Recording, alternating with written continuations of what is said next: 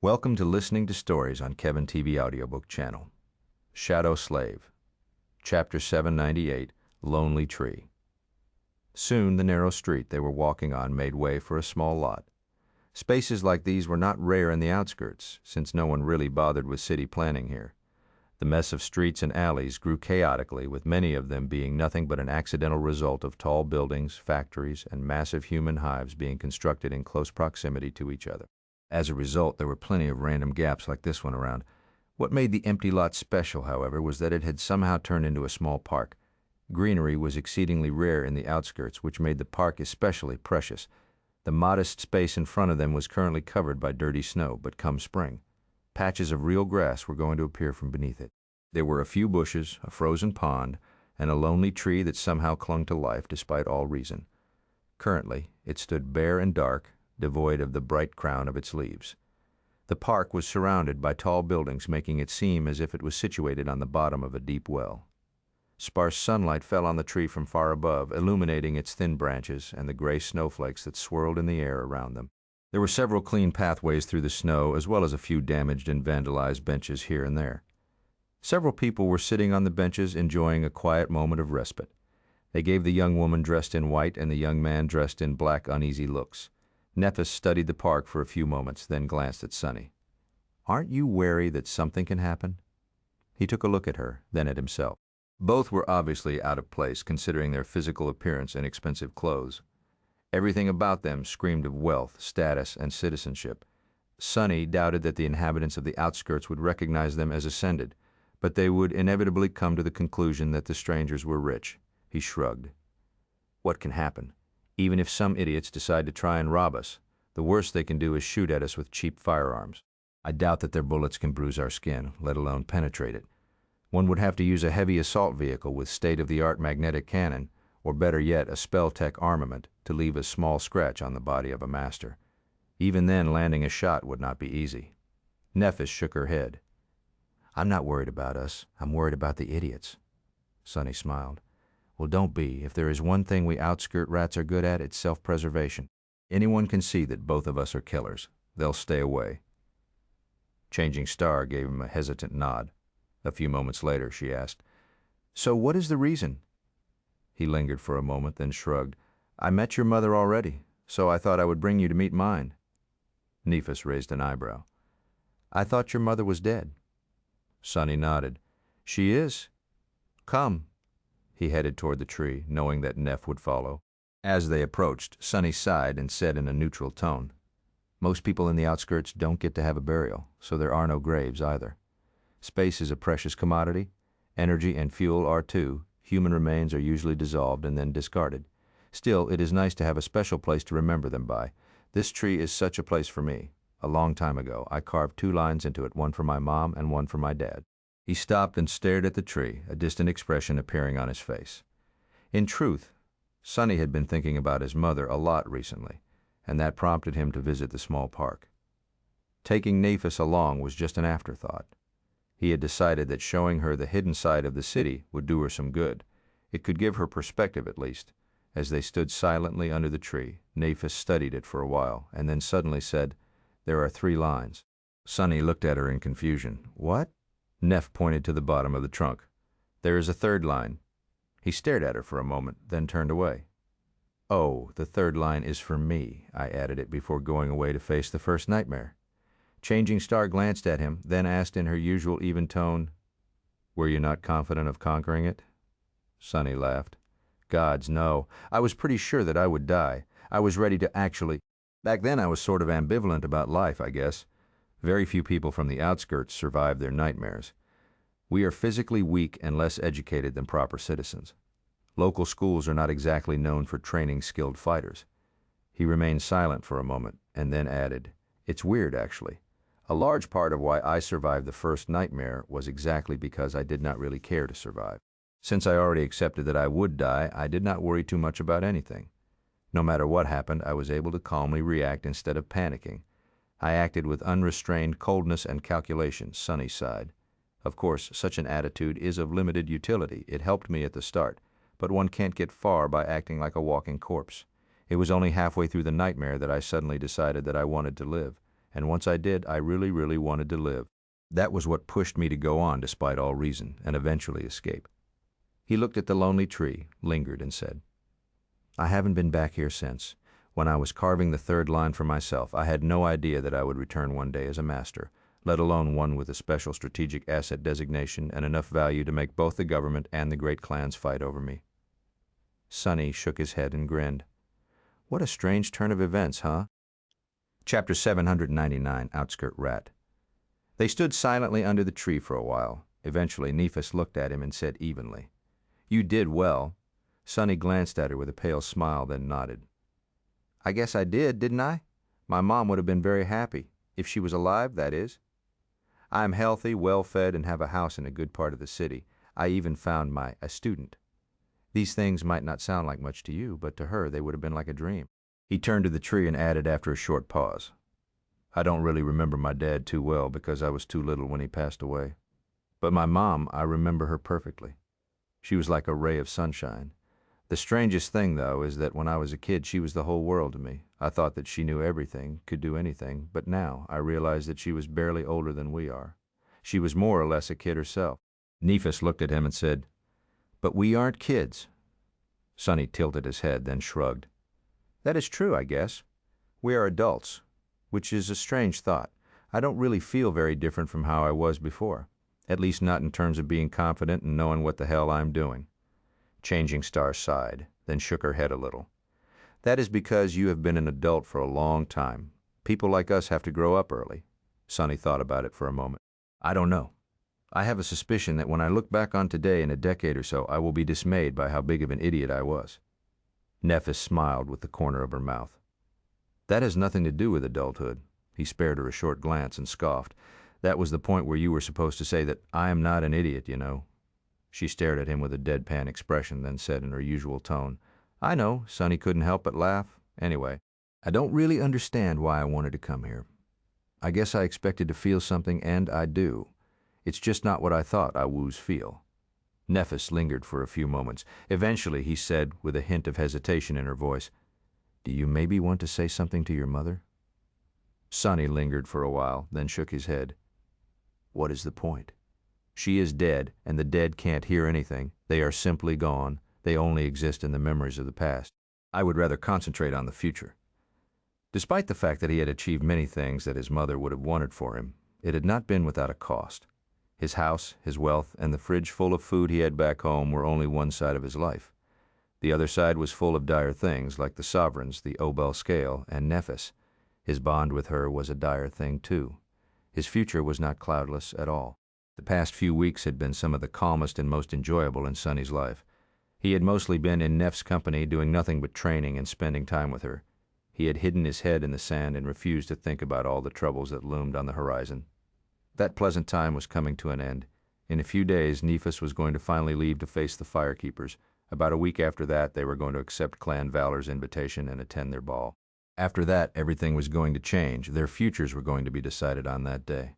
Sonny found himself standing at a crossroad, not knowing where any of the roads actually led. Even worse, he was not the only one making the decision on what turn to take. All of it was so tiresome, he sighed, then walked over to the tree and touched it for a brief moment. Hey, Mom, it's me. I'm doing well, I guess. Rain is well, too. She looks like you very much. You would have been really proud of her. Sonny felt rather stupid at that moment, but at the same time, strangely soothed.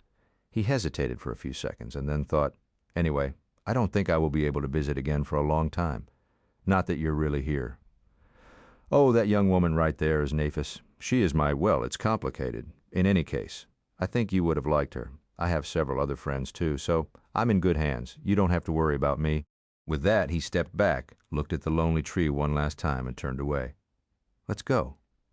As they walked away, Neff looked at him and asked tentatively, Are you all right? Sonny smiled crookedly and shrugged. Of course. Why wouldn't I be? She opened her mouth to say something, but at that moment several figures suddenly appeared from behind a corner, surrounding them. They were all dirty and disheveled, looking like typical outskirts thugs. The leader, a muscular man with a chemical scar on his face, pointed a kinetic handgun at them and grinned. Not so fast, lovebirds. Rich kids like you really should think twice before coming to where you don't belong. Sonny silently palmed his face. So why don't you give us your communicators and other valuables before something bad hap? Damn it! This is so embarrassing! Before the thug was done speaking, Sonny appeared near him, grabbed the barrel of his gun and squeezed gently, turning it into a deformed steel pancake. The muscular man stared at his weapon in shock, then suddenly let go of it and jumped back. Awakened! Run! The thugs all froze for a second, then paled and dashed away, disappearing as fast as they had appeared a few moments ago. Sonny was left standing with a broken gun in his hand. He sighed heavily, then threw it into a rusty trash container that stood a couple dozen meters away. The gun clanked against its edge as it disappeared inside. Unbelievable. The most disheartening thing about it all was that he knew the leader of the thugs. Growing up in this area of the outskirts, Sonny had run into this particular gang more than once, something being mistreated by them, something running small errands for the thugs in hopes of earning some food. And yet none of them had recognized him, instead mistaking Sonny for a rich city kid. He looked at Nephis and cleared his throat. Sorry about that," she shook her head. "No need to apologize." Sonny hesitated for a moment, then shrugged and continued walking away from the park. "I guess I'm really not an outskirt rat anymore." Chapter 800, Facing the Music. A few days passed in pleasant tranquility. Eventually, however, the time ran out. Nephis gathered her things and left for the Immortal Flame Manor, leaving Sonny alone. It was a bittersweet feeling. Sweet because he finally had the house for himself once again. Bitter because, well, Sonny was not sure that he enjoyed his home being so empty anymore. Nevertheless, he had chosen not to follow her to join the rest of the cohort yet. Sonny felt like the looming ball was going to change a lot of things and had to prepare a few contingencies. If the worst happened, there was a big possibility that he would be gone for a very long time again. There were several things he had to do, just in case. His lecture course at the academy had just started, but at this rate it was under threat of ending prematurely. Sonny spent some time imparting his students with the best and most essential knowledge he could relay in such a short amount of time, but other than that there was not much else he could do to prevent his academic reputation from potentially receiving a hit. Luckily, all masters led hectic lives. The administration was long accustomed to their star lecturers disappearing for months on end without much of a warning, so his case was not unique. His second worry was the brilliant Emporium. The memory store was already in a difficult position because of the invisible blockade that had prevented Sonny from visiting the dream realm and hunting down nightmare creatures for half a year. Their inventory was running low. In the past 6 months, Sonny had slowly shifted his business in the direction of selling memory versions of mundane items that he weaved. That was not a straightforward endeavor, however. Sure, the idea of having a toothbrush memory sounded pleasant, but he had to use a soul shard to create one. Considering how expensive soul shards were in the real world, the price of a simple toothbrush would have been simply unreasonable, so after thinking for a while, Sonny had come up with a strategy of shifting his focus from necessities and toiletries to luxury items. That way he could price them high enough to earn more than the price of a soul shard. Rich clients already had access to mundane items in the dream realm due to their connections to masters and saints, but were willing to pay a lot for the convenience of having various luxuries readily at hand. So Sonny spent a few days painstakingly creating an especially large batch of these extravagant memories and then met with Aiko to transfer them. After thinking for a while, he gave her a strange set of instructions. Sonny wanted the brilliant Emporium to stock up on as many memories that provided either warmth or resistance against cold as possible. The second priority went to memories that could serve as a source of light, which were usually cheap and plentiful. He also told Aiko to sell every soul shard they had left. The reason behind this decision was simple: the approaching disaster in Antarctica. Once the government announced the voluntary mobilization, a lot of people were going to need to equip themselves for the harsh realities of polar night. The large amount of opening gates would also flood the market with soul shards, probably crashing their price to a certain extent. In any case, he hoped that the brilliant Emporium would survive for a while thanks to these measures, should something happen at the ball.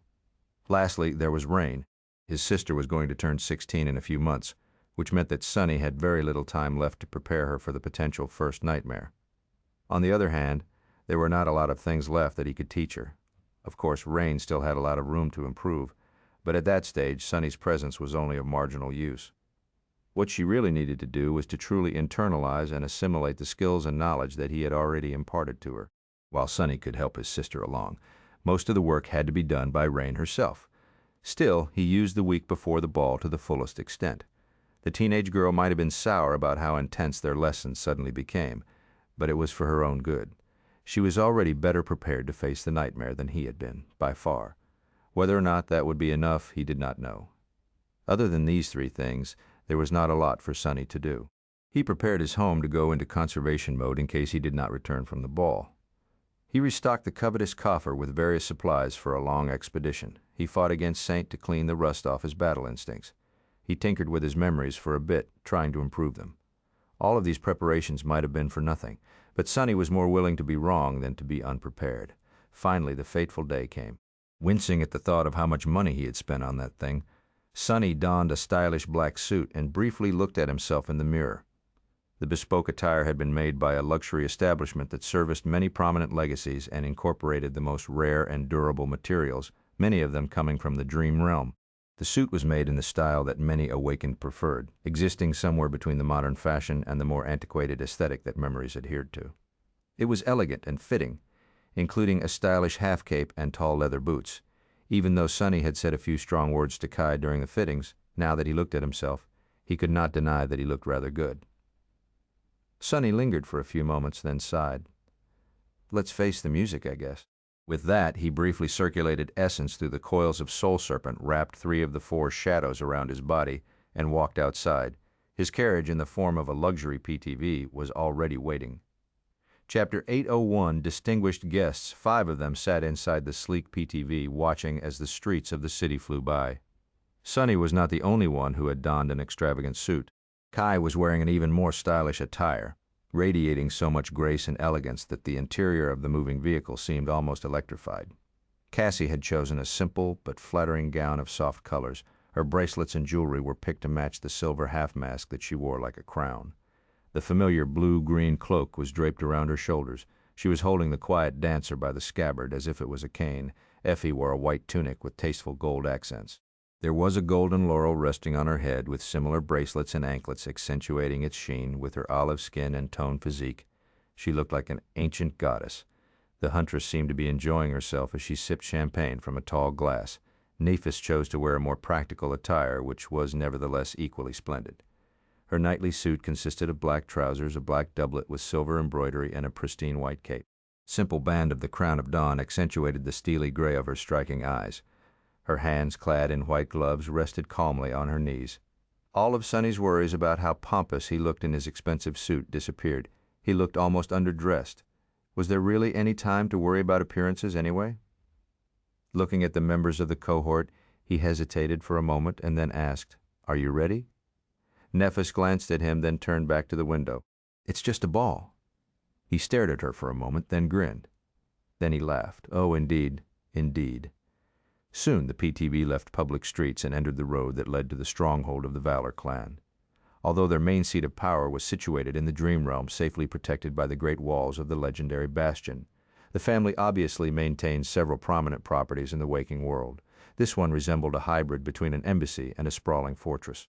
The complex took enough area in the center of the city to be considered a separate district and encompassed a multitude of buildings, most of them just a few stories high. More floors, of course, were situated underground, where the bulk of activity took place. The purpose of the buildings ranged from serving as residences for the members of the clan and retainers to training centers for the household troops, research facilities dedicated to various applications of spell tech, and everything in between. Just like Nephis had said, a legacy clan was not just a handful of people united by a bloodline. It was a large organization that, in the case of Clan Valor, included thousands upon thousands of people from all walks of life. Fortress also housed vaults where the sleeping pods of those awakened who either belonged to or served the great clan were located, so security measures were nothing short of exaggerated. Sonny himself could see and feel plenty of sentries, both mundane and possessing greater powers. Judging by a slight frown that appeared on Kai's face, there were plenty more that he had failed to notice. Complex was fully prepared to face any kind of attack, be it a manifestation of a nightmare gate or a sudden assault perpetrated by the forces of rival clans. On one hand, that made Sonny feel safe. On the other hand, escaping this stronghold would not be easy. Let's hope I won't need to. Other than that, the aesthetics of the complex were very pleasing to the eye. There were plenty of trees and grass around, with architecture that did a great job of hiding the utilitarian and militaristic design of the sprawling fortress. In fact, if Sonny did not know any better, he would have thought that he was in the middle of a blissful garden district that was meant for people to relax in peace and tranquility. Living here must have been very nice. Chances were he would have an opportunity to experience that life rather soon. Yeah, as if that would happen. Sonny glanced at Nephis and then turned away, his face darkening. A few minutes later, their PTV approached the center of the complex where a grand structure stood, illuminated by bright spotlights. He felt a bit of awe when he noticed that it was built of stone blocks similar to those that Bastion itself consisted of. This hinted at the fact that the stones were brought to the waking world from the dream realm. Considering that only powerful masters and saints could transport matter between two worlds, the cost of the Great Hall was nothing short of astronomical. He could hardly imagine a more impressive and effective proclamation of wealth and power. The great clans really knew how to set the stage. The walls of the hall were decorated by vermilion banners that stretched from its roof to the very ground, each bearing the image of an anvil pierced by a sword. A red carpet led from the grand stairs to the road where a row of similarly luxurious PTVs were parked, slowly moving as their distinguished passengers disembarked. Neat rows of uniformed honor guards stood at the sides of the red carpet, forming a living corridor through which the guests had to walk before they reached the entrance. Everything about them screamed of discipline and power. These soldiers alone were enough to protect people invited to the ball from most dangers. Not that the guests needed any protection. Although there were a few high-ranking, mundane humans among them, most were either promising awakened or masters. There were even saints here, which made Sonny feel rather uncomfortable. If there was one group of people in the city he really wouldn't want to provoke, it were those attending the ball. Sonny felt like a little fish being thrown in a tank full of hungry sharks. He could probably fight off or at least escape from any one of these sharks, but all of them together. Still, I'm not without sharp teeth myself.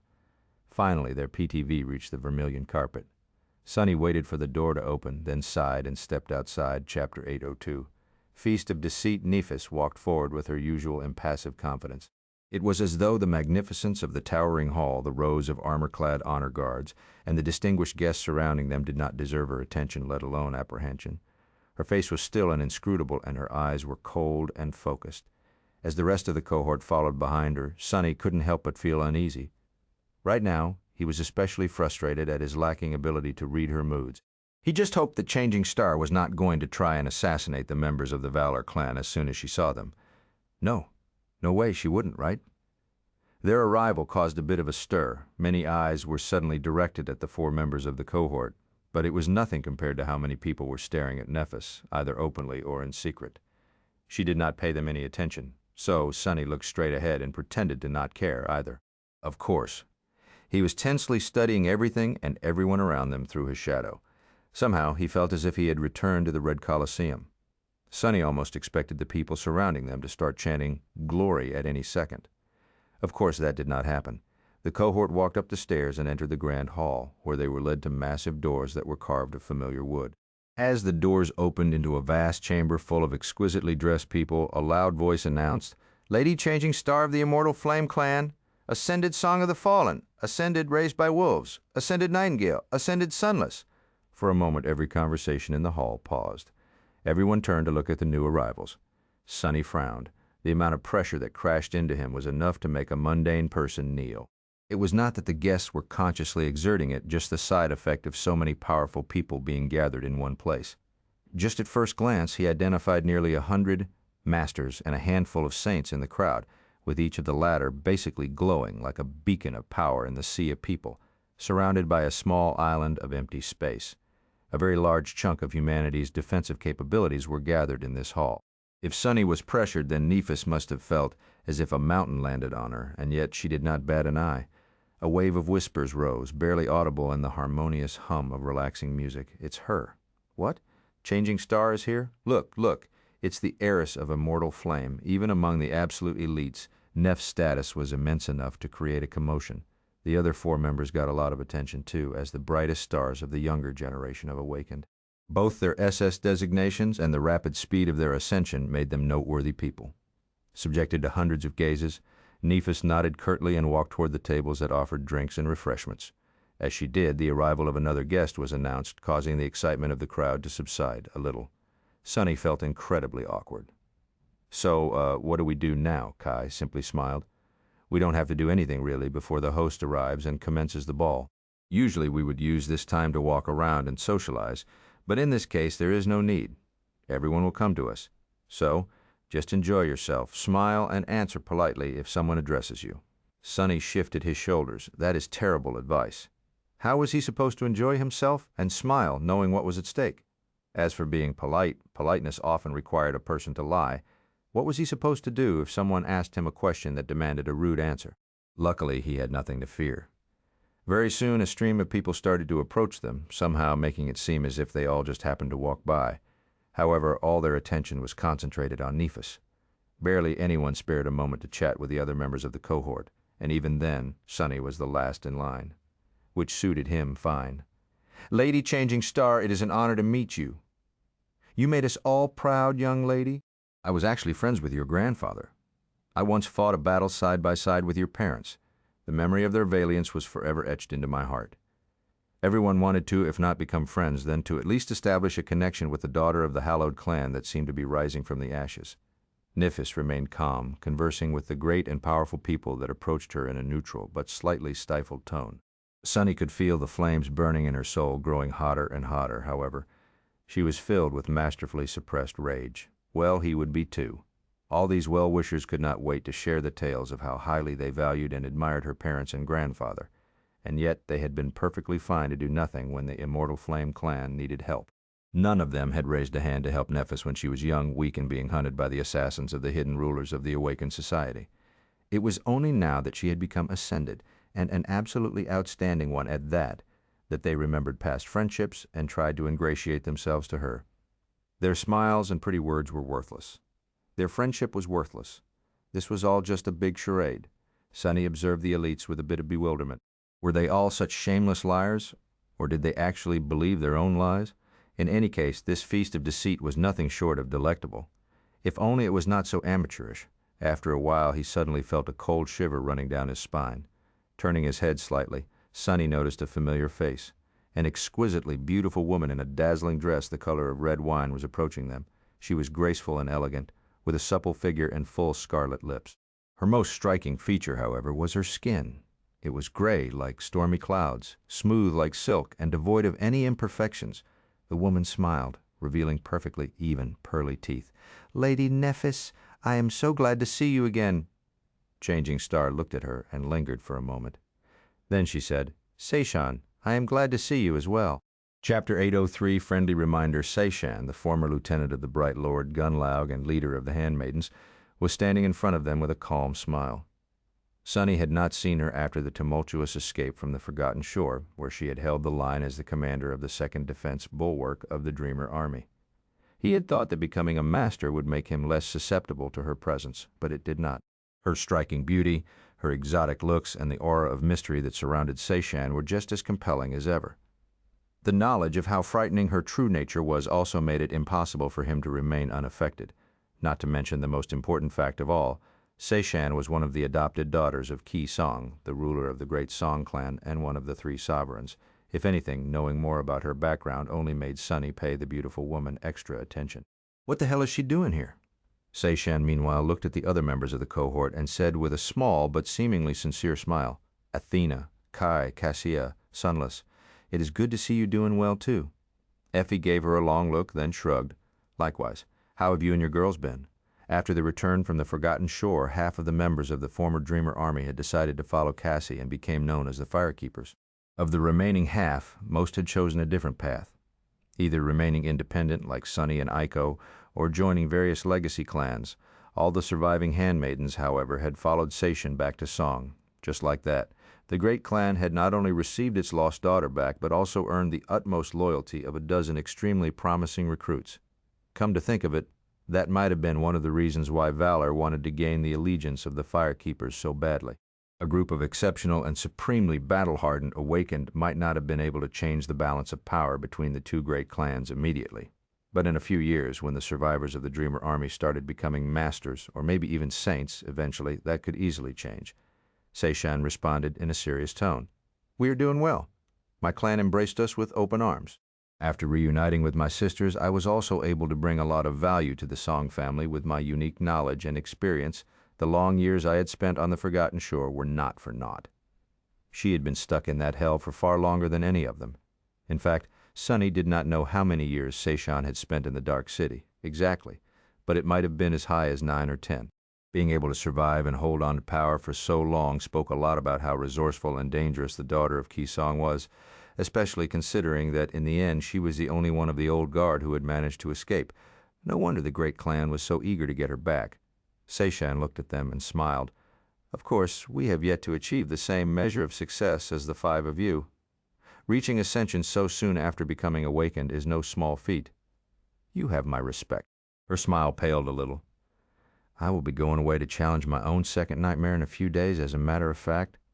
This ball is the last opportunity I have to experience the wonders of the waking world before that. She looked around wistfully and sighed. So she is also in a hurry to become a master, huh? Sunny stared at the gray-skinned beauty with a bit of apprehension. Seishan was already scary enough as an awakened. How much more powerful would she become after ascending? Kai offered the former leader of handmaidens a reassuring smile. I'm sure that you and your cohort will do fine. The second nightmare is a terrible challenge, but people who survive the Forgotten Shore are suited to face its dangers more than anyone else. You will triumph. Before Seishan could answer, Nephis finally spoke. Looking at the daughter of Song impassively, she said in her usual even tone, I have to admit I am surprised to see you here. Seishan lingered for a moment. Oh, you must have heard about the recent disharmony between Song and Valor. Do not pay it too much attention, Lady Nephis. Despite our disagreements, it is still important to present a united front. I am here to keep up appearances. Changing Star thought for a moment, then nodded. I understand you're here to send a message. However, I find it curious that a junior member like you was chosen above more senior representatives of the great clan Song. One can't help but wonder what message exactly such a choice is intended to deliver. Seishan's smile widened a little. Well, it is not my place to question the decisions of the elders. In any case, I'm very happy that I got the chance to see you all again.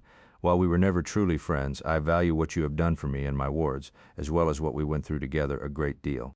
Her pearly teeth glistened in the bright light of exquisite chandeliers, suddenly seeming much sharper.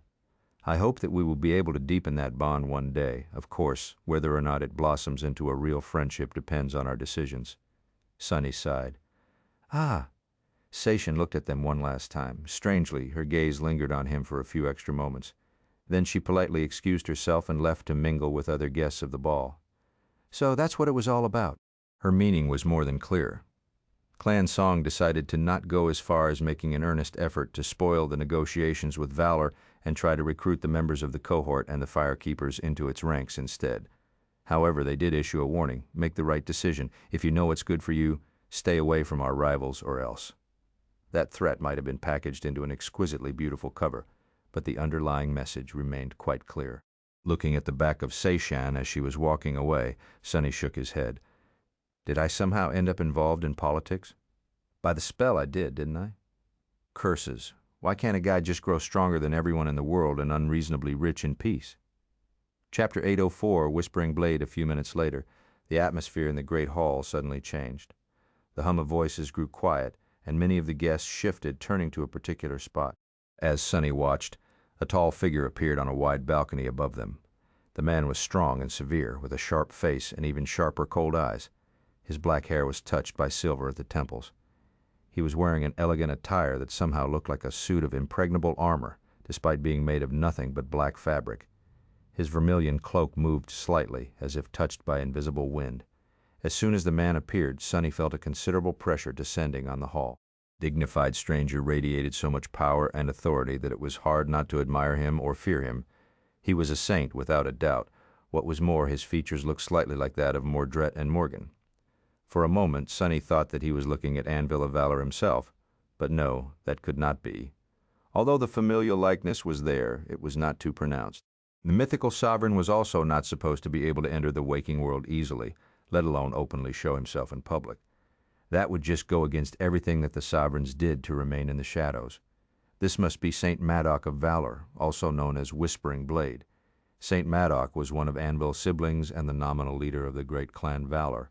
Of course, Sunny knew who truly called the shots, but the status of this powerful man was by no means for show.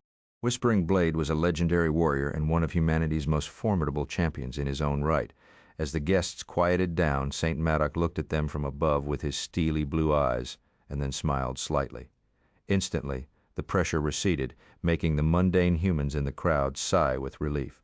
Morgan's uncle spoke. his strong voice easily reaching into every corner of the great hall.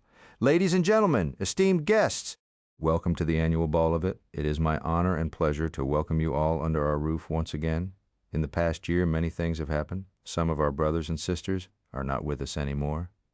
A somber silence settled over the hall. Every year brought a lot of death to Awakened.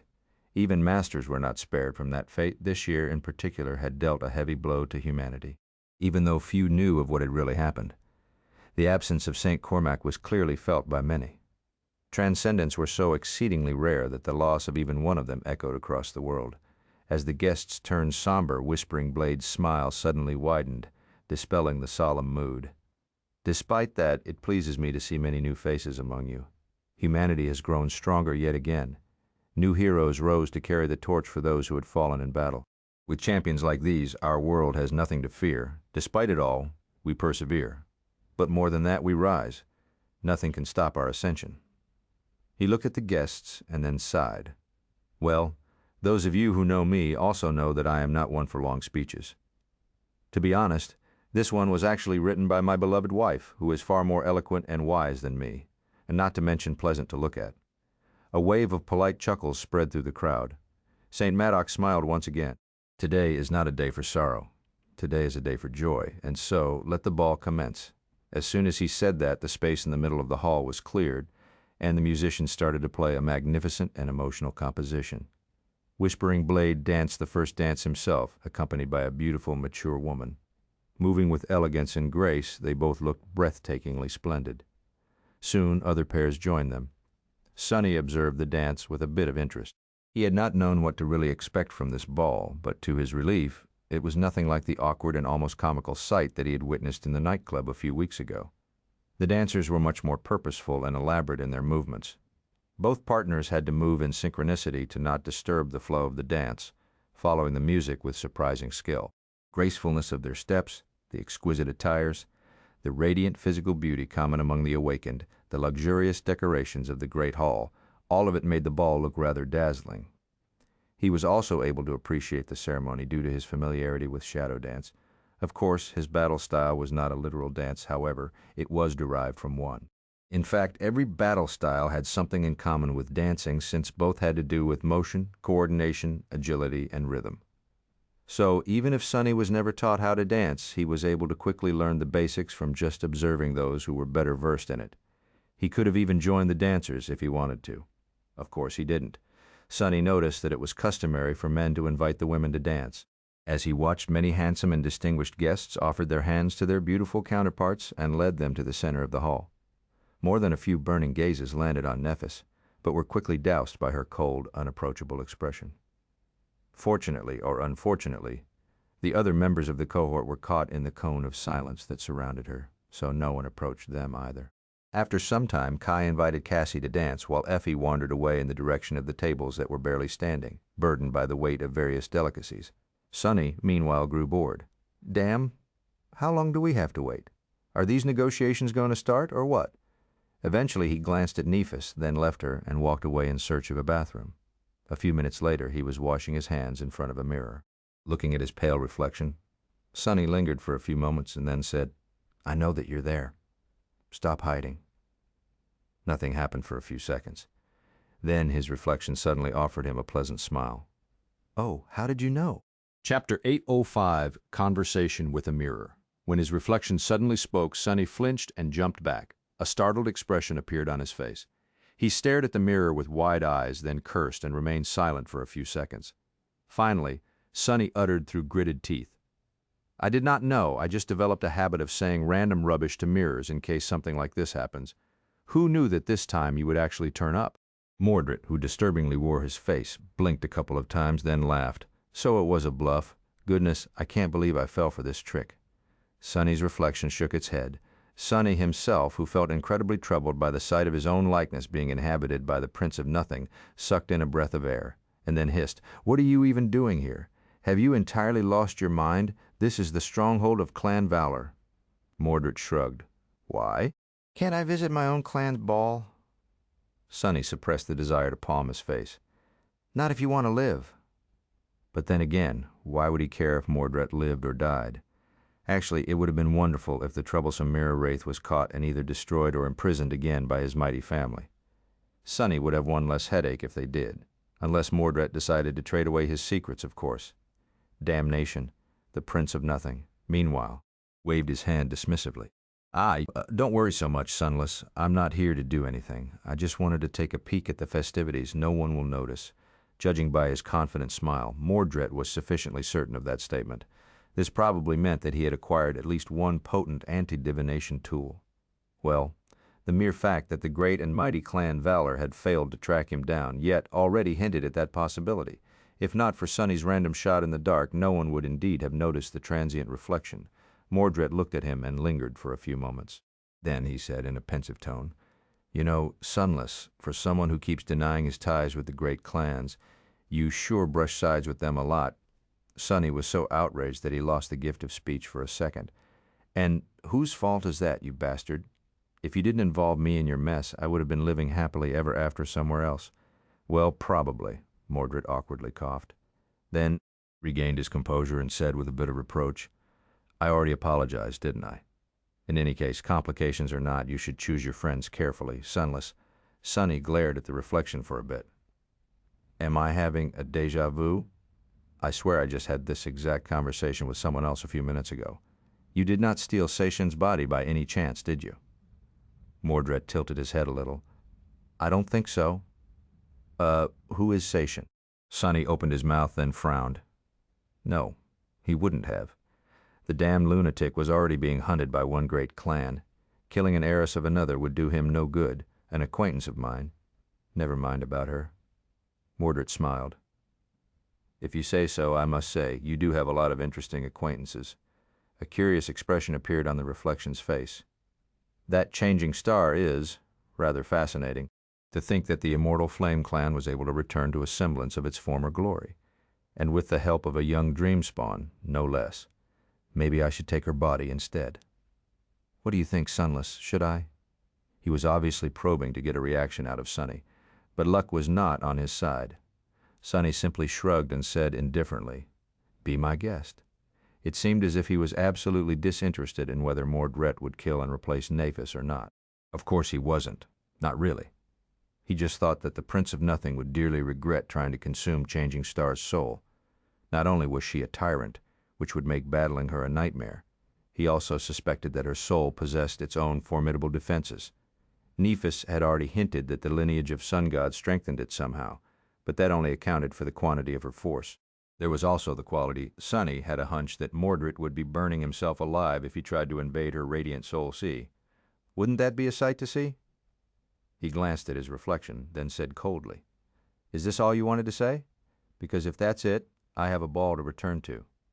Then Sonny scoffed and added, "And by the way, didn't you give a very pompous speech about how I should pray to never meet you again, the last time we saw each other?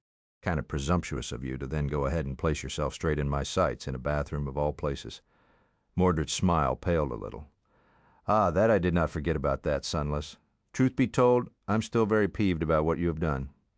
Come to think of it, maybe I should do something to lessen my frustration. Say, which of your friends do you value the least?" Sonny's fist slammed in the mirror, shattering it. Mordred laughed, staring at him from the shards. Sonny's face became distorted by the cracks. "Oh, Sunless, Sunless, so passionate." Sonny stared at the broken mirror for a few moments, then said through gritted teeth, "I value all my friends, you bastard." Affection is not something you can assign a numerical value to and then compare which number is bigger. Well, you wouldn't know, I guess. Not only do you care about no one has most likely ever cared about you either. He took a step forward and stared directly at his reflection. "You like to talk big, Mordred, and make it seem as if I should be afraid of you. But that is true the other way around, too. I can be scary when I want to, too. Think long and think hard before making me your enemy, or you will learn to fear the shadows." Mordred stopped laughing and looked at him silently for a few long moments. His smile slowly disappeared. After a few moments of silence, the Prince of Nothing sighed. "We understand each other, then? Let's not become enemies, Sunless. Crushing you won't bring me any joy." With that, he disappeared as if he had never been there. The reflection still looked the same, but the alien presence seemed to be gone from it. All that remained was a broken, distorted, angry image of Sonny. He grimaced and then turned away. "We'll see who crushes whom, bastard, if time comes." Chapter 806, A Dance of Light and Shadow. After returning to the dancing hall, Sonny saw it in a new light. His perception had shifted, making everything seem darker and more dangerous. He had already been apprehensive about the crowd of guests, but now every one of them looked like a potential threat. Mordred might have said that he was not planning to do anything and had just come to take a look, but could the banished prince be trusted? As far as Sonny was concerned, the lunatic could have been on his way to publicly assassinate one of his relatives or slaughter as many as he could right now. Much worse. He could be hiding inside of anyone. Every guest was a potential host. Every mundane human, every awakened, every master, none of them were beyond suspicion. Even saints were not off the list, perhaps. Sonny suppressed a groan. Curse it all. There were two carriers of divine aspects in the world that had made it their life's goal to destroy the great clan Valor at all costs. And now, both of them were in this building, even if nothing happened. The threat alone made him itchy. The great hall where dozens of beautiful pairs danced suddenly did not look as splendid. Turning around, Sonny looked at Nephis, lingered for a few moments, and then walked in her direction with steady steps. As he came close, he offered her a hand and asked, "Shall we dance?" Neph looked at him in confusion for a couple of seconds, then shrugged and placed her hand in his. Together, they walked to the middle of the hall. Sonny put his second hand on her waist, while she put hers on his shoulder. Suddenly, they were extremely close to each other. Sonny's heart skipped a beat. It was in moments like this one that he missed having two. Without wasting any time, Sonny led Neph into a dance. It wasn't too hard, he just had to listen to the music and repeat what the other dancers were doing. With his proficiency in shadow dance, understanding the logic and cadence of their movements was incredibly easy for him. Although Sonny was dancing for the first time in his life, he looked more comfortable and adept at it than most of the guests. Changing Star seemed like a natural, too. Perhaps it was due to her own combat mastery, or perhaps she had received lessons as an heiress of a legacy clan. In any case, almost instantly after they started the dance, the pair caught a lot of admiring stares. Sonny did not care. He had much bigger problems on his mind, trying to not let her closeness affect him too much and failing at it. He waited for a bit and gathered his thoughts. Finally, Sonny said, his voice drowned by the music and the hum of the great hall, "I've been meaning to ask." The time to hide his head in the sand was over. Nephis silently raised an eyebrow, prompting him to continue. "What exactly are you planning to do today? You know that Valor won't take no for an answer. They want to have all of us, but if that is not possible, they'll only settle for getting at least one. That way, they'll be assured that the rest of us won't join a rival faction. So, which one of us is going to become a retainer of the great clan Valor?" Changing Star lingered for a while, allowing him to lead her in the dance. Her hand rested easily on his shoulder. After a few steps, she suddenly asked, "You don't really understand, do you?" Sonny did not frown, but his eyes suddenly became darker. "I don't. What is it that you think I don't understand?" A somber expression slowly appeared on her face. "Valor and Song are not rival factions, Sonny. They're war camps." As they spun under the light of beautiful chandeliers, she leaned even closer and said, "I've studied the facts for a long time after returning to the waking world. Ripples caused by the death of St. Cormac, the subtle machinations that happen in the darkness, the growing imbalance of power between Bastion and Ravenheart, even the timing of Seishan challenging the second nightmare. It all paints a clear picture." A slight scowl appeared on Sonny's face. "What are you trying to say?" Nephis sighed. "I'm trying to make you see that the conflict between the great clans has grown into something more than mere disagreement. They are at war, or rather they will be soon." Sonny felt her hand growing tense in his own. "War? Wait, what does a war between great clans even look like?" Changing Star shook her head. "Something like that has never happened before. So, who knows? 3 things are certain, however. It will be hidden, it will be bloody, it will claim the lives of many people." He suddenly felt cold. Damned Legacy's Antarctica is about to fall, and they choose that exact moment to lunge at each other's throats. Bastards! Sonny remained silent for several steps and then looked at Nephis intently. "All right, but what does it have to do with us?" She suddenly gripped his shoulder tighter and met his gaze. Cold, dangerous white sparks were dancing in her eyes. "Don't you see? It has everything to do with us." Sonny stopped himself from snarling. "I don't. Nephis, whether the great clans are embroiled into a secret war or not, does not change anything. You are still too small and weak to openly oppose them. Please tell me that. You understand that? You were the one who said that these people are too strong, that their power is too absolute. Changing Star stared at him for a while, her face turning impassive.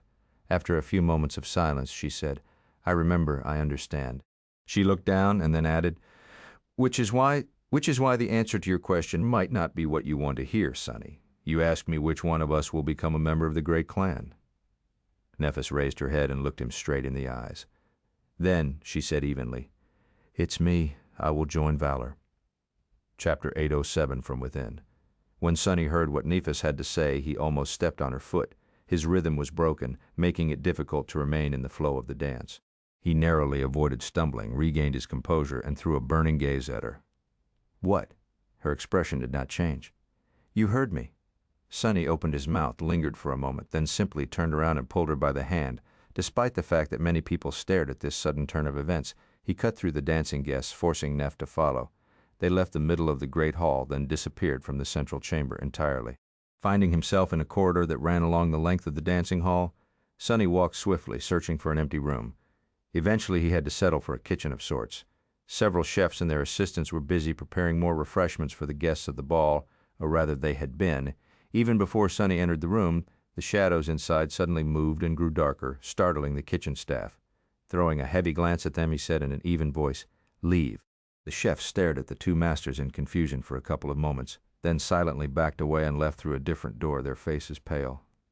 Sonny and Nephis were left alone. He waited for a bit, then let go of her hand and outstretched his own. A strange flute carved of emerald bone appeared in it from a swirl of sparks. Sonny brought it to his lips and blew into the hole.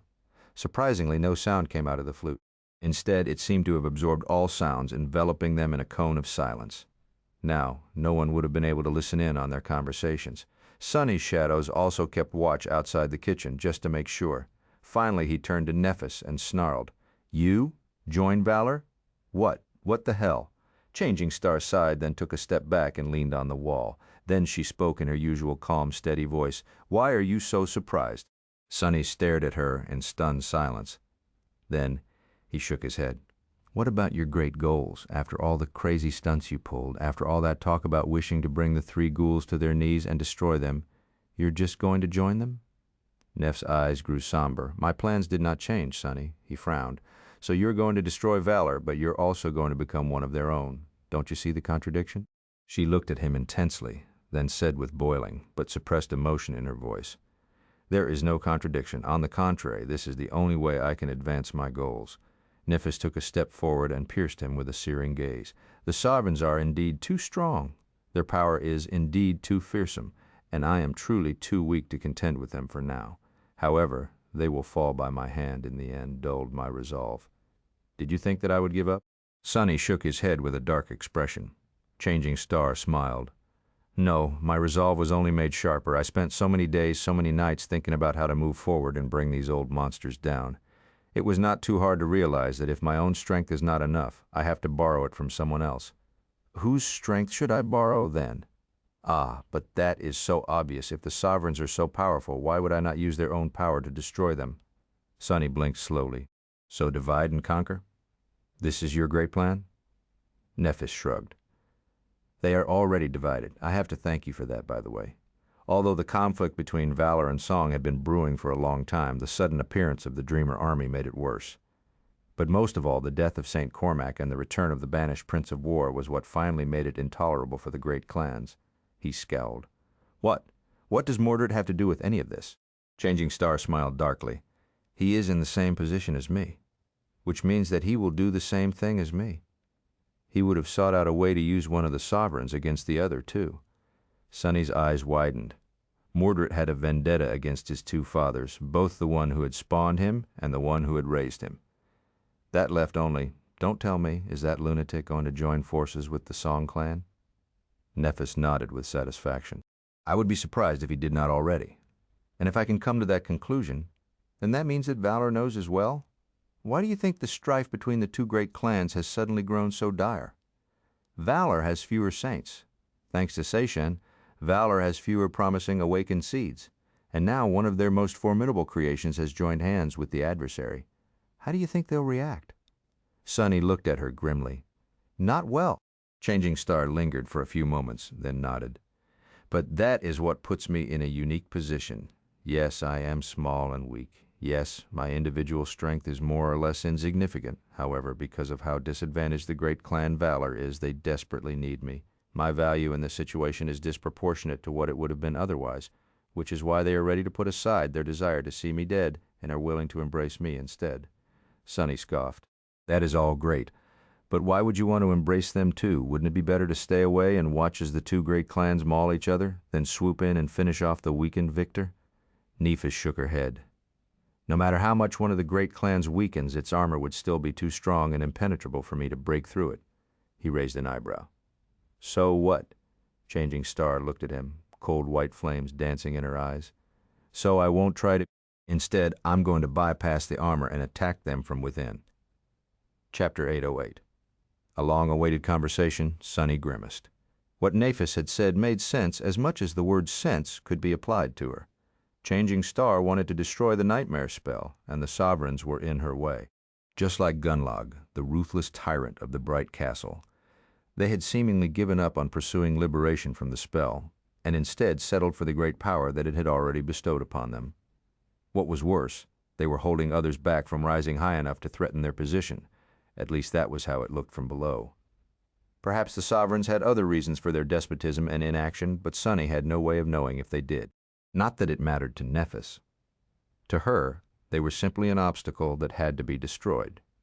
Her personal desire to avenge the immortal Flame Clan and bring retribution to those who had betrayed her father only made the task sweeter.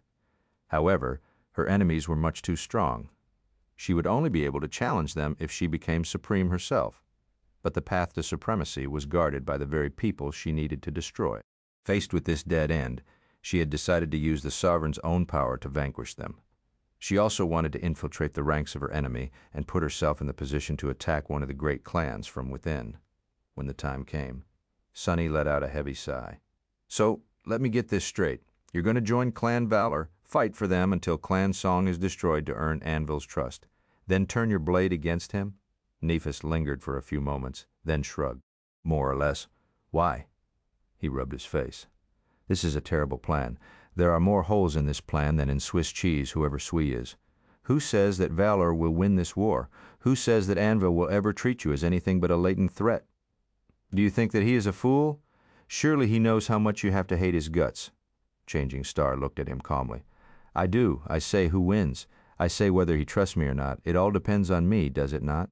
If I want the Great Song clan to fall, I have to make sure that it falls. If I want to win Anvil's favor, I have to make sure that he favors me. I'm not a passive observer in this, Sonny. I have agency to shape the future into what I want it to be, or at least try to. Sure, the chances of success are poor. But when were the odds ever on our side?" Sonny scoffed, then shook his head. "I'll give you that. Our luck was always terrible. However, there is a difference between being thrown into overwhelming danger against your will and deciding to put yourself at risk of your own volition. Unlike before, we don't have to be underdogs. You are choosing this." Nephis shook her head as well. "That is where you are wrong, Sonny. Do you really think that I have any choice? Do you think that I can turn back now? That the sovereigns will ever let me be? No, it is too late for that. It is, as you said, Valor are determined to have their pound of flesh. All I can choose is where they sink their teeth." He glared at her for a few moments, then spat. "Aren't you forgetting something?" Looking at him, Changing Star frowned. "What?" Sonny took a step forward. "Me. You are forgetting me. I have a say in this too, goddammit." She remained silent for a while. Eventually Nephis said, "I'm not forcing you to do anything. You don't have to follow me to Valor if you don't wish to." A crooked smile appeared on his face. "Oh, great, but is this really true? There's a certain bond between us after all. I'm only free to do as I wish until you decide otherwise. Who knows if your mood will change one day?" Neff stared at him for a few long seconds. Then she sighed and crossed her arms. "Ah, so this is what it's all about," Sonny gritted his teeth, then said slowly, "Since we are talking about it, let's talk." This conversation was a long time coming. "So, Nephis, tell me, what are you going to do with your power over me?" Her face remained impassive. Neff looked at him coldly for a moment and then said, "Nothing. I will never order you to do something for me ever again." Sonny was already opening his mouth to retort before she finished speaking, but then froze. He stood still for a few moments, then let out a long breath. "Well, good. Because if you ever tried, one of us would have died. That is not a threat, just a fact." Suddenly, white sparks ignited in Changing Star's eyes. She leaned forward slightly and said, her voice full of barely suppressed emotion, "And do you know why?" Suddenly, feeling a sense of unease, Sunny frowned. "No, I can't say that I do. Why?" She took a step forward and stopped in front of him, almost as close as they had been during their dance. Her face was still, but her eyes were full of searing flame. "Because I don't need anyone to follow me against their will. I don't need a magical collar to make people serve me. I don't need slaves. That is not enough for me, Sonny. Why should I settle for submission when I can have loyalty? People who will follow me, serve me, and obey me will do so because that is their most ardent desire. They will do so with a smile. If I ever want to make you mine, Sonny, you will become mine, not because you were forced to, but because you would want to. That is also a fact." He stared at her for a few moments, startled by the sudden intensity of her words. Then a stubborn expression appeared on his face. "Aren't you too full of yourself? Who do you think you are to decide what I want?" Nephis looked at him, then turned away and sighed. I am. I am the person who knows you best in the world, Sonny. 2 worlds, even." She lingered for a few moments and then added quietly, "As I said, I will never force you to do anything. But whether you like it or not, our fates are intertwined, and that bond has nothing to do with your innate ability. In truth, they were entangled the moment we met in front of the academy gates. We just did not know it yet. You can't escape it. Can't escape fate." Sonny looked at Nephis for a long time and then smiled darkly. "Watch me." With that, he dismissed the bone flute, turned around, and left the kitchen. Entering the corridor, Sonny walked away. His nostrils were flaring, and his face were contorted by an expression of anger. As he walked, he took out his communicator and dialed a familiar number. After some time, a female voice resounded from the speaker. "Sonny, what a nice surprise. It's good to hear from you." He hesitated for a few moments and then took a deep breath. Then Sonny smiled and answered in a friendly tone, "Master Jet? Hey, I have a question for you." He paused for a second and then asked, "How cold is it in Antarctica?" Chapter 809. True strength. Sonny was riled and angry. Once again, talking to Nephis made him lose his sense of balance. However, the decision he made was not an emotional one. He had enough composure to keep a clear head even while being affected by seething feelings. Years of battles and dire conflicts had taught him how to keep a cool head. So his choice was cold and calculated. 2 things had become clear during the conversation. The first one was very simple. Nephis intended to join the great clan Valor, while Sonny didn't want to have anything to do with it. It was one thing to become a retainer of a powerful and prosperous clan in order to make use of its vast knowledge, arsenal, and resources. Despite his strong desire to remain independent, Sonny had entertained the idea himself. However, it was a completely different thing to join an embattled clan that was on the verge of entering a destructive and bloody war against a similarly fearsome adversary. To add insult to injury, Valor was on the losing end of the equation. Their enemy, the great clan Song, held all the advantages, and even worse than that was the idea of joining a warring faction with conscious plans of betraying it further down the line. Nephis was more than willing to eventually face not one, but both great clans in battle. She had her goals and conviction, but Sonny just wanted to be left alone. He saw no reason to follow her into the dragon's maw. More than that, with her joining Valor, the initial condition that had forced him into the damn negotiations in the first place was resolved. Since Valor was willing to settle for recruiting just one member of the cohort, and Changing Star was willing to play the role of the recruit, then why the hell would he follow suit? In short, despite all the contradictory feelings raging in Sonny's heart, the situation was rather straightforward. There was no compelling reason for him to enter into service of the great clan, but there was a convenient opportunity for him to take a step back and walk away. He would be a fool not to use it. Of course, in reality, things were a bit more complicated. What Changing Star had said might have angered him, but she was not wrong. Their fates did indeed seem to be intertwined. From being born in the same year to receiving divine and complementing aspects, from meeting at the gates of the academy to being sent to the same small patch of the forgotten shore, whether by coincidence or not, their connection went far beyond the tether of the shadow bond. Sonny had a strong suspicion that his intrinsic attribute, fated, had a lot to do with placing Nephis in his path, and as much as Sonny wished to defy fate, he was not arrogant enough to think that he was ready to break its chains just yet. He could already see how, no matter what he did, he would not be able to escape colliding against Changing Star again. She had been right when she said that escaping the notice of the great clans entirely was impossible for them, more so for her, but also true for Sonny. With his meteoric rise, his special strategic asset designation, and his connection to both Nephis and Mordred, not to mention Shadow God and Weaver coming into contact with the sovereigns and their domains, was just a matter of time. Even if Neff joined Valor and Sunny did not, they would most likely meet again soon enough. The question then was more about the nature of their future relationship than whether it would exist or not. So what could Sunny do to shape it into something that had a semblance of corresponding to his desires? Perhaps the most important revelation that had resulted from their conversation was the nature of Neff's intentions toward Sunny and her power over him. Sunny had spent several weeks burying his head in the sand and avoiding this pivotal discussion. As the result, those weeks had been perhaps some of the nicest in his life. However, his actions had also caused everything to blow up in his face in the end. Nephis had said in no uncertain terms that she had no intention of ever issuing another order to him, not because of any moral consideration, but simply because it was beneath her. Changing Star had no need for an unwilling slave. She disdained the idea of forcing anyone to obey her. Instead, she planned to have people follow her of their own free will. Instead of enslaving anyone, she preferred to have people enslave and bind themselves by their desire to serve her.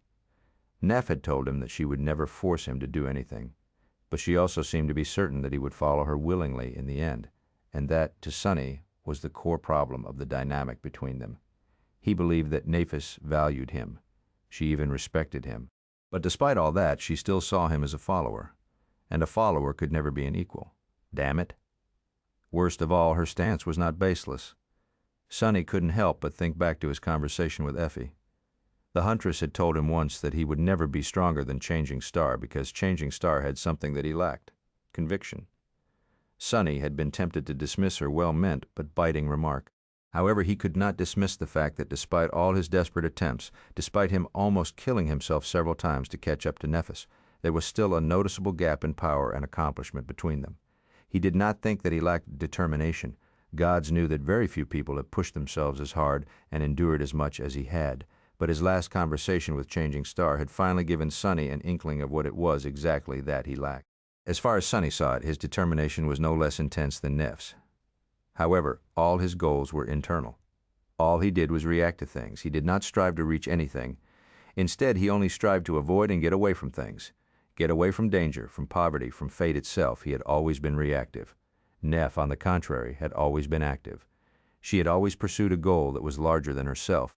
As the result, her conviction pushed her forward like an external force, while Sunny was stuck trying to pull himself up with nothing propelling him forward. That was why he was destined to always lag behind. Selfish desire to attain material wealth and live free would never be able to push him as hard and as far as Changing Star's insane and unattainable dream was pushing her. At least that was his current thinking. Maybe it was all senseless crap. In any case, Sunny was determined to try and find an equally powerful motivation. Either it would help him, or it would not, however, no matter what happened. He was not satisfied being seen as a valued follower instead of an equal. He was still determined to grow stronger, much stronger, and if conviction was what it took to speed up his progress, he was willing to give it a try. Where was one supposed to find conviction, though? Well, Sunny was pretty sure that attempting to save hundreds of millions of people in Antarctica was a good place to start. That was where he was going to go in search of true strength. Chapter 810. Secret gift. A couple of days later, Sunny was staring at his living room with a strange expression on his face. Everything had already been settled. He was leaving on another long expedition, this time in the waking world instead of the dream realm. Somehow, it promised to be even more of a nightmare.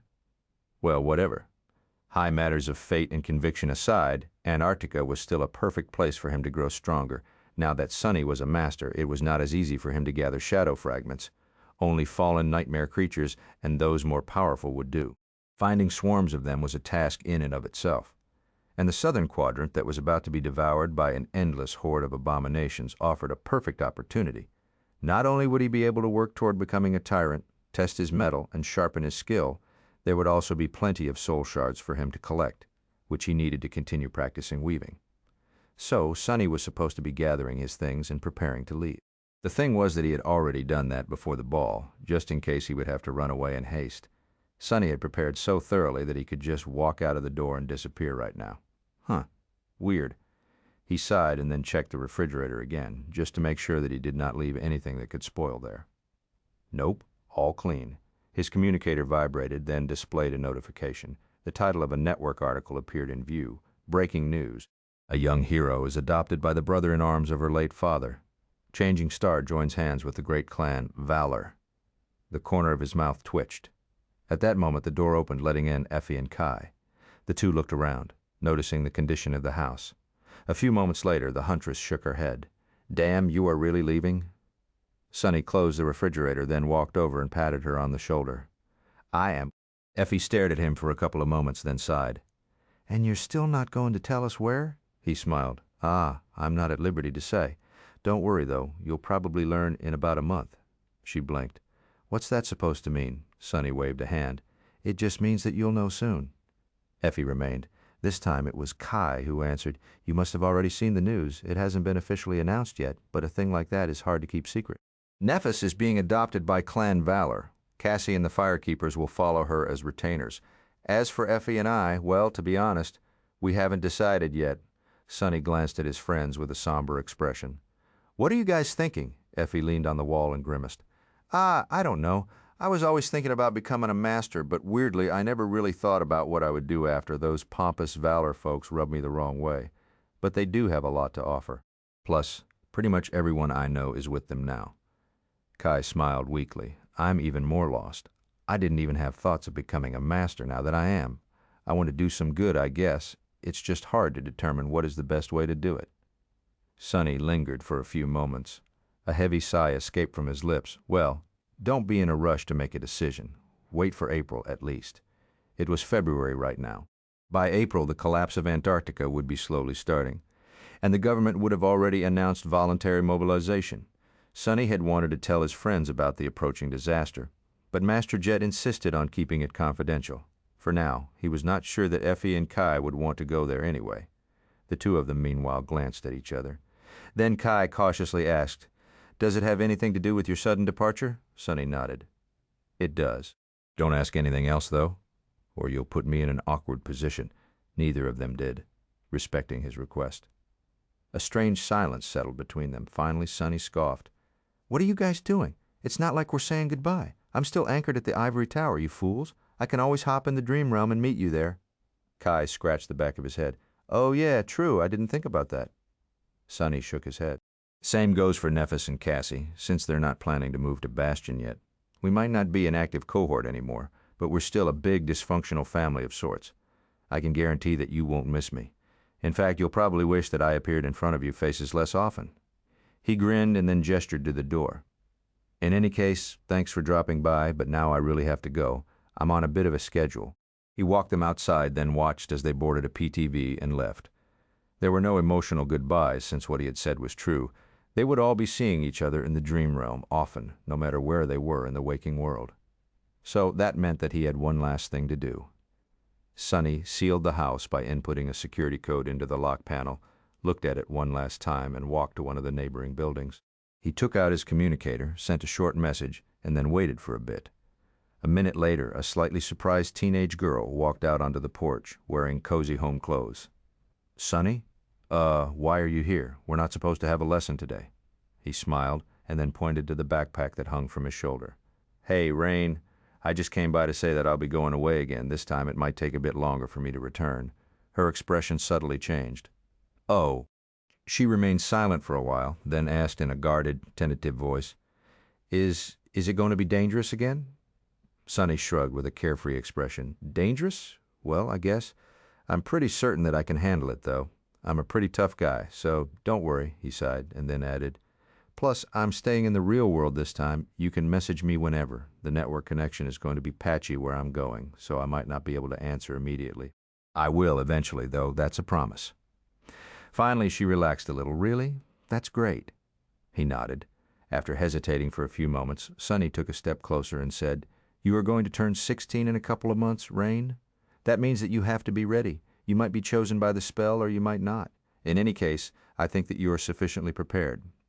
He fell silent for a bit and then added, "I taught you as much as I could. The rest depends on you. Keep practicing with your sword. Keep sharpening your mind as well. Most importantly, keep working on your mentality." Rain looked at him and nodded seriously. "I will." She did not notice that something strange had happened in the spot where their shadows intersected. A massive dark silhouette that resembled a Stygian serpent flowed from Sonny's shadow, then hid itself in hers. Sonny had invoked one of Soul Serpent's abilities. Grace of Shadows, ability description. The master of the Soul Serpent can grace another with the trust and companionship of their shadow guide. One should be careful whom they bestow with their grace, and trusting others with the loyalty of shadows is the same as sharing one's soul, and thus should not be offered lightly. He could not give Rain any memories. Neither could he give her any echoes. Rain did not possess an aspect or a soul core to encompass them. She certainly did not possess a shadow core to receive one of his shadows. But Serpent was different. Grace of Shadows allowed it to accompany anyone who had a shadow, including a mundane human. So, Sunny transferred Serpent to Rain and commanded it to hide itself unless the girl was in mortal danger. With the help of an ascended devil, she would be able to survive anything. Sunny knew that by providing Rain with his handicap, he might have been stunning her own growth. But he did not care. His sister did not have to grow strong or die. He was more than capable of being strong for the both of them. Looking at her, he smiled. Well, anyway, don't be a stranger. If you need advice, just message me. You're my only student after all, so if you suddenly die, my reputation will be ruined. No one will ever hire me as a tutor again. Rain glared at him for a moment, then scoffed. Why would I die? I'm too smart for that. You, however, make sure not to die yourself. I won't be able to brag that my tutor is a master if you're dead. Sunny grinned, then waved at her and turned away. It was time to leave the city where he had grown up. Both for the first time and once again, Chapter 811, Train Rides, Sunny had never thought that he would leave the city one day. He had barely ever thought that there was anything beyond the city, actually. More than that, for him, the city proper itself had always seemed like an alien land. His whole world used to start and end with the outskirts. Tens of millions of people who lived in the outskirts had a very special relationship with the wilderness beyond. They spent their lives much closer to it than real citizens, and were not separated from it by the tall barrier walls that encompassed powerful air filters. On one hand, it made them more attuned to the existence of the outside. On the other hand, they associated the outside with death, disease, and starvation on a much more visceral level. To them, the wilderness meant death in a very practical sense of the word, as opposed to distant and purely theoretical. That was why Sunny felt very weird as he stared at the train that was supposed to take him to the rendezvous point where Master Jet was supposed to meet him. The long-range transcontinental train did not look anything like the light, intracity ones Sunny was familiar with. It resembled a massive, heavily armored metal beast that stretched for hundreds and hundreds of meters, its long body composed of various bulky segments. There were passenger carriages, massive cargo carriages, various utility carriages, and even a mobile repair and fabrication unit capable of restoring damaged sections of the railway should the train encounter any hindrances on the way. Rows of large-caliber turret, automated cannons, and gun emplacements rose from the roof, manned by the railroad technicians and security officers. It was a fearsome, moving fortress. Anything less would not have been reliably safe, considering that the government rarely paid attention to the nightmare gates that opened away from population centers. Sunny studied the train curiously for a while, then went ahead and found the carriage he was assigned to. As a master, he was entitled to ride in the lavishly furnished car meant for high-ranking citizens, government officials, and members of legacy clans. He also got a whole cabin to himself. The cabin was comparable in size to his room at the academy, but much better stocked and equipped. Sunny threw his backpack on a shelf and sat down near the window, enjoying the softness of an expensive-looking armchair. A strange expression appeared on his face. Well, as far as wars go, this one is weirdly opulent so far. Of course, he was sure that these luxurious conditions would not last long. No one had bothered him until the train started to move, slowly at first, then faster and faster. Soon the familiar sights of the city and the outskirts flew by, and the great metal beast finally escaped into the wilderness. Sunny felt a solemn mood overcome his senses. Despite spending years of his life in the much more wild and untouched reaches of the dream realm, he somehow felt as if he was stepping outside human civilization for the first time. He held his breath as the various human-built structures disappeared behind. However, the actual landscape of his world did not make any impression on him. It was just sort of boring. The wild expanse of the northern quadrant mostly looked like a desolate, empty place. It was almost entirely made out of mud and snow. Whatever flora still clung to life in the barren soil looked sickly and dull. The sky was heavy and gray, and the air was slightly hazy.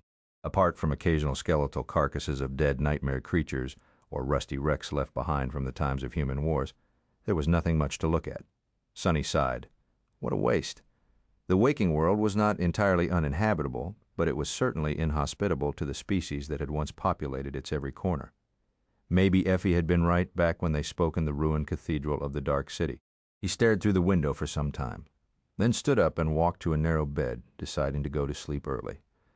This was probably going to be his last opportunity to rest well for a long, long time. It would have been a shame to let the opportunity go. Burying his face in a soft pillow, Sonny closed his eyes and soon fell asleep. At some point during the night, he was awakened by strange vibrations spreading through the frame of the train. Looking up, he saw pale flashes of light outside the window and heard distant, muffled pounding. The turrets on the locomotive and front carriages of the train were firing, since none of his shadows, which were standing watch, seemed alarmed. Sonny sighed, turned on his other side, and closed his eyes again. Soon he was back to sleep. He dreamt of ice and darkness. In the morning, the train was moving forward as if nothing had happened. Sonny had expected as much, so he wasn't surprised. After freshening up in the small bathroom attached to the cabin, he walked over to the dining car and had a scrumptious breakfast. The cooking could not compete with the instructor's cafeteria at the academy, of course, but it was decent enough.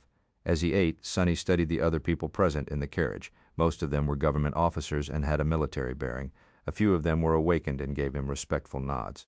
Even though nothing about Sonny revealed that he was a master, they were able to sense it. Most of these people were probably traveling south for the same reason that he was. They were going to Antarctica as well, so the mood in the dining car was somber. No one talked very much, and those who did kept their voices low.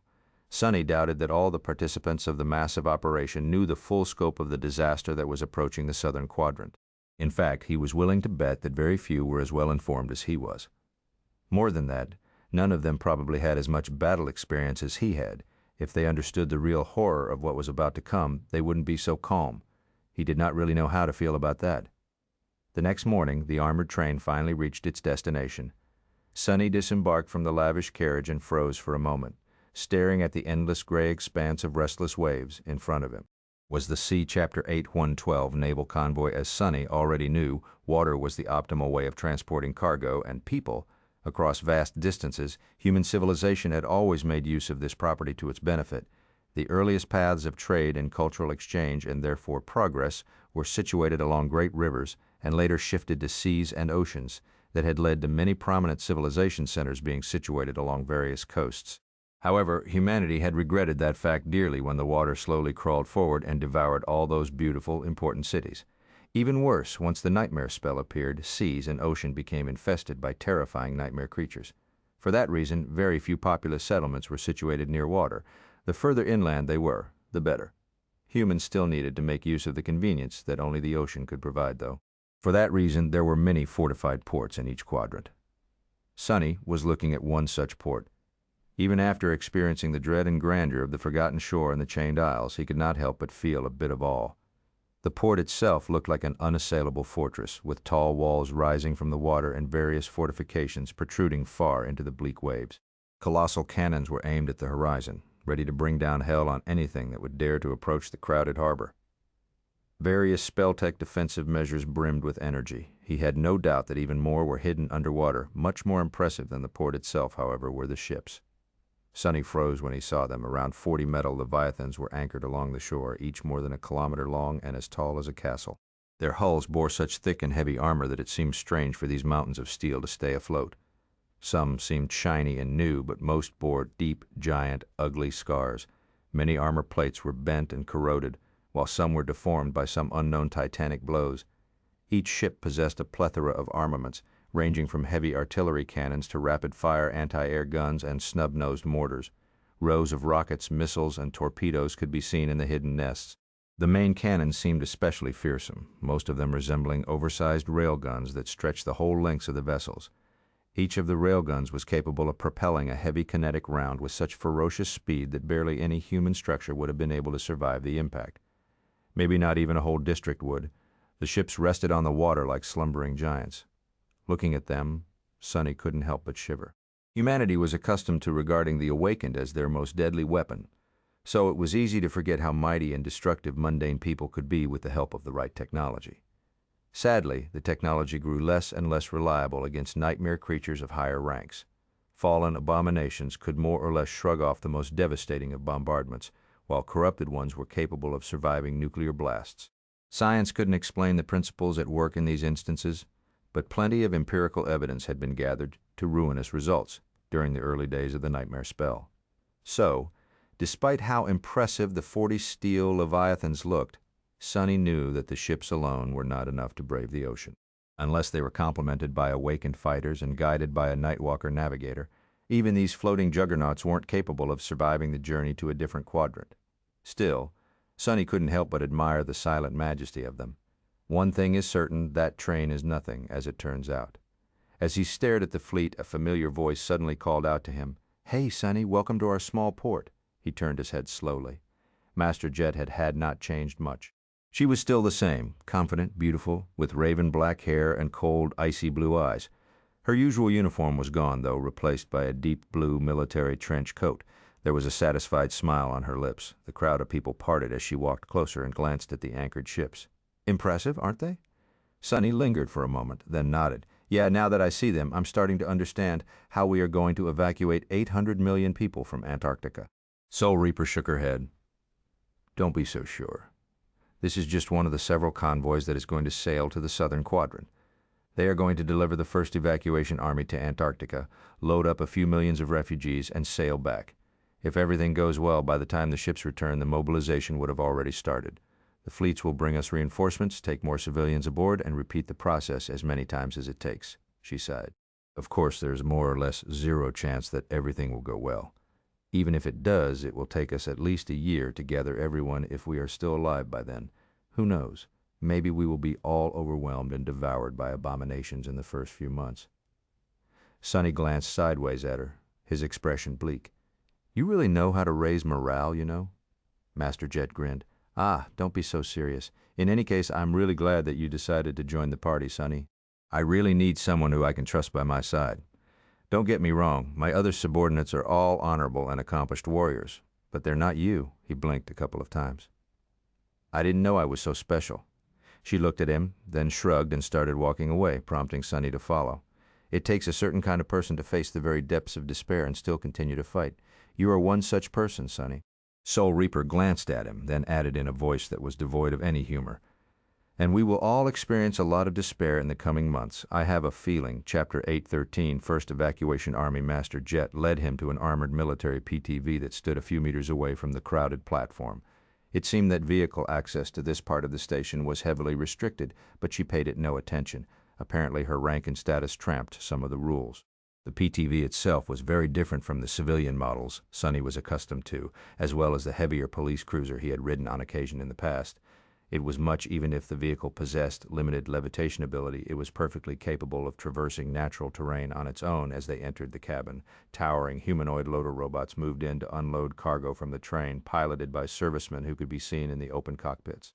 Crude exoskeleton platforms were devoid of armor and failed to reach the smoothness of motion, scale, and sophistication of their military siblings, but were more than enough to perform various labor-intensive utility tasks.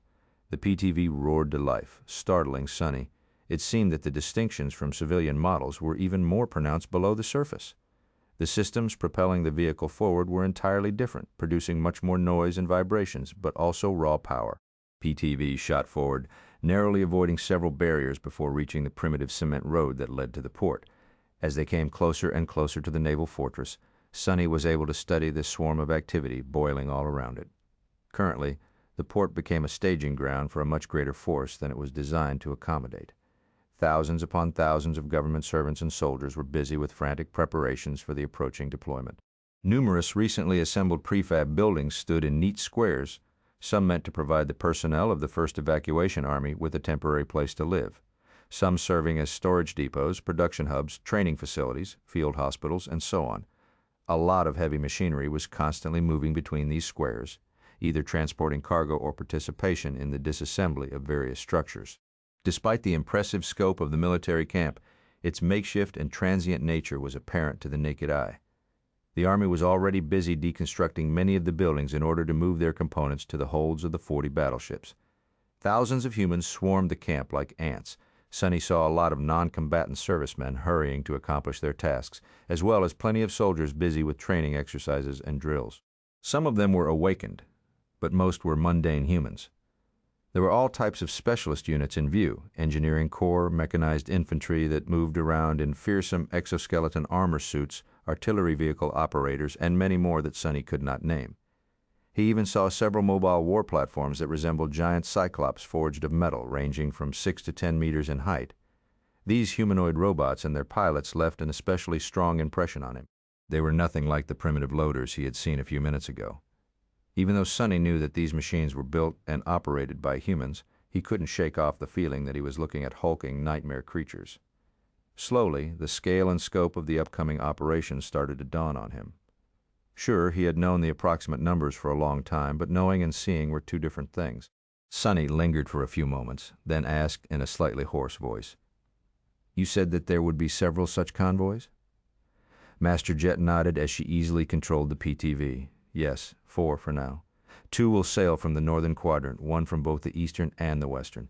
Each will transport around 100,000 soldiers to Antarctica in the coming month. That will also include around 20,000 awakened and 50 or so masters." She paused and then added, "If the mobilization goes well, we will eventually have at least 60,000 awakened and anywhere between 100 and 300 masters participating in the evacuation efforts." Sonny took a deep breath. These numbers, while the amount of mundane humans being sent to Antarctica was much more immense, it were the latter two that gave him pause. 60,000 might not have seemed like much, but it meant that a quarter of all awakened in the world was going to be concentrated on one continent, and that was without even counting those who had already been based in the southern quadrant. The number of masters was even more unbelievable. 300 was more than a half of all ascended alive today. The government was truly pulling out all the stops. Such might, but was it going to be enough? Sending so many awakened to war would also inevitably leave the other 3 quadrants with less protection, and their inhabitants more exposed to the vagaries of the nightmare spell. The pressure on the existing infrastructure was bound to increase dramatically after the flood of refugees reached the strongholds of humanity too. It is.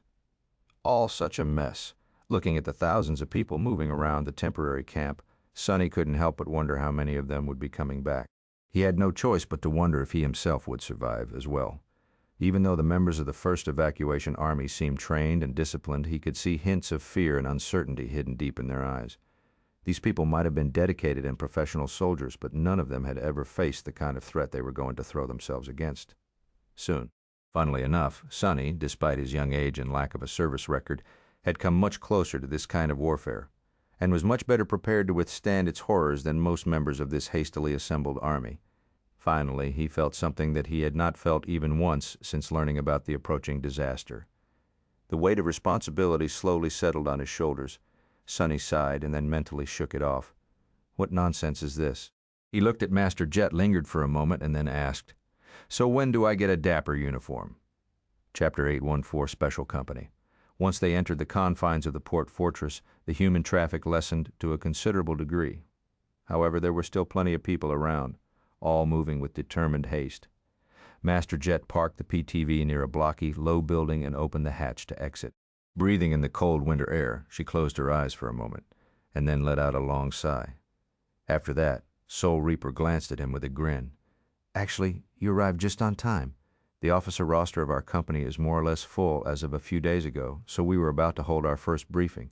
It was supposed to start half an hour ago, but I postponed to come grab you from the train station." Sonny raised an eyebrow. "Oh," Master Jet nodded. "Everyone more or less only knows as much as you do, so I'll bring all of you up to speed in one go. Granted, the rest had more time to prepare, not to mention the fact that they have been with the government for years. Don't let those old dogs intimidate you, though." Sonny smiled. "Do I look like someone who is easily intimidated?" She glanced at him and laughed. "You do, actually. That is one of your advantages, as far as I'm concerned. Being underestimated is always a boon." She walked forward at a brisk pace and said without looking back, "The paperwork can wait for later. We'll get you settled and processed after the briefing." Usually, you would not have been allowed anywhere near the classified information without proper clearance and documentation, but these days proper procedure has taken a back seat to efficiency. Plus, there are very few people who can resist my charm. Sonny hurried to keep up with Master Jet as they entered the low building. After cutting through several checkpoints without anyone daring to look directly at Soul Reaper, let alone say something about the apparent civilian she was dragging into the guts of the military bunker with her, he understood that her status and reputation truly trampled procedure, at least to a large extent. Not only mundane humans, but even awakened treated her with fearful respect. Even an occasional master they walked past seemed to give her face. He hesitated, then asked with curiosity, "Can I ask, what exactly is your official title in the First Army?" Master Jet glanced at him, then smiled. "Why, I am now Colonel Jet, senior officer of the 1st Awakened Irregular Company of the Northern Quadrant Corps of the Evacuation Army. Kind of a mouthful, huh?" Sonny blinked a couple of times, then reached into his memory of the government force organization and hierarchy. He had studied the topic a bit before leaving the city. Wait, aren't companies supposed to be commanded by captains? Colonel is 3 or 4 ranks above that. It's just one step away from being a general. Soul Reaper nodded. Usually you would be right. However, titles and authority become messy when Awakened are involved. As a rule of thumb, Awakened are 1 rank above what they would have been as mundane soldiers. That's just for normal ones, though. As irregulars, we will exist somewhat outside the Army hierarchy, so our status was bumped up to reflect that. Sonny scratched the back of his head. Outside the hierarchy? What? He hesitated, then said in a subdued tone, "I'm not sure what irregulars mean." She flashed him a smile. "You will be in a few minutes." Together, they entered an elevator that brought them deep underground. Master Jet led him through winding corridors of the military bunker and then pressed the palm of her hand against a complicated biometric lock to open a thick alloy door. Sonny found himself in a spacious chamber that housed a large round table. 5 individuals were already seated around it quietly waiting for the start of the briefing. When Master Jet entered, they all stood up and saluted her. It was then that Sonny realized that all of them were ascended. 3 of them were men, while the other 2 were women. The oldest master seemed to be nearing his 50s, while the youngest was only slightly older than Soul Reaper. All of them wore serious expressions on their faces and looked at her with somber respect. She waved a hand. "At ease, we are all ascended here. There's no need for ceremony." The masters hesitated for a few moments, then relaxed and sat down. Master Jet unbuttoned her navy blue trench coat, then threw it on the backrest of an empty chair. Sonny let out a heavy sigh, then made sure to look somewhere else. His cheeks suddenly started to burn, for no apparent reason. As it turned out, his new superior had dismissed her usual uniform in favor of a tight-fitting black bodysuit. In fact, all the masters present in the room were wearing one. It made sense. People like Sonny and them had no need of Army-issued armor. They would all be using their memories in the field. A bodysuit like that could easily fit under any type of enchanted armor, so wearing it instead of a uniform was not only more convenient, but also practical. That didn't make it easy on Sonny, though. There were very few places he could rest his eyes on without potentially getting into trouble. It was pure torture. Master Jet sat down, prompting him to do the same. As much as Sonny was flustered by the black bodysuits, the rest of the ascended were similarly confused by his civilian clothes and age.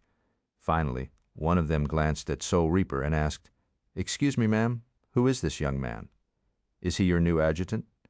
She glanced at them, remained silent for a moment, and then smiled.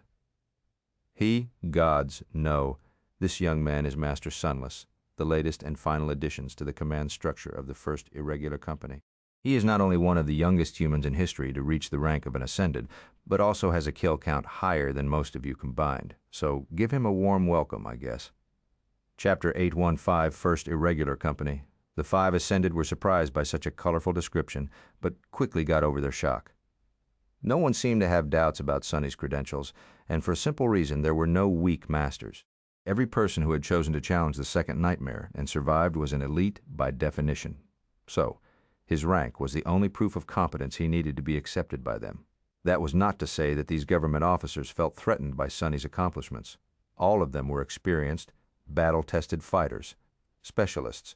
They had well-deserved confidence in their own capabilities. Master Jet looked at them and smiled. "Since we have already started, let's get introductions out of the way. Some of you may know each other, while others are relatively new faces." She went down the line, introducing each of the Ascended that were going to serve as the backbone of the 1st Irregular Company. The oldest among them was a muscular man that seemed to be in his late 40s or early 50s. Of course, as an Ascended, he looked incredibly well for his age. Master Randall was mature and grizzled, with gray hair and a full beard that perfectly suited his chiseled, masculine face. The black bodysuit lay snug against his well-pronounced muscles. Everything about the man told that he was a seasoned, consummate soldier. His presence was solid and steady. Master Randall might have not fought side by side with the members of the 1st generation when the spell had appeared, but due to his age, he most likely witnessed its descent as a child. His well of experience was of great benefit to the company. In fact, one would have expected him to be in charge instead of Soul Reaper. However, even if the man had any thoughts about that matter, he did not let them show. The gorgeous woman sitting next to him stood out among the group of masters due to her good-natured, friendly demeanor. Ascended Jessie looked almost like the opposite of Master Jet. She had straw blonde hair, a healthy tan, sparkling blue eyes, and radiated a strange feeling of warmth. Coincidentally, she was the closest to Soul Reaper in terms of age. No one would have called the beautiful blonde soft, though, her tall, slender body brimmed with energy and barely suppressed strength. The relaxed attitude hid a sharp and cutting edge. This master seemed to be not only enthusiastic about life, but also about combat and the carnage of battle. She was a formidable warrior, without a doubt. So were the others. The third woman among the officers of the company was called Ascended Winter. She was in her late 30s and seemed to be the most calm of the group. Her curly hair was dark brown and tied into a simple ponytail. Sonny didn't know what color her eyes were because, strangely, the woman wore a pair of polarized sunglasses even though they were all currently deep underground. She sat on her chair in a pose so relaxed that it almost seemed inappropriate for this important meeting. Her beautiful face was aloof and nonchalant. The sleeves of her bodysuit were rolled up, revealing toned forearms and a solid tattoo that turned one of them completely black. If not for the fact that Master Winter had stood up to salute Soul Reaper when they entered, Sonny would have thought that she was fast asleep. The man next to her seemed to have the same tattoo, hinting that they were or had been members of the same unit in the past. He was of the same age as his female colleague, with honest eyes and a gallant bearing. There was dark stubble on his handsome face and black circles under his eyes. Ascended Dale seemed like a steady, stalwart warrior. Sonny did not know for sure, but felt that the man's aspect had at least some relation to defense and protection. He sensed that if Master Dale decided to stand his ground, very few things in the world would have been able to move him. The last officer of the first irregular company was slightly older and stood in stark contrast to Master Dale. His cold eyes, inexpressive face, and chilling gaze all expressed one thing. Ascended Davis was a killer.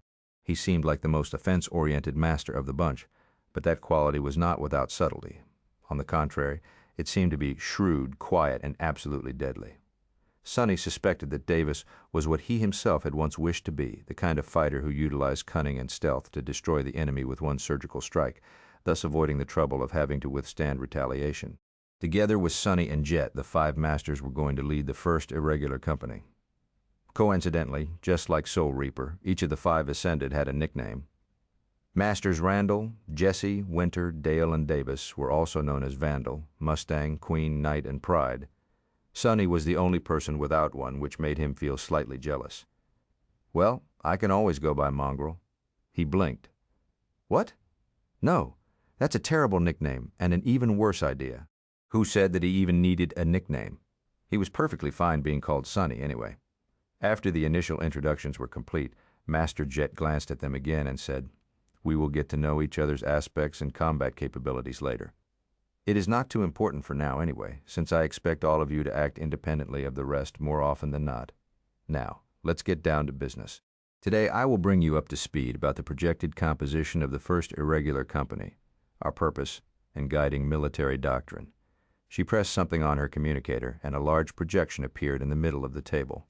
Sonny studied the large archipelago with a prominent landmass in the east.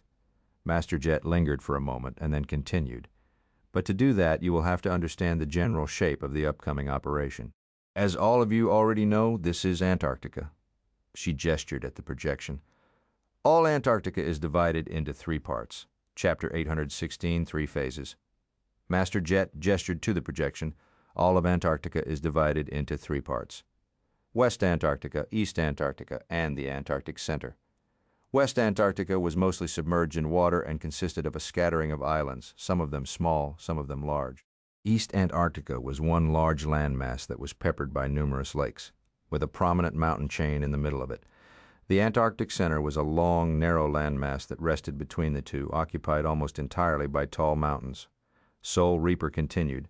"West Antarctica is mostly devoid of human population, so it presents little interest to us.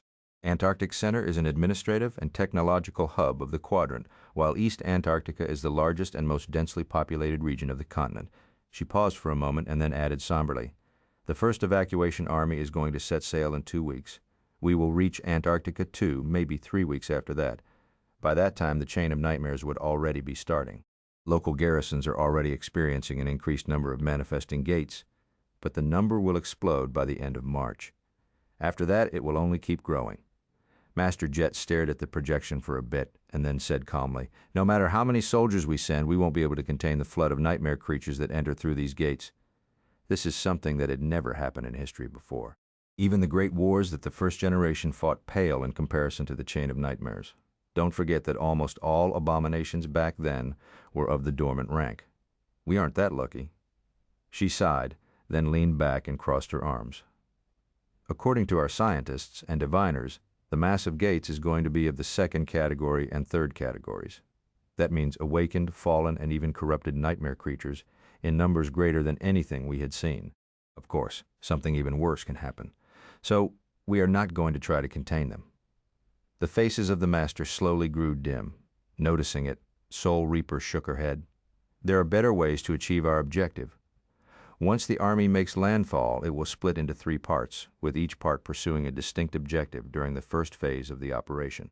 One of the objectives is to turn a small number of select cities into fortified evacuation centers that can withstand the siege of nightmare creatures for months or even years ahead." Master Jet pointed at several points on the map, then continued. "The second objective is to relocate all external human population to these centers, where they will wait for their turn to board the ships. Neither the relocation nor the wait are going to be a short process. Finally, the third objective is to establish and maintain the evacuation corridors for the relocating citizens. Once everyone is safely behind the established perimeter of siege strongholds, the first phase of the operation will be considered to be complete." Sonny tentatively raised a hand. "Yes." He glanced at other masters with a dubious expression, then asked, "Why are we waiting for the disaster to strike before starting to evacuate people? Wouldn't it be easier to get at least some of them out right now?" Soul Reaper gave him a rueful smile. "That is because everyone was convinced that the event won't happen for at least a few more years. Our level of preparation is wholly inadequate, and there are no established means to start the evacuation prematurely. In short, the government was caught with its pants down. The deployment of the First Army is a messy and slapdash affair, which means that a lot more soldiers are going to die as the result. Make no mistake, though, this is the best we can do, considering the situation." Sonny sighed, then nodded in understanding. Master Jet glanced at him and continued, "After the first phase of the operation is complete, the second one will commence. By then, the second evacuation army should be already fully formed and arrive to reinforce the depleted First Army. This phase is simple, which is not to say easy. We will pull back all our forces to the siege capitals and hold them for as long as it takes to evacuate every civilian. After that, the third phase will result in a complete exodus of humans from Antarctica and the consequent heavy continental bombardment. The southern quadrant will cease to exist." She took a poignant pause, then smiled darkly. "That is the gist of the operation in broad strokes. Now, for details, as you must have already surmised from the name of our company, it is going to play a special role throughout all 3 phases of the evacuation. The first irregular company will not be tied to any existing battalion, regiment, or division. We will not be supporting or leading any of the grunt soldiers. Instead, we will act as elite irregulars." Soul Reaper leaned forward and looked at them with her icy blue eyes. Each of you will be in charge of a cohort of some of the best awakened warriors in the government employ. The cohorts will act semi-independently and respond to any overwhelming obstacle that threatens to slow down the evacuation. Whenever the mundane soldiers or their awakened counterparts encounter a problem that they can't handle, we will be sent to resolve the situation through any means necessary. The room suddenly became very cold, and so did Master Jet's expression. What it means is that we will be thrown into the most dire, bloody, and hopeless flashpoints of the entire operation on a consistent basis.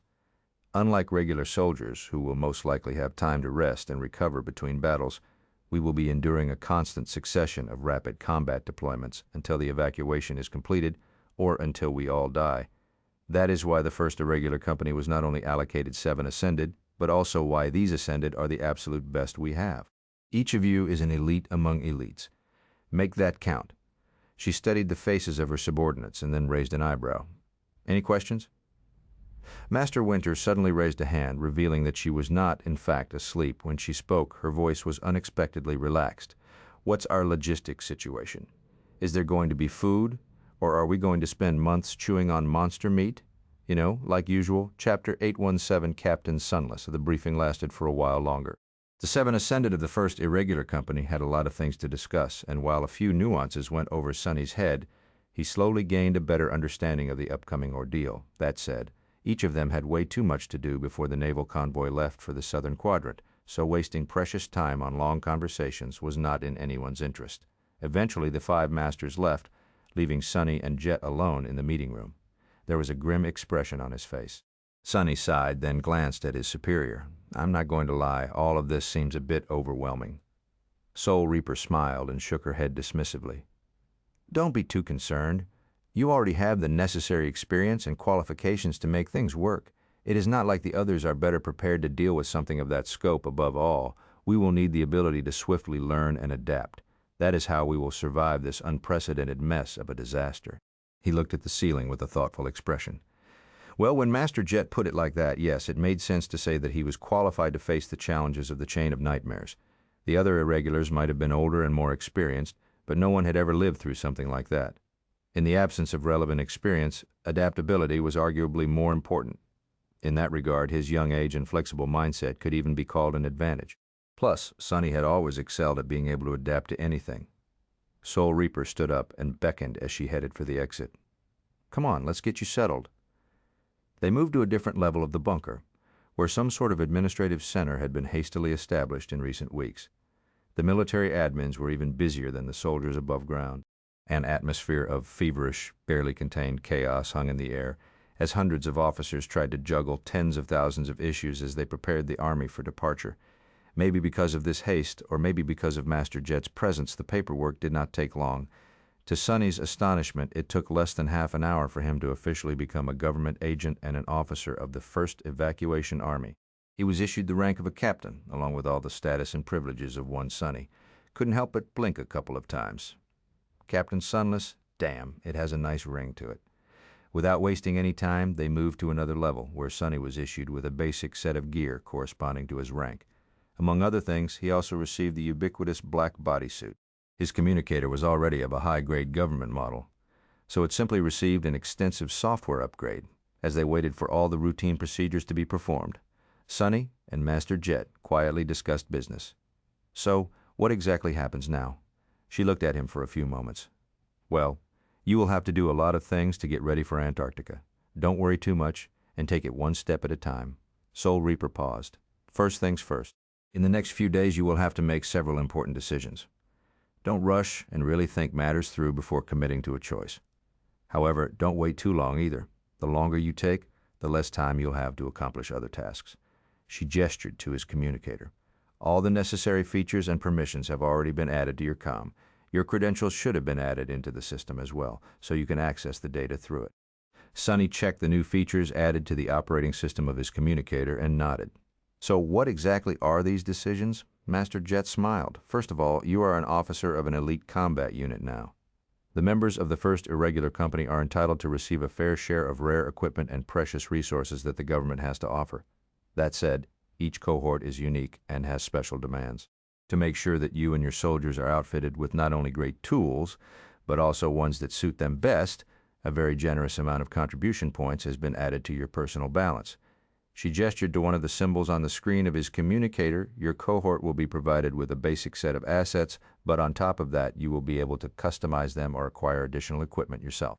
You can peruse what the logistics and supply has to offer through that interface, as well as claim whatever you choose.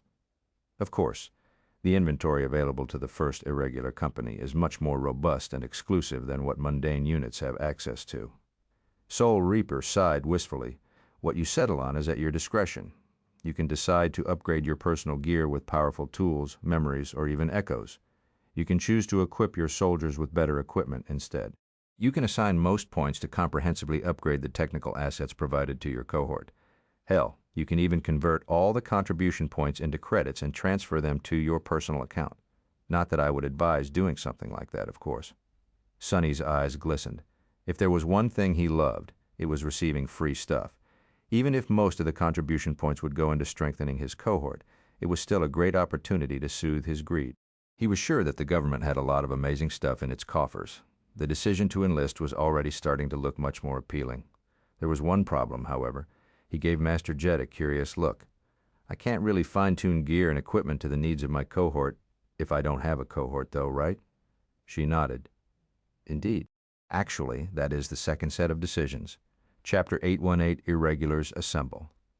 Master Jet pointed at another new symbol on the screen of his communicator. The process is basically the same. You can shop for members of the cohort through your well, not really. Contribution points have nothing to do with the selection, of course. There is a pool of elite awakened fighters that have been transferred to this port.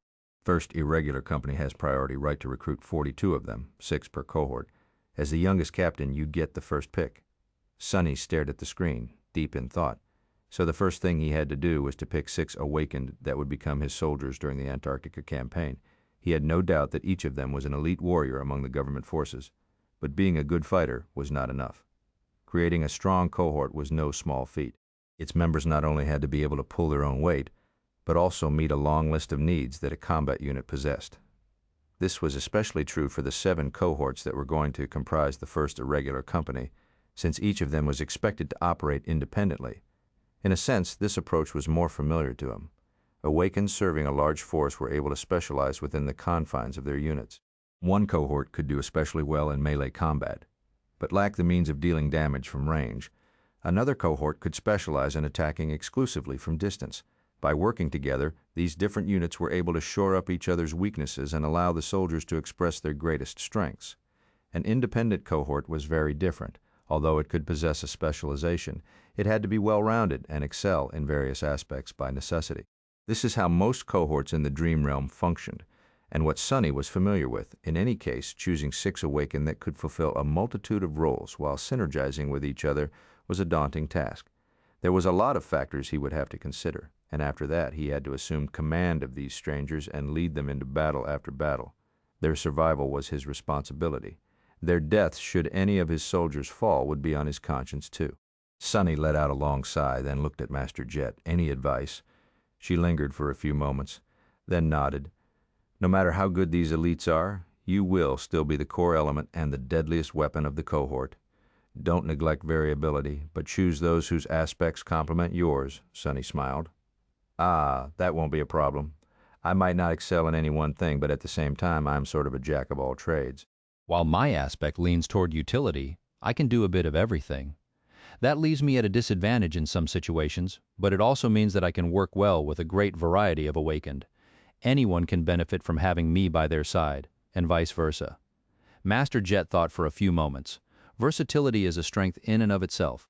Since you're not limited by a narrow focus, the best course of action would be to assemble a well-balanced group of fighters that can respond to any situation with a high level of effectiveness. That will actually make my job a bit easier, since I'll be able to send your cohort to solve a wider variety of problems. She lingered for a bit and then added, if there is one piece of advice I can give, it's to not neglect utility in favor of direct combat strength. Antarctica, no matter how prepared we think we are, it is going to test us in ways that no one expects. Things will go wrong, and then go from bad to worse. Mobility, survival, mental resilience, all these things and plenty others might turn out to be much more important than we think. It is also going to be a long, cruel, and punishing campaign. Keep that in mind. Sonny sighed. Long, cruel, and punishing. That was basically the description of most of his experiences with the nightmare spell. That was nothing new.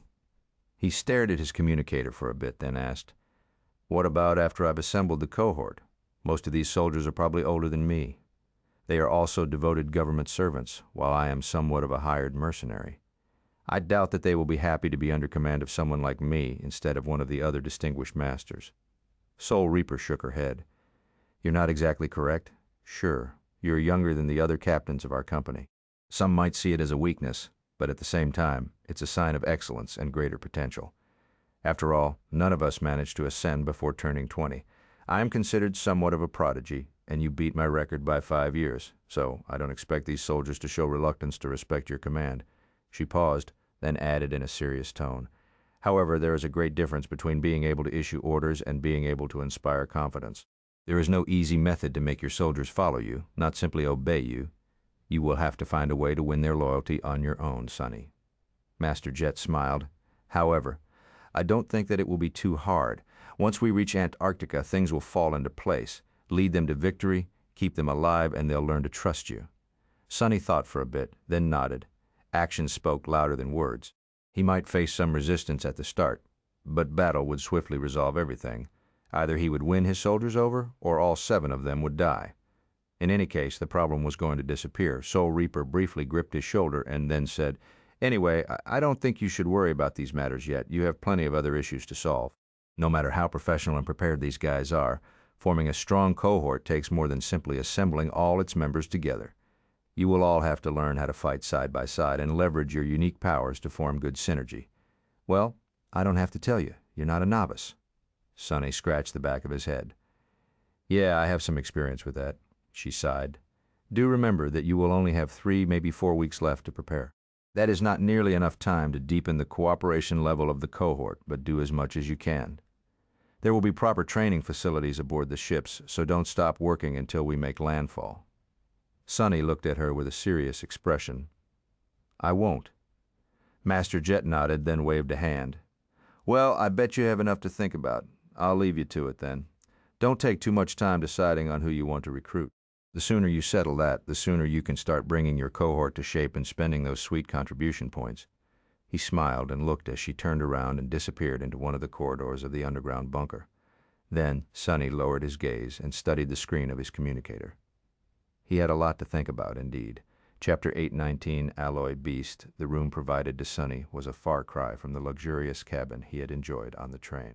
It was small, Spartan, and lacked windows due to being located deep underground. The designers of the military bunker did not even install a false one, so the walls lacked the lifelike projections of the outside. Not that Sonny cared about such things. In fact, he quite liked the solid nature of his temporary quarters. Perhaps things would have been different if he did not possess the ability to escape to the surface with the help of Shadow Step. But since he did, the fear of being buried under countless tons of stone and soil was not bothering him too much. The room reminded him of his hidden lair in the ruined cathedral of the Dark City, which was a pleasant bonus. Sitting on a narrow bed, Sonny sighed and projected the screen of his communicator on the opposite wall. Leaning back, he then got lost in thought for a few minutes. In the next day or so, he would have to make a lot of important decisions.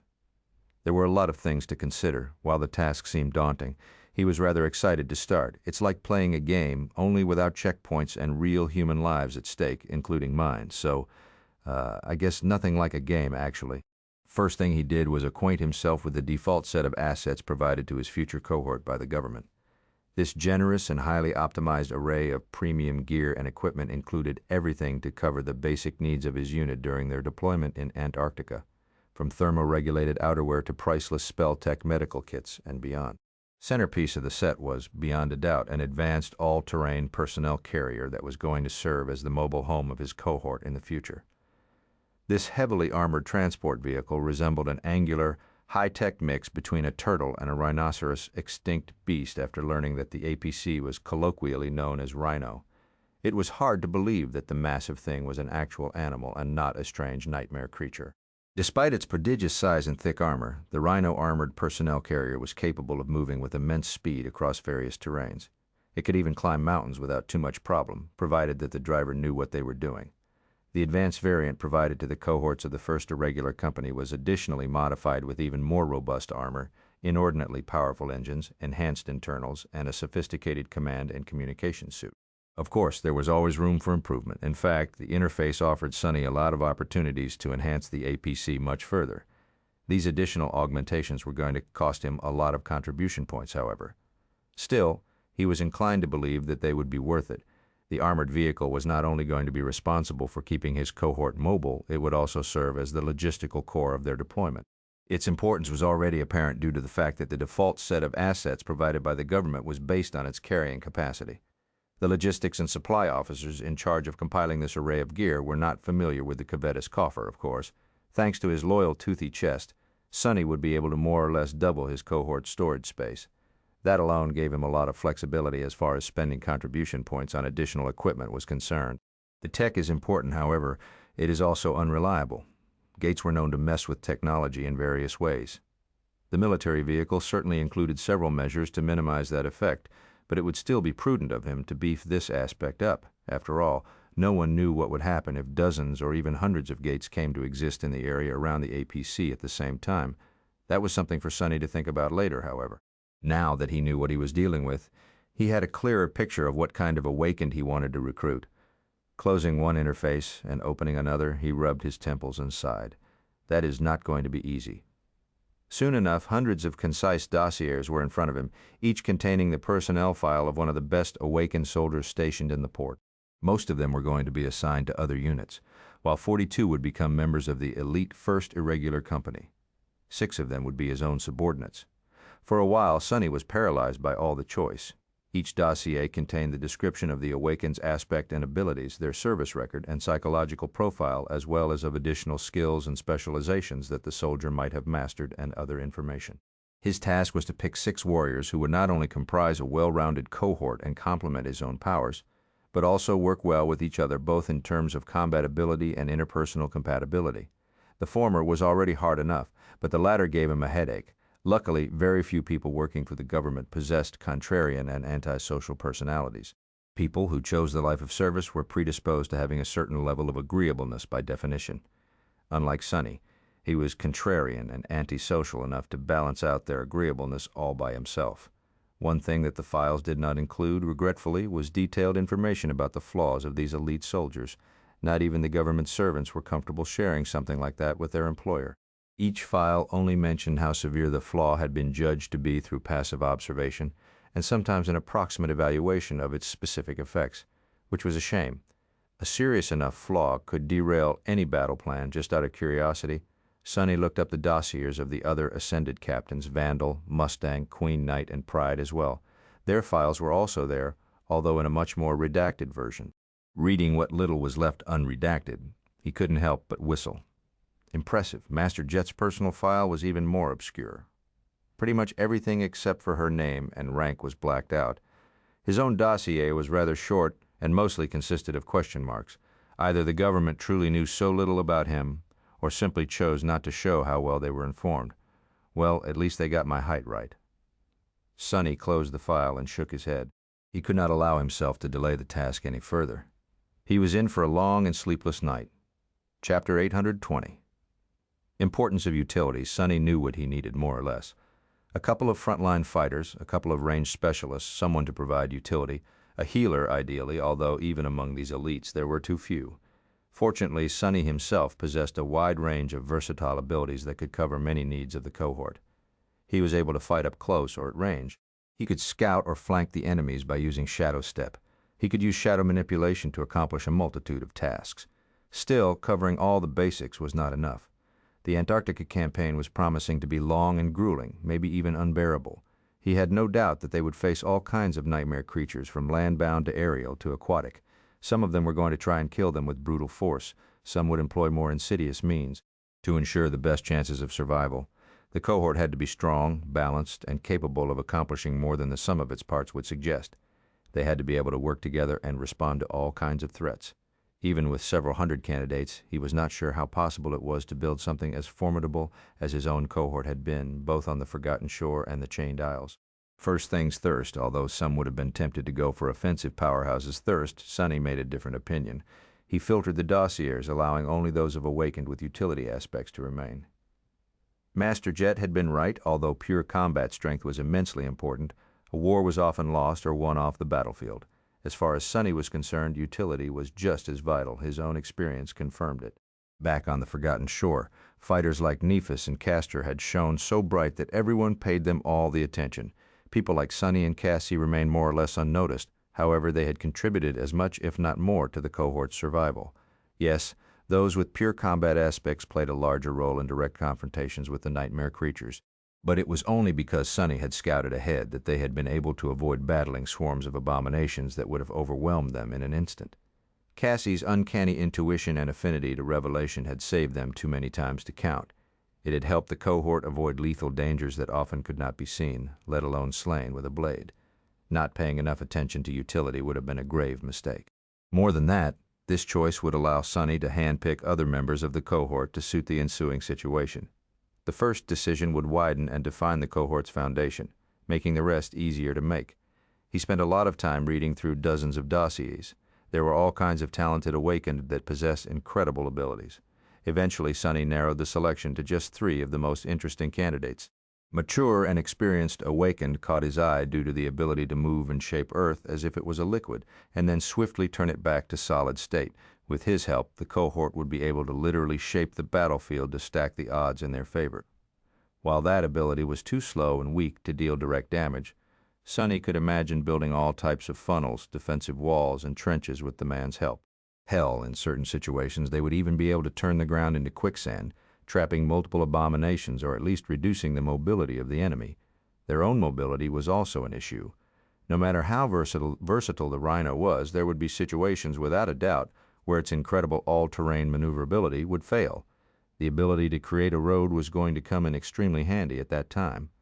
Another government elite seemed even more useful.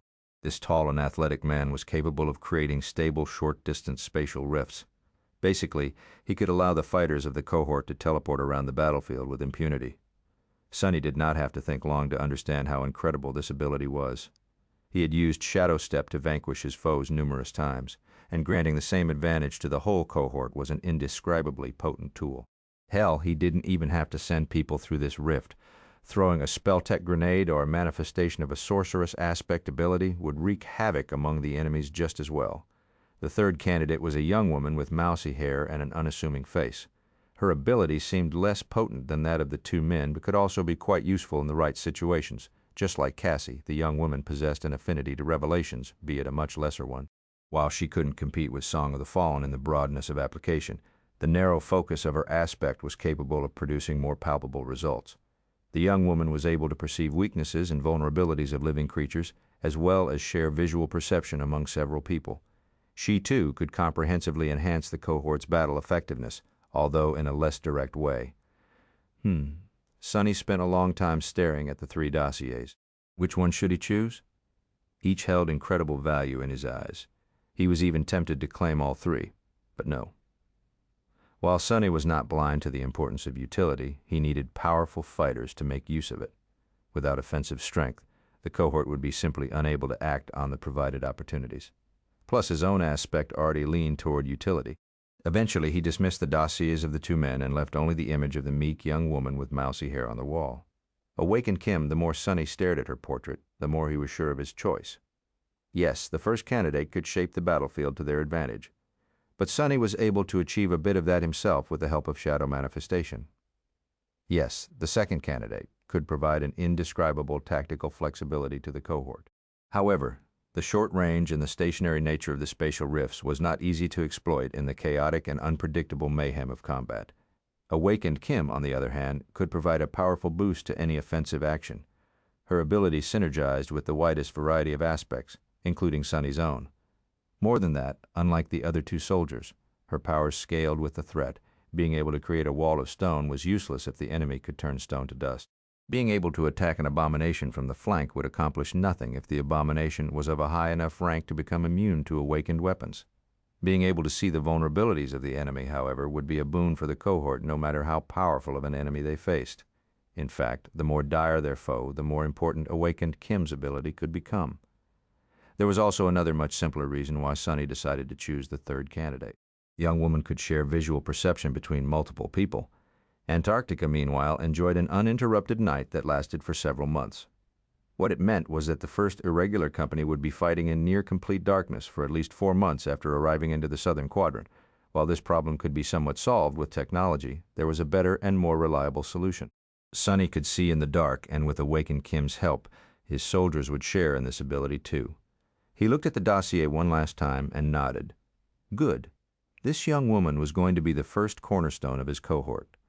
Chapter 821 Offense Pillars, now that Sonny knew what kind of logistical and combat support his cohort would be able to enjoy thanks to him, Awakened Kim, and the heavily armored Rhino, he had a tentative understanding of what direction he had to follow.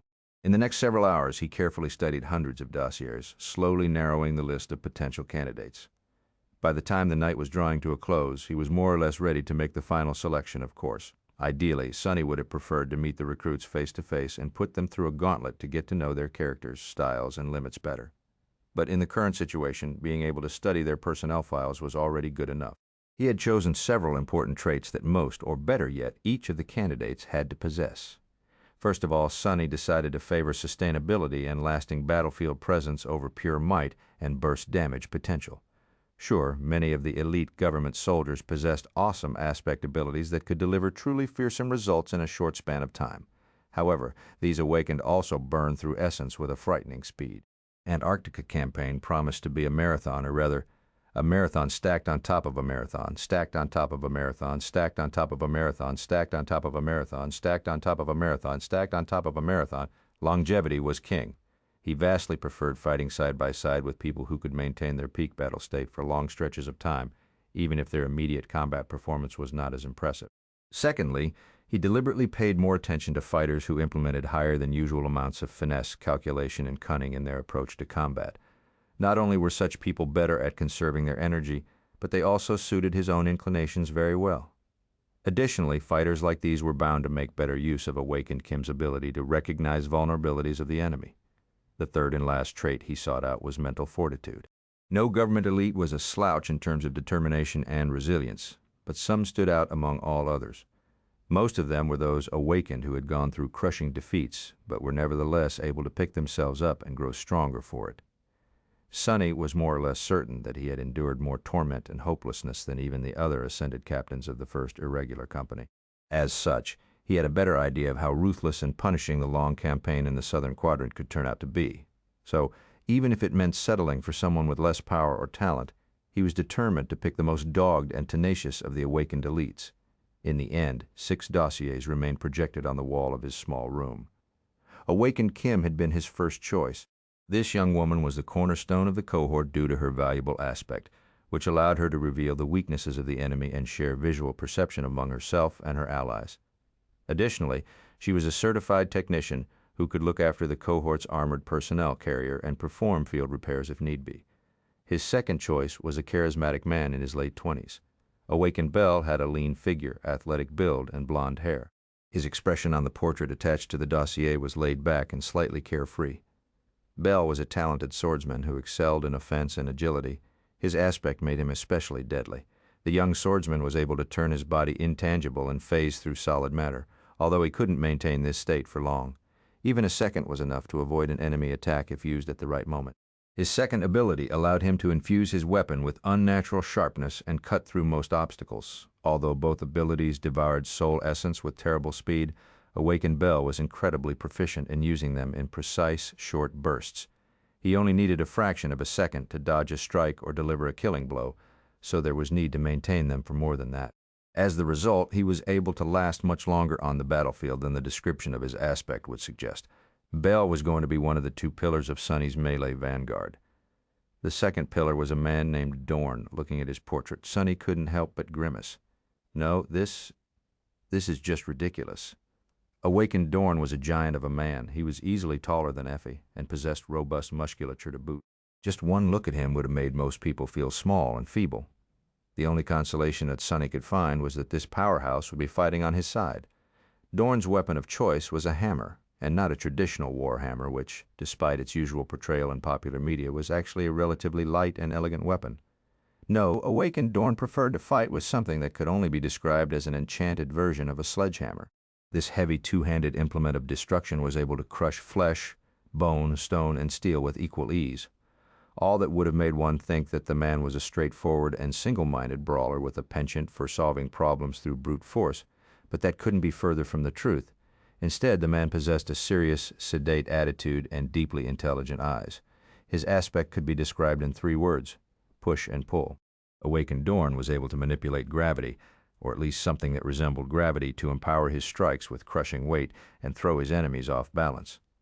By combining these 2 effects in a precise and calculated manner, he was able to make use of both to vastly elevate the potency of his attacks.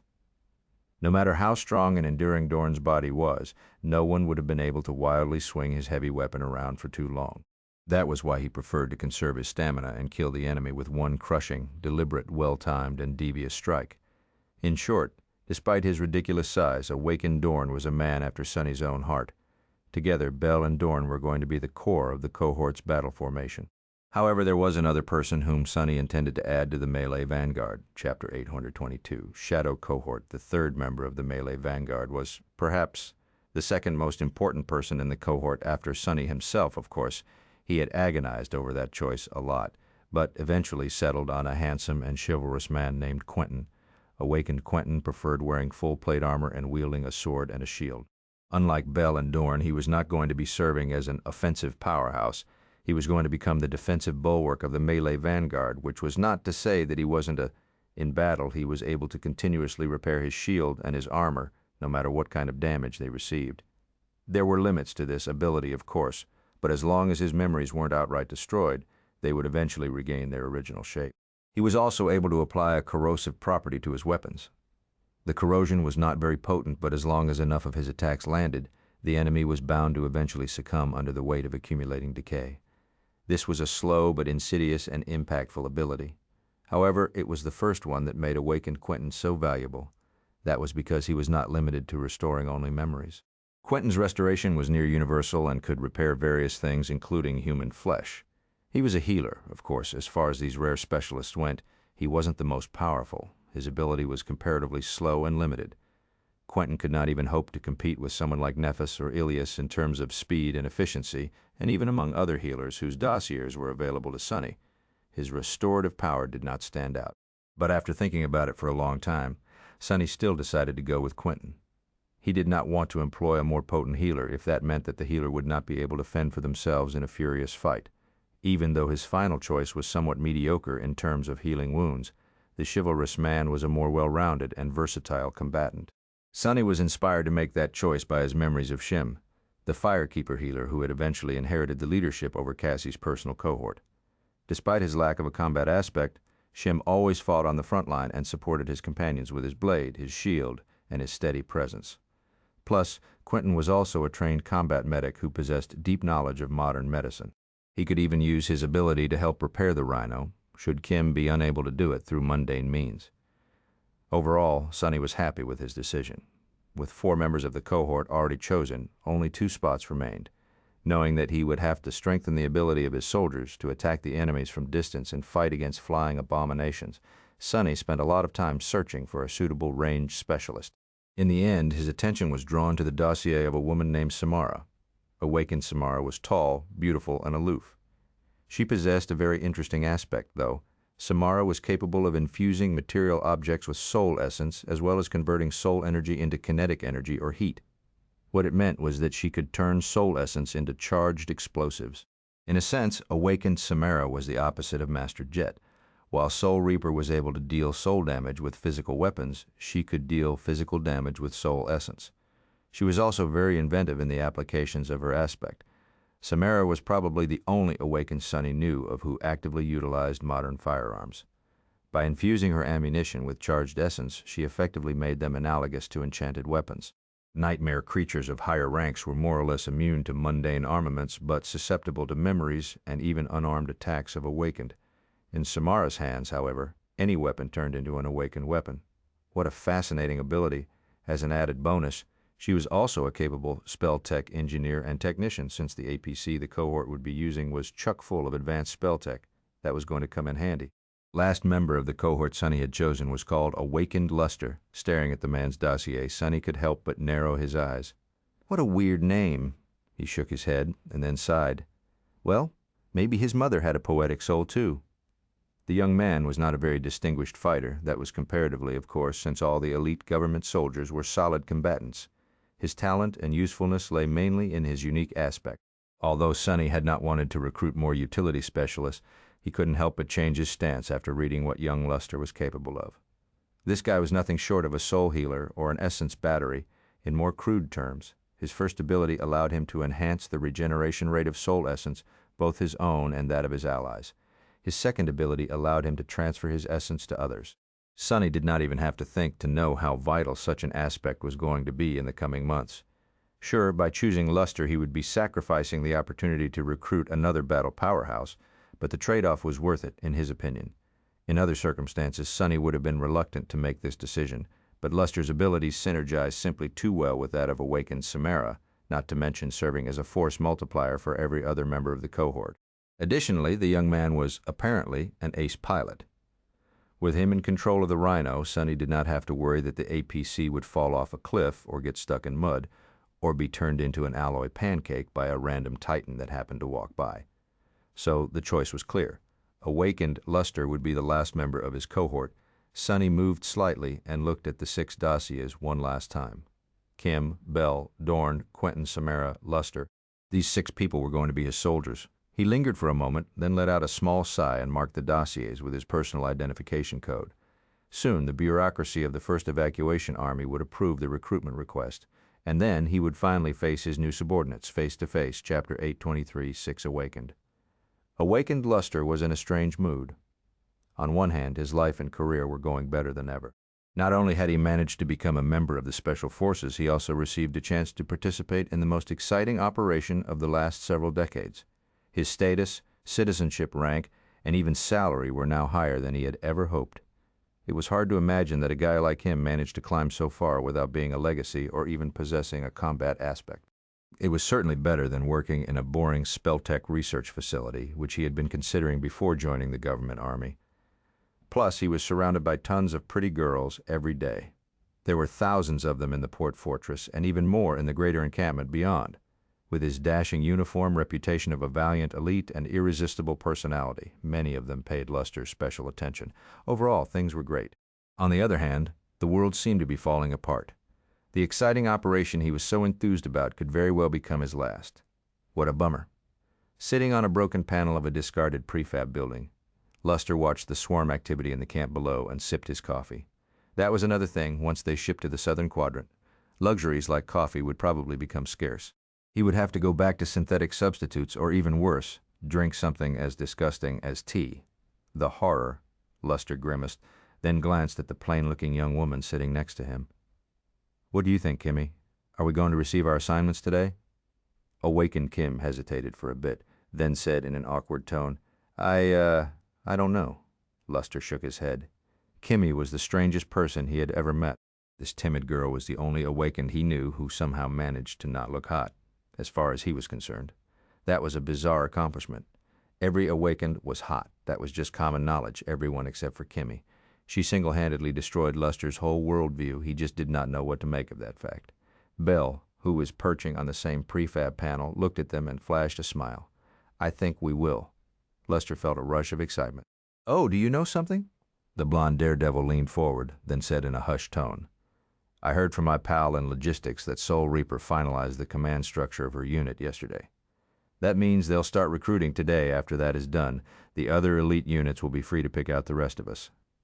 Hell yeah! Luster grinned, remained silent for a bit, and then sighed wistfully. I know that the chances are slim, but wouldn't it be great to be picked by Soul Reaper's unit? Just imagine, Ascended Jet, she's such a buy. Before he had the chance to finish his sentence, their communicators suddenly received a notification. The strange part of it was that all three lit up simultaneously. Kimmy was the first to read the message. Her eyes widened. Seeing her reaction, Luster felt his heart sinking. Kimmy? What is it? She lingered for a moment and then showed him the screen. First Irregular Company. We've been assigned to Soul Reaper's unit. It's actually her. Luster, Kimmy, and Belle left their observation spot and headed toward the training facility where they had been ordered to gather by the end of the hour. They were a strange trio. Sure, each was considered an elite, but in usual circumstances, a combat specialist like Belle would not have been keeping company with two younger support operators. Unless they were members of his cohort, of course, which neither Luster nor Kimmy were. The Antarctica campaign, however, had changed a lot of things. While troop movements in the waking world were happening on a massive scale, something similar but less noticeable was currently happening in the dream realm. Awakened assigned to the First Evacuation Army were hastily relocating to larger and better protected citadels, so that a sudden attack of nightmare creatures could not disrupt their deployment in Antarctica. Some were going to government citadels, while some were going to impregnable legacy strongholds like Bastion or Ravenheart. All across the dream realm, thousands of Awakened were participating in this quiet exodus. Luster, Kimmy, and Belle had just happened to reside in the same general area of the dream realm. The Awakened serving the government banded together to brave the wilderness and reach Bastion, forming a large caravan that only grew bigger as it passed various citadels. Eventually, a couple hundred Awakened all traveled together while their physical bodies were being relocated to various ports, locked inside the sleeping pods. It was a weird thing. Luster had fallen asleep in one place, but woke up thousands of kilometers south of it. In any case, in the month that it had taken him to reach Bastion on foot, he and the two other elite specialists traveling with the caravan had become somewhat close. They were not really friends, but at least knew each other. That could not be said about the other three Awakened they met after reaching the reinforced prefab building. Luster's face grew a little dim when he realized that two of them were dudes. The third one, however, wow. The tall, gorgeous redhead was a real bombshell. Sure, she seemed unapproachable and older than him by a good decade. but that only added to her charm. Belle lightly tapped the young man on the shoulder. "Get your head out of the gutter, fool." Lester blinked a couple of times, then looked at the swordsman with a sheepish smile. "Oh, sorry." Kimmy glanced at the two of them with confusion and said quietly, I think I know her." "That is awakened Samara. When I trained to receive the technician certificate, she taught the spell tech introduction class to us." She squirmed a little, then approached the tall woman and forced out a small smile. "Instructor Samara, it is so nice to see you again." The aloof beauty glanced at the meek young woman and nodded. "You can call me Sam. We are colleagues now." Kimmy froze for a moment. "Yes, I will, Instructor Samara. Instructor Sam." She blushed a little and then gestured at his two companions. "These are awakened Belle and awakened Luster. We traveled to Bastion together." Samara looked at the two men, then said in an emotionless tone, "These are awakened Quentin and awakened Dorn. We just met." The six elites studied each other for some time. Eventually, Belle scratched the back of his head and asked, does anyone know who our commanding officer is?" Chapter 824, Mysterious Master. Nobody was sure who exactly the Ascended in charge of their new cohort was. Nevertheless, after briefly getting acquainted, the six awakened couldn't help but wonder. Quentin, the handsome warrior with a gallant demeanor, seemed thoughtful. "Master Sunless. I don't think I have ever heard of him." "There is no Ascended of that name among those who had been with the government for a long time, that I'm sure of." He lingered for a moment, and he added with slight reluctance, "I did hear a few rumors, though." Luster looked at him with a lively smile. "Come on, then. Don't leave us hanging." Quentin sighed, clearly uncomfortable to be participating in something that could be amounted to gossip. Eventually, however, his curiosity won over decorum. "Well, it's not much. I just heard that Master Jet deliberately postponed the formation for the first irregular company to give this gentleman enough time to arrive, and that she personally recruited him." Luster blinked a couple of times. If Soul Reaper had gone out of her way to make sure that the guy joined her unit, then he had to be a beast. Belle confirmed his suspicion. "I actually heard that Ascended Sunless is a real monster, a demon of a fighter with a wild, bloodthirsty streak. Apparently, he killed 400 awakened abominations as a sleeper. Some even say that he hunted down an ancient fallen devil before awakening." A strange silence settled in the training gymnasium. Luster scoffed. "Yeah, right? That's impossible." Samara, who had remained mostly silent before that, suddenly spoke. "My information is different from what I've been told. He is a distinguished explorer and academic researcher. His published works are supposed to be available in the government database. They are very extensive exploration reports about dangerous regions of the dream realm and the nightmare creatures populating them." That sounded more believable. Explorers of the dream realm might not have been the most renowned fighters, but they had to be capable to survive its wild expanse. It would make sense if Soul Reaper wanted to recruit a knowledgeable academic, since the other captains of the first irregular company already covered the combat prowess in spades. Vandal, Mustang, Queen, Knight, and Pride were legends among the government soldiers. Their renown only paled in comparison to the dreaded Soul Reaper herself. Kimmy suddenly moved and said in a faltering voice, I heard that he is utterly mad. Some say that he actually comes from the Forgotten Shore, where he lived completely alone in the Dark City for a long time. They even say that Changing Star of the Immortal Flame clan once said that he was the only person he was afraid to fight. I mean, it's ridiculous, of course." Her voice gradually grew quieter and then trailed off. After a short and somewhat awkward pause, the giant man Dorn spoke in a steady tone. "Those are all just rumors. I only know that Ascended Sunless is relatively young, however. We don't need to guess. There's a lot that we can assume just from who he chose as the members of his cohort." Luster craned his neck and looked at the intimidating strong man. "Yeah, like what?" Dorn shrugged. "Well, for one, our composition is quite telling. We have 2 offensive fighters, a healer, a range specialist, and 2 support specialists. Cohort seems to be well-rounded, but it lacks means to fulfill several key roles. We don't have a reliable scout, and our defense is comparatively subpar." He paused for a moment and then added, "That suggests that Ascended Sunless is a utility specialist with a scouting ability. Alternatively, he might be a defense-oriented fighter or simply a believer in an offense-centered military doctrine. He might also possess a powerful echo that can serve as a defensive bulwark." Dorn thought for a bit. "What is especially interesting to me is that he deliberately chose Awakened with higher than usual mental resilience. He also neglected direct combat efficiency in favor of aspects that possess sufficient longevity. The presence of awakened luster only confirms the fact that our commanding officer puts a lot of value in sustainability.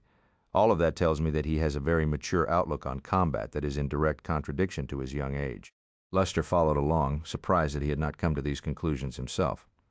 The big guy is wicked smart. He cleared his throat, then said, "Well, he is a master. Everyone says that the second nightmare is the game changer. Who knows what kind of crap he experienced there? Stuff like that can make a person mature real fast?" "Well said." Luster nodded, pleased to receive a bit of praise, but then almost jumped. Wait, who said that? At some point, a seventh person had somehow appeared in the gymnasium without being noticed by any of them. He was of small stature, with flawless ivory skin, black hair, and unfathomable dark eyes. The guy was extremely young and looked like a porcelain doll. In fact, he was kind of cute in a strange, unsettling sort of way. Luster frowned. "Who's that shorty?" Then, realizing who was in front of him, he froze. The new arrival smiled. "Good morning, Awakened. I am Master Sunless. You can call me Captain Sunless, or simply Captain. From today forward, I will be your commanding officer."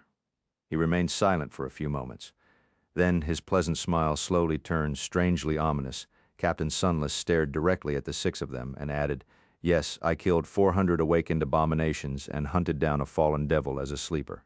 Yes, I am a distinguished explorer and researcher whose published works are well known in academic circles. And yes, I indeed come from the forgotten shore where I lived in the dark city completely alone and went slightly mad." The frightening smile grew a little wider. "But all of that is in the past. I am utterly sane now. I am not deranged at all. You truly have nothing to worry about." Chapter 825, Under Pressure. The next 2 weeks passed in a blur. Sonny had so much to do that there was no time to concentrate on any one thing for too long. First evacuation army camp around him was in a similar state, becoming increasingly more hectic and busy as the date of the naval convoy's departure approached. Luckily, he was more than familiar with having to act fast while enduring immense pressure. The first thing Sonny did after introducing himself to the members of his cohort was briefly reiterate the key objectives of the upcoming campaign, as well as share several pieces of information about the hardships they would most likely have to endure and the intended role of the first irregular company that his soldiers had not been privy to before. After Sonny finished his briefing, the mood in the empty gymnasium turned somewhat grim. Six awakened stew in their apprehension, he immediately transitioned to the next stage of getting to know his subordinates. Summoning the cruel sight, Sonny smiled pleasantly and asked them to attack him, one at a time. He wanted to kill 2 birds with 1 stone by dueling each of the cohort members right off the bat. First of all, Sonny knew that he had to win their respect. No matter what Master Jet had said, these experienced soldiers were not going to put their trust in him easily. He was young, small, and a complete stranger. Although forging a real bond would take more time and effort, a simple demonstration of strength was a good start. Secondly, he needed to understand their powers and techniques better. A simple duel was the best way to do that. Sonny had an additional advantage in that regard, since his mastery of shadow dance allowed him to learn much faster and peer much deeper than almost anyone else. In the next 30 minutes or so, he ruthlessly demolished each of his subordinates without even breaking a sweat, although all of them were very good at what they did. His power and skill were simply too domineering. The only ones who gave Sonny a bit of a problem were Dorn and Samara. The former's aspect was very insidious when used with sufficient foresight, while Sonny was strong enough to shake off the force of the big man's aspect. Even he had to improvise when subjected to it at exactly the worst and most inconvenient moment. Samara presented a different challenge. Although her preferred method of combat centered around infusing bullets with charged soul essence, she was perfectly capable of simply forming her essence into projectiles without a tangible medium. Even if these soul darts weren't as fast or far-reaching, fighting her meant being subjected to a constant barrage of explosive energy. It was a good thing that the gymnasium was built with Awakened in mind. Otherwise, the whole structure might have collapsed. In any case, neither of them managed to really slow Sonny down. Of course, he took care to exert just enough strength to defeat the members of the cohort in a decisive fashion, but not wound them. After the 6 duels were finished, he had a much better understanding of what his subordinates were capable of. Not only had Sonny been able to grasp the core tenets of their battle techniques, he was also very satisfied with adding 6 nuanced, polished styles to his mental library. Knowing what to expect from the 6 Awakened not only allowed him to form a tentative vision of how the cohort would perform in battle and how to command it to achieve the best result, but also helped him come up with an optimized training plan that would turn them into a semblance of a cohesive fighting force in a short amount of time. Sadly, 4 weeks was not nearly enough time to turn 7 relative strangers into a truly coordinated battle unit. Insight he had received due to shadow dance helped substantially accelerate the process, but the progress was still insufficient. Hopefully, they would reach at least the minimal threshold of mutual understanding by the time the naval convoy reached Antarctica. After coming up with the plan, Sonny did not linger before putting it in motion. To his amusement, the training facility assigned to the cohort happened to include 7 Dreamscape pods. These were different from the one he had back home, however. Instead of being connected to the public selection of arenas, it was integrated into a closed network operated by the government. It was also centered around battles with simulated nightmare creatures as opposed to personal duels. Sonny was even able to tune the battle scenarios to fit his goals and personal preferences to a certain extent. At first, he was very enthusiastic about this novel method of training, but then grew slightly disappointed with it.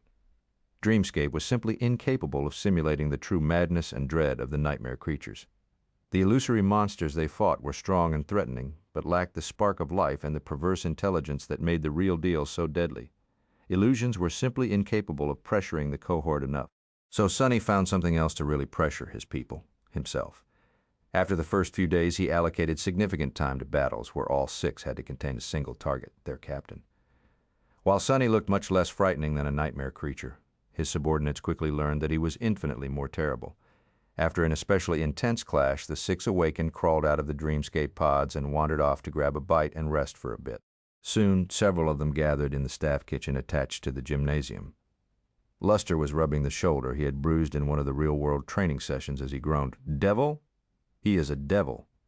Sonny, who sat comfortably in his luxurious memory chair on the other side of the building, studying a topographical map of Antarctica, looked up from the screen of his communicator and grinned. "That guy is closer to the truth than he thinks." Meanwhile, back in the kitchen, Samara glanced at Luster with disapproval and shook her head. Unexpectedly, Kim decided to support the young man. "Actually, our captain, he might really not be a human, I think." The aloof beauty looked at her with confusion. Exposed to so much attention, Kim shifted uncomfortably. "That all humans share common weaknesses. Temple, inner thigh, where the artery is close to the skin, and so on. But Captain Sunless, he does not. It's like his skull is indestructible and he doesn't bleed." Luster's eyes widened. "See, I'm telling you guys, he is a nightmare creature in disguise. We will all die before even reaching Antarctica." Samara stared at him for a few moments and then said nonchalantly, "You know that he's probably listening, right?" Luster flinched and almost fell off his chair. On the other side of the building, Sonny put a hand over his mouth to stifle a wicked laugh. Chapter 826 Shopping Spree. While the intense and arduous training slowly taught the members of the cohort how to fight together, Sonny had several other time-sensitive tasks to complete. Keeping up with all these concurrent responsibilities really tested his mental capacity, but there was no other choice than to simply grit his teeth and do it. Probably the most important of the tasks facing him was to allocate his contribution points and acquire various assets to strengthen the cohort. However, that was not a straightforward issue. After several days of studying how his subordinates fought and getting acquainted with their memory arsenals, he was finally ready to make some decisions. To do so, he chose a moment when the 3 members of the Melee Vanguard, Bell, Dorn, and Quentin, were busy in the Dreamscape pods and called his other 3 subordinates over. After all 3 of them were specialists in various support fields that had to do with the cohort's equipment. Kim was a technician. Samara was a capable spell tech engineer, while Luster was supposed to be an ace pilot. That wasn't really useful in this situation, but what was Sonny supposed to do? Leave the poor guy to sulk all alone in a corner? After consulting with Kim and Samara, he gained a lot of insight into what would be the best way to spend the contribution points. The Rhino might have seemed like a simple transport vehicle, but it was really so much more. Sonny did not know a lot about war and strategy, but he knew that mobility was one of the most important factors when determining the impact a combat unit could make. That was especially so for the cohorts of the 1st Irregular Company, which were supposed to be elite rapid response units that had to constantly travel between various flashpoints to provide support to the ground troops. So, upgrading their APC was of paramount importance. Question was which aspects of the Rhino had to be upgraded the most. In the end, Sonny settled on several major upgrades. They were not what he had expected to pick before consulting with the pair of tech specialists. Instead of adding more armor to the Rhino's hull or incorporating a powerful cannon to its forward section, most of the improvements ended up being hidden from sight. Rhino received a comprehensive overhaul that replaced its already formidable power reactor with a much more potent alternative, which in turn demanded the whole energy transmission system to be torn out and replaced with a more robust one. Among other things, This upgrade vastly improved the logistics of the cohort since the new Spell-Tech reactor did not need mundane fuel and could be charged by luster instead. The guy turned out to be useful for something after all. Second major upgrade, unexpectedly, centered entirely around the command and communication suite situated in the rear of the vehicle. Sonny had not paid it much attention before, but after receiving input from Kim, he understood how important it was to get his hands on a better system, with all the gates opening in Antarctica. Communicating with other units and the command HQ of the evacuation army was going to quickly turn into hell. Being able to maintain a stable connection was even more important for the irregulars, since the cohorts were meant to act semi-independently while being coordinated by Master Jet from a distance. Luckily, the upgraded reactor was capable of supplying a lot of juice to the communication suite, so Sonny could easily replace it with a much more advanced and powerful system that hopefully would have no problem punching through the massive interference. Added external antennas, both the comically tall telescopic one and the more modest parabolic one, could be retracted and hidden beneath the armor at any moment. The third upgrade was the most esoteric and abstruse. It involved extremely advanced spell-tech applications which Sonny did not really understand, so he simply told Samara to choose the best option. It had to do with shielding and insulating the core systems of the APC from the detrimental effects that the nightmare gates produced. Everyone knew that gates messed with technology and electronics in weird ways, but very few people understood how and why. Considering the nature of the chain of nightmares, Sonny had to make sure that the Rhino would not simply stall and die in the middle of nowhere for no apparent reason. So, even though it cost him a painful amount of contribution points, he chose to acquire the most expensive set of countermeasures available. Sonny did not shed a tear only because his subordinates were watching. Before letting the specialist go, he made another acquisition.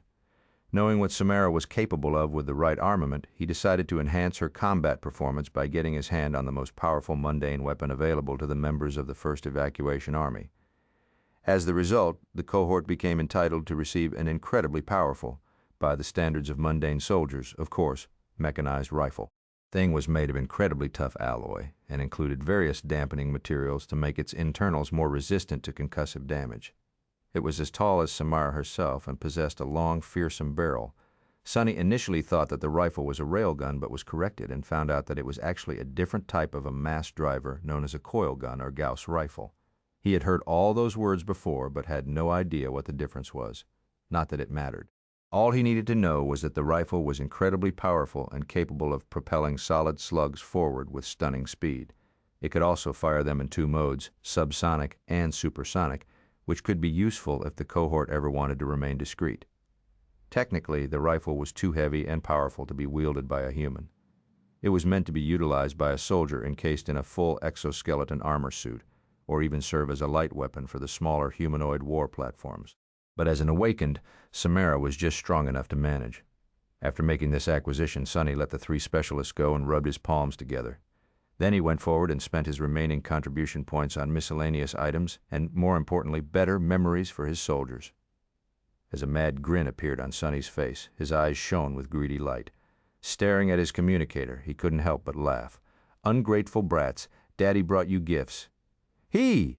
Chapter 827, Dawning Task. Sonny spent a lot of time considering what was the best use of the contribution points allocated to him by the Army, as far as memories were concerned. He had no doubt that the cohort was going to encounter hordes of nightmare creatures in Antarctica. Hopefully he and his soldiers would survive, which also meant that they would receive a lot of memories, and eventually even echoes throughout the campaign. Still, most of those abominations were going to be either dormant or awakened. How powerful of a memory could killing such a creature bring? Additionally, any boon received in battle was bound to be arbitrary. Even if it possessed considerable power, who was to say that this power was going to fit the members of the cohort well? So now was his best and only chance to get his hands on potent memories that perfectly suited his soldiers and himself. However, nothing was ever simple. Despite the fact that the government had been extremely generous, outfitting 6 awakened, let alone a master, was not cheap. If Sonny had not spent the lion's share of contribution points on upgrading the Rhino, he might have been able to acquire a good amount of powerful tools. As it stood, he was desperately short on funds. This was why he had to make several painful decisions. Firstly, he gave up on getting something that he himself could use and chose to concentrate on the needs of his subordinates. That really leaves a bad taste in my mouth. Sonny let out a mournful sigh. There was just no denying it. His personal arsenal was already a bit too outstanding. He had to console himself by remembering that his 6 soldiers were, in a sense, an extension of this arsenal. They were meant to become his most powerful weapons. So empowering them was the same as empowering himself. Secondly, purchasing echoes were also out of the question. Although there were plenty to choose from, the cost was just too high. Sonny might have considered getting one if he could turn it into a shadow, but he already knew that he had to possess the corresponding shadow in his soul sea to transform an echo. So, his main goal was to enhance the equipment of his soldiers in a meaningful way. Sadly, even that was mostly out of his reach now. That was if Sonny did not cheat, of course. But why wouldn't I? An ominous smile appeared on his face. Sonny was in a unique position to get most of what he wanted while spending a vastly smaller amount of contribution points than anyone else would have had to shell out. After all, he was an aspiring sorcerer. Purchasing dozens of powerful memories might have been out of his reach, but with some luck, he would not need to. Requesting a powerful ascended sword for Bell would consume a considerable chunk of his remaining contribution points, for example. But purchasing a dormant weapon with a suitable enchantment would not. All he had to do was study its weave and then transplant the enchantment on the swordsman's current blade. In other words, Sonny planned to treat the memories he purchased as building blocks of powerful tools, as opposed to tools themselves. That way he could get much more value from the contribution points in his possession. The only disadvantage of this approach was that it would immensely burden Sonny in the coming weeks. Nevertheless, he was willing to try. Even if not all of his attempts of transplanting weaves were going to succeed, he was confident that a sufficient amount would if he chose the right ingredients, of course. Sonny studied the vast list of available memories for a while, then sighed and left the gymnasium. He had to inspect the goods personally, sometimes. It was easy to forget that most awakened did not enjoy his ability to peer into the very essence of memories and receive a handy description of what each enchantment was supposed to do from the spell. That was something that consuming a drop of ichor that had fallen from Weaver's eye gifted him. And while there surely were aspects that allowed a select number of people to do something similar, most awakened simply had to rely on vague feeling and experimentation to unlock the full potential of their memories. It took some convincing to make happen, but eventually Sonny was allowed into the main armory of the Army encampment. There he found several dozen of awakened busy with paperwork. There were no thousands of memories resting on the shelves, waiting to be allocated to various units. The logistics of the whole system were a true nightmare, since memories could only be transferred in person. As the result, each was assigned to an awakened supply officer who served as a walking arsenal and was supposed to personally deliver the chosen memory to the recipient when requested. Sonny would have looked like a complete fool if he demanded each of these officers to manifest their entire inventories for his perusal, not to mention that such a thing would take forever to complete. Luckily, he had narrowed his selection to a comparatively short list of memories that were both cheap and had great potential. Now, he just had to take a look at them to make sure that the weaves were suitable and easy enough to copy. Sonny had a lot of goals ranging from comparatively simple to achieve to those that required a great effort on his part and could end in failure.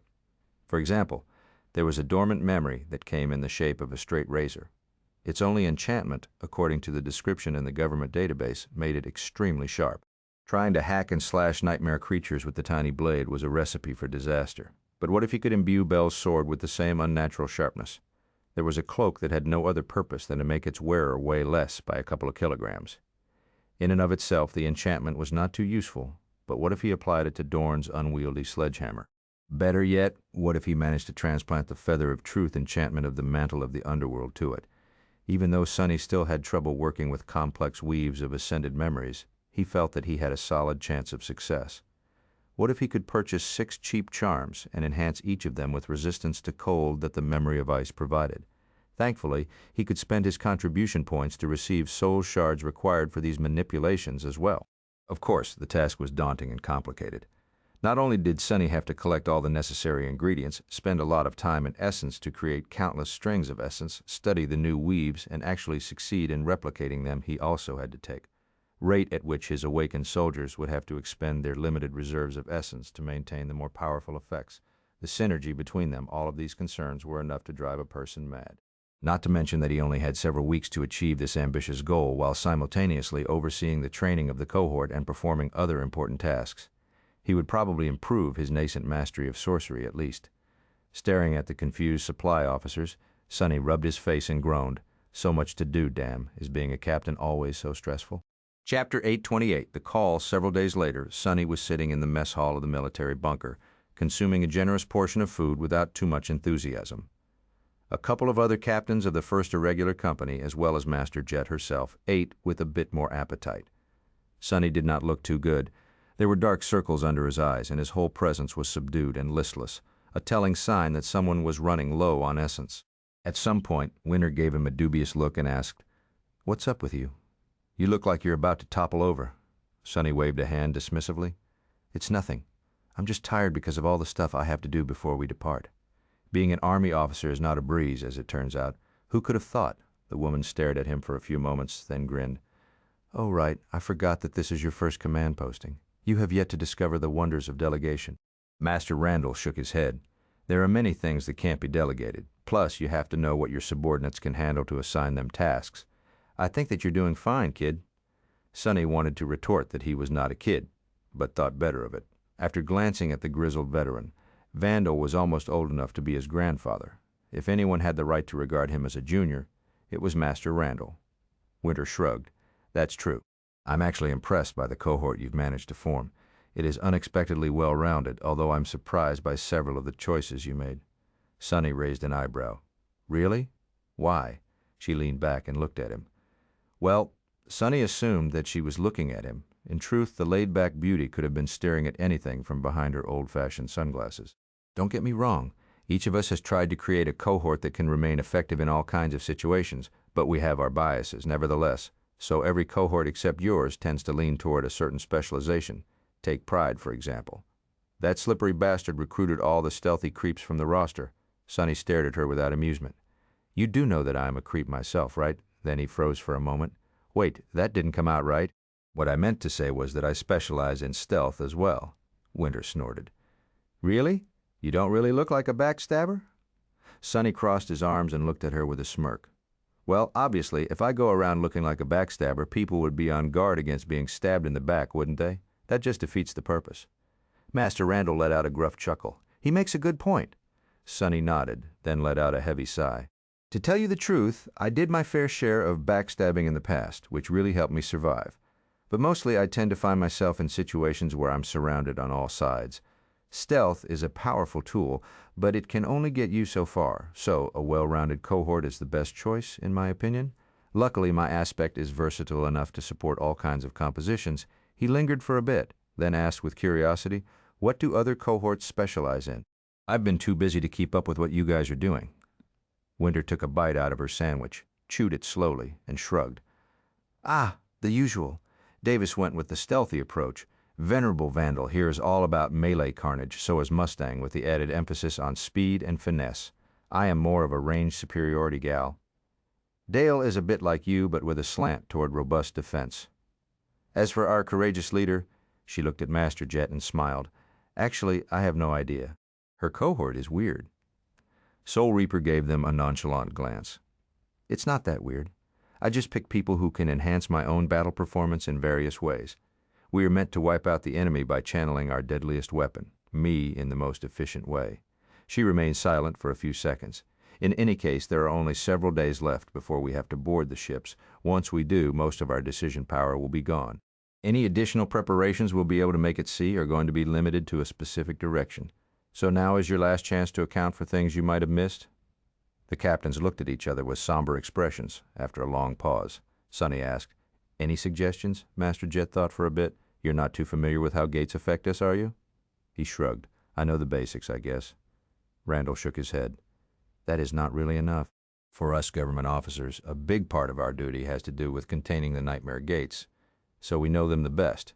You are a master, so you must have experienced the call at least once." "Correct?" Sonny cautiously nodded. He had indeed experienced the strange pull that both gates and seeds exerted on Awakened. It felt like the nightmare was calling to him. The grizzled veteran continued with a scowl. "Well, the call does not just affect the mind. It exerts a very substantial influence on reality as well. Namely, it can mess with your tether and the dream realm anchor." Sonny scratched the back of his head. He knew about that strange anomaly, of course. He had just never encountered it himself. "How severe is the interference?" The older master lingered for a second. "Not too severe, but it grows worse the closer you get to the gate. In the immediate area around it, the call overrides both the tether and the anchor. What it means is that if you decide to jump into the dream realm near an active gate, you will be pulled toward its seed instead of your citadel." Same goes for the awakened who fall asleep in the vicinity. He paused and then added, "Actually, we often make use of that property. If a gate manifests in a populated area and needs to be closed quickly, we can dispatch a cohort of challengers to the seed through the call. A saint might help out and bring them there immediately, or they can wait until the first wave of nightmare creatures is cleared and take a nap, although that is more dangerous since the challengers will have to search for each other and the seed in a potentially hostile region of the dream realm." Master Jet sighed. "That is not important right now. Usually it is not too difficult to avoid being displaced by the call. All awakened have to do is maintain a bit of distance between themselves and the gate, however." Her expression darkened. "With how many gates are expected to manifest during the chain of nightmares, who knows what the situation will be. We'll have to keep the potential danger in mind and manage the sleep schedule of our soldiers lest they are whisked away. I advise each of you to stock up on stimulants at least." Sonny remained silent for a while, thinking. Eventually he tiredly rubbed his face and said in a somber tone, "I'll take that into account." Chapter 829, Battle Scars. On the second to last day before the departure of the first evacuation army, Sonny and his cohort had nothing much to do. The gymnasium they used had actually been dismantled the previous night, so it was impossible for them to continue training. Of course, Sonny could have come up with an inventive way to put his soldiers through more grief, but he eventually decided against it. Instead, he gathered them on the wall of the port fortress for an improvised picnic. Leaving the northern quadrant was a big occasion, especially considering that they were going to war. This was probably going to be their last chance to relax and enjoy themselves in complete safety, so it would have been a shame to miss it. The cohort enjoyed a lavish meal consisting of various tasty dishes Sonny had commandeered from the officers' mess hall. There were even beverages that were technically prohibited by Army regulations, even though they had very limited effect on awakened. The 7 of them watched as heavy containers were being loaded on the massive ships in wistful silence. Well, at least 6 of them did. Luster, meanwhile, was secretly ogling Samara. After a few moments of silence, the tall woman suddenly said in an even tone, "What are you staring at?" The young man flinched and awkwardly looked away. That's a wicked scar you have. How did you get it, Sam?" Samara indeed had a prominent scar that stretched all the way from her shoulder to her forearm. Since the sleeves of her bodysuit were currently rolled up, a part of it was on display. She briefly glanced down at her arm, then shrugged. "When I was around your age, there was a gate that opened on top of an unfinished city barrier. As one of the closest awakened to the site, I was among the first responders. We held the nightmare creatures off while the construction crews were evacuating. Anyway, there was an explosion and I was thrown over the edge. Luckily, my arm got caught on some scaffolds. It hurt like hell, but at least I didn't fall all the way down to the ground and turned into a puddle." Luster blinked a couple of times, then grinned. "That's nothing. I actually had my entire right arm bitten off once." A giant stone worm somehow tunneled under the citadel I was anchored in, and then emerged from underground, swallowing the gateway in one go. Those of us who survived had to fight it off, but then got stuck on the pieces of rabble, surrounded by a swarm of smaller worms. He paled a little. Smaller compared to the first one, of course. Each was at least 10 meters long, actually. The only good thing about the bastards was that they could only move through soil, so we were safe as long as we remained on top of big chunks of stone. We did so for a couple of weeks, but when our food and water were gone, we had to make a run for it. I killed an entire worm myself, but not before the damn thing gobbled up my arm. Luster was fortunate that he had lost his limb in the dream realm. Although it must have caused a lot of damage to his physical body, he had not been crippled for life. The young man looked around and gave Belle a cocky smile. "What about you? What's the worst you've been hurt, huh?" The swordsman thought for a bit. "Well, I guess it was a few years back. I was stationed at a remote research outpost all the way out there in the wilderness. We had a gate open nearby, and the entire facility ended up being overrun. I was pretty much the only one to survive, but the nightmare creatures were on my heels. I had no means to contact the HQ as well, and the nearest human settlement was half 1,000 kilometers away." An amused smile appeared on his face. "It took me about a month to reach it on foot. The pursuing abominations were easy enough to deal with, but the air, suffice it to say, by the end of it, I was constantly coughing out chunks of my lungs. That was the worst I have been hurt. Luckily, a kind ascended healer lent a hand to help me recover." A disturbed silence settled over the cohort. A few moments later, Dorn suddenly snorted. "That reminds me of my solstice. The very first nightmare creature I stumbled upon managed to thoroughly crush both of my legs. I had to drag myself through the mud for 2 entire weeks of slow, painful crawling to get to the nearest citadel. That was many years ago, of course, but no abomination has managed to do such a number on me ever since. Since everyone seemed in the mood to boast about their battle scars, Quentin hesitated for a bit and then decided to share a story as well. I was captured by a nightmare creature that looked like a giant spider once. It put me in an impenetrable cocoon and filled it with digestive fluid to turn me into an easily consumable slushy, as spiders do. The problem was, I was able to heal myself a little bit faster than the acid was dissolving me. Still, after several weeks of that, my patience grew really thin. Kim looked at him in horror. How did you escape? The gallant man smiled. Well, while the acid was slowly corroding my body, I was slowly corroding the cocoon. It gave out before I did, fortunately. However, I failed to avenge the other victims and kill the spider. It is still out there, somewhere. I hope we'll meet again one day. Kim looked down and then sighed. I was actually never hurt too badly. There was this one time when my entire cohort contracted a strange plague, though it was a really torturous disease, and it quickly spread to the entire citadel. Many people died in agony. Eventually we found out that the plague was a manifestation of a bizarre terror. Once we did, a saint of the great clan's song arrived and somehow managed to destroy it. I, as well as those who were still alive, were spared. Luster patted the young woman on the shoulder. You did well, Kimmy? Then. He looked at Sonny, hesitated for a few moments, and cautiously asked, what about you, Captain? Have you ever been hurt real bad? Sonny scratched the back of his head. Oh, let me think. I had my ribcage crushed once, I guess. I was also disemboweled, poisoned, burned, and drowned. One time I was even burned and drowned at the same time. Luster blinked. How could anyone be burned and drowned at the same time? Sonny gave him a lively smile. Easy. You just need to be drowned in molten metal. But the very worst physical wound I have ever received, has to be getting beheaded, I guess. That one really stung. Honestly, I do not recommend getting decapitated if you can avoid it. It's really not worth it in most cases. The 6 awakened were staring at him with strange expressions. Sonny cleared his throat. What? It truly isn't. Trust me, I should know. Chapter 830, departure the next day. The exodus of the 1st Evacuation Army from the Northern Quadrant finally started. Sonny and the other captains observed the mass of humans, machinery, and cargo containers flowing into the seemingly bottomless cargo holds of the 40 metal leviathans from the tall walls of the port fortress. None of the 6 spoke, consumed by somber thoughts. Master Jet remained silent as well.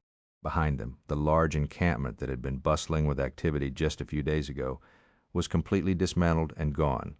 In front of them was the endless gray expanse of the sea in an uncertain future. Even though only a quarter of the entire evacuation contingent was sailing south from this port today, the scope of it all was truly immense. Looking at the fearsome ships and the flood of soldiers boarding them, Sonny couldn't help but feel a bit of awe. It was easy to believe that nothing would be able to stop such a tremendous force. However, he knew better. After a while, Master Jet sighed. All right, it's time for us to go. Regroup with your cohorts and proceed to your assigned ships. You know what to do if the convoy encounters a disaster on the way. Try your best to survive. Should the flagship go down, and I with it, follow the chain of command. Vandal is going to assume leadership over the company in my absence. Master Randall glanced darkly at her and grimaced. Hopefully I won't need to. Even though the convoy was going to be guided by the emissaries of the House of Night, it was not a given that all ships would reach Antarctica. Naval navigation was always dangerous, and most of the awakened and ascended of the First Army were all but useless in aquatic combat, including Sonny. Glancing at his colleagues one last time, he stepped through the shadows and appeared near a crowded dock. It was not hard to find the members of his cohort, since most people gave them a bit of space out of respect. Walking up to them, he put on a confident mask and asked in a relaxed tone, "Are you ready?" Everyone nodded except for Luster, who suddenly seemed concerned. Actually, I've never been on a ship. I won't get seasick, right?" Sonny stared at him for a few moments, then shrugged. "You are an awakened, are you not? Awakened are supposed to be resilient to such things? So we'll see, I guess." Luster's face dropped. He lingered for a few moments and sighed. "Somehow I feel like you don't like me very much, Captain." Sonny did not respond, however. Bell suddenly patted the young man on the shoulder. "Well, I, for one, am very happy that you're with us." Luster beamed. "Really?" The swordsman gave him a friendly smile and nodded. "Sure. People like you are very valuable to have around. I mean, one look at you, and it's clear that you're going to die first. Which, therefore, means that it won't be me. I feel better already." The young man glowered at him and scoffed. "Don't joke like that. It's not funny." Bell blinked a couple of times. I wasn't joking. Meanwhile, Sonny shook his head and turned away to hide a smile. Enough talking. Let's go. Together they entered the long pier and moved toward the distant ship. The mass of people parted to let them through and then closed behind them like water. It felt a little surreal. Soon the solid steel mass of the battleship obscured the sky. Feeling its thick shadow embrace him, Sonny suddenly felt a little calmer. He glanced at the gray waves below, sighed, and stepped on the wide link span connecting the pier to the massive vessel. A few seconds later, the dark maw of the cargo hold swallowed him and his people. Once aboard the ship, the cohort split to perform several tasks. Kim, Luster, and Samara went to check on the supplies allocated to the cohort, including the modified Rhino, which had already been stored in a special cradle in one of the lesser cargo holds of the giant vessel for some time, since they had had no access to it prior to today. There was a multitude of checks and diagnostics they had to run. Bell, Dorn, and Quentin followed one of the ship's logistical officers to secure the living quarters for the cohort and get the lay of the land, while Sonny wandered off to the upper deck. There he walked close to the edge and leaned on the tall handrail.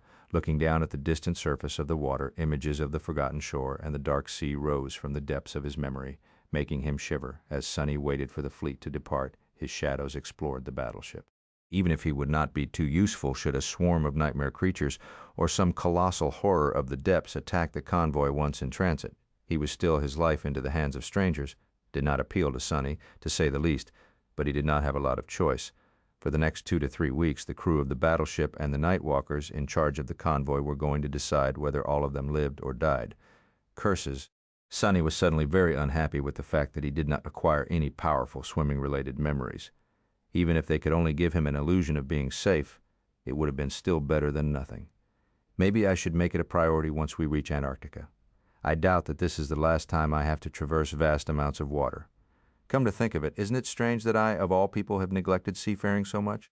After spending so much time trying to escape the dark sea, even a complete fool would have learned to respect water. But maybe that was the reason. On the forgotten shore, Sonny had grown very accustomed to equating depths to death. He had never considered the sea as anything else because of that. Slowly, the last stragglers of the first evacuation army boarded the metal Leviathans. The gates of the cargo holds were closed. The hatches were fastened. Massive chains rattled as the anchors were raised. The whole battleship beneath him vibrated as its mighty reactors came to life. Slowly at first, then faster and faster, the convoy started to move. 40 mountains of alloy and steel sailed forward, their bows cutting the waves like giant blades. Thousands of people moved in their metal bellies, breathing life into the iron beasts. Sonny looked as the port fortress slowly grew smaller and smaller. Soon the shore became veiled in a murky haze. First Evacuation Army had left the Northern Quadrant, Chapter 831 Master Nave. After a while, nothing surrounded the convoy but the vast expanse of rolling waves. The 40 colossal vessels moved in a narrow formation, with the fearsome flagship serving as the arrowhead of the expeditionary fleet. Hundreds of formidable cannons were aimed in all directions, their fields of fire overlapping to create a lethal exclusionary zone around the procession. Nevertheless, Sonny was not reassured. He stared at the undulating surface below for some time, a dark expression never leaving his face. Despite the grandiose magnitude of their passage, the convoy moved with a surprising measure of quietness. If not for the sound of water being displaced by the mighty bows and splashing against the alloy armor, Sonny could have closed his eyes and imagined that there were no other ships around him. Wasn't it strange that he had felt much more comfortable aboard flying ships than these far more reliable seafaring vessels? He sighed, then activated his communicator and accessed the Maritime Safety Procedures Manual provided to each member of the First Army. In the past weeks, everyone had to study the sizable document and run a few exhausting drills to familiarize themselves with the strange rules of proper naval conduct. Sonny had a better memory than most, so he practically learned the manual by heart. While its general structure was rather easy to understand and explained what passengers of the ships had to do if a ship or fleet-wide alert was issued, there were a lot of strange and seemingly esoteric rules included as well. For example, the manual had passages like, if you start to experience recurring nightmares or experience persistent auditory hallucinations, report to the nearest Navy officer immediately, or in case of alert level being raised to condition black, cease all activity and motion, do not produce any sounds, disturbances, or vibrations, do not summon memories, and above all else, do not actively circulate soul essence, and so on. There were several alert levels differentiated by their color. Condition black was among the highest and most dire, inferior only to condition red, which meant that the whole fleet had to prepare for an all-out battle. However, there were plenty of regulations that fell outside these established routines. Even though Sonny had no idea what most of these rules were supposed to prevent from happening, he felt a little bit calmer knowing them. Ships move between the quadrants all the time. Hell, there are even some that constantly travel between West Antarctica and South America. There's no reason to worry too much, he sighed, then shook his head dejectedly and decided to leave the upper deck. Whether Sonny liked it or not, he was going to have to spend the next several weeks at sea. Letting paranoia get the best of him would not do anyone any good. There was a lot for him to accomplish, still, from checking up on the Rhino to finding out what kind of facilities would be available to the cohort during this dangerous cruise, and implementing changes to the training plan. Not to mention the fact that he had to continue upgrading and augmenting the memories of his soldiers. As he walked toward the nearest hatch, Sonny suddenly spotted a lone figure standing at the bow of the ship, gazing at the vast expanse of water as he himself had been just a minute ago. The man was tall and wore a midnight blue coat that moved slightly in the wind. Beneath it was a black bodysuit, much like the one Sonny was wearing, but also slightly different. It was made out of a strange material and looked much more like a wetsuit than a garment meant to be worn under armor. Although the stranger stood some distance away, Sonny could somehow feel his presence all the way near the hatch. It was subdued, deep, and mysterious, tantalizing even. Sonny had no doubt that he was looking at another master. He hesitated for a few moments, then shrugged and decided to approach the unfamiliar ascendant. As he did, the man turned around and glanced at Sonny with a wary gaze. He was around 30 years old, handsome, and with eyes of an unusual, beautiful indigo color. Strangely enough, his black hair also seemed to possess slight accents of dark blue, at least when exposed to direct sunlight. This close, the feeling of mystifying depth radiating from the stranger was more pronounced, as if most of him was hidden from sight. Sonny already had an idea of who he was looking at. He thought for a bit and then simply said, "Good day, I am Ascended Sunless of the First Awakened Irregular Company." The man lingered for a moment, studying him. His indigo eyes seemed to be searching for something. Then, unexpectedly, a wide smile appeared on his handsome face. "Ah, I am Ascended Naive of the House of Night." He stared at Sonny with a strange expression for a few moments and then suddenly blurted out, "Are you crazy?" Sonny blinked a couple of times. Naive, meanwhile, laughed and waved his hand in the air a couple of times. Sorry, I didn't. It's just that my daughter is your biggest fan." "What?" Utterly flabbergasted, Sonny stared at the scion of the famed great clan knight while trying his best to appear calm and composed. Eventually, he shifted slightly and forced out a question. "How old is your daughter, if I may ask?" Nave smiled. "She's 5. A Song of Light and Darkness is her favorite movie. She must have watched it 100 times. The censored version, of course. She just adores your character. You're her idol." "Ah, I really do apologize, Master Sunless. Please forgive my lack of decorum. I just got excited." The scion of the House of Night remained silent for a few moments, then suddenly produced a piece of synthetic paper and a pen from somewhere and offered them to Sonny. Sonny looked down with a deadpan expression and raised an eyebrow. What am I supposed to do with these?" Master Nave stared at him for a long, awkward moment. Can I get an autograph, please? You know, to earn some points with my daughter." Chapter 832, Heirs of the Storm, Sonny knew how to write, of course. That said, he certainly did not have a lot of experience writing by hand, let alone had a signature, simply because people at large, and especially those in the outskirts, almost never used paper and pens to relay information. Why would they, if everything was usually stored digitally? However, he was in a better position than most, out there in the dream realm. Many long-abandoned traditions had found a new life, so Sonny managed to scribble down his name on the piece of synthetic paper with at least some semblance of finesse. Handing it back to Master Knave of Night, he smiled awkwardly. "Here. I hope your daughter likes it." The scion of the great clan received the piece of paper with gratitude and hid it in the pocket of his coat. "Thank you very much. I'm away a lot, so this will go a long way. Next time I see her, she will probably already be 6, and terribly peeved that I've been gone for so long. Coming back with a present is bound to help." He looked at Sonny with genuine mirth. Then a knowing spark gleamed in his strange indigo eyes. Knave gestured at the ocean and asked, "You're not too comfortable on water, are you?" Sonny lingered for a moment, then scoffed.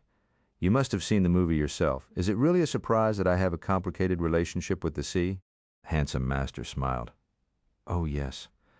I haven't thought about that, sorry. Still, at least you're familiar with it. Most people just don't understand." He did not have to say what exactly it was that people failed to understand.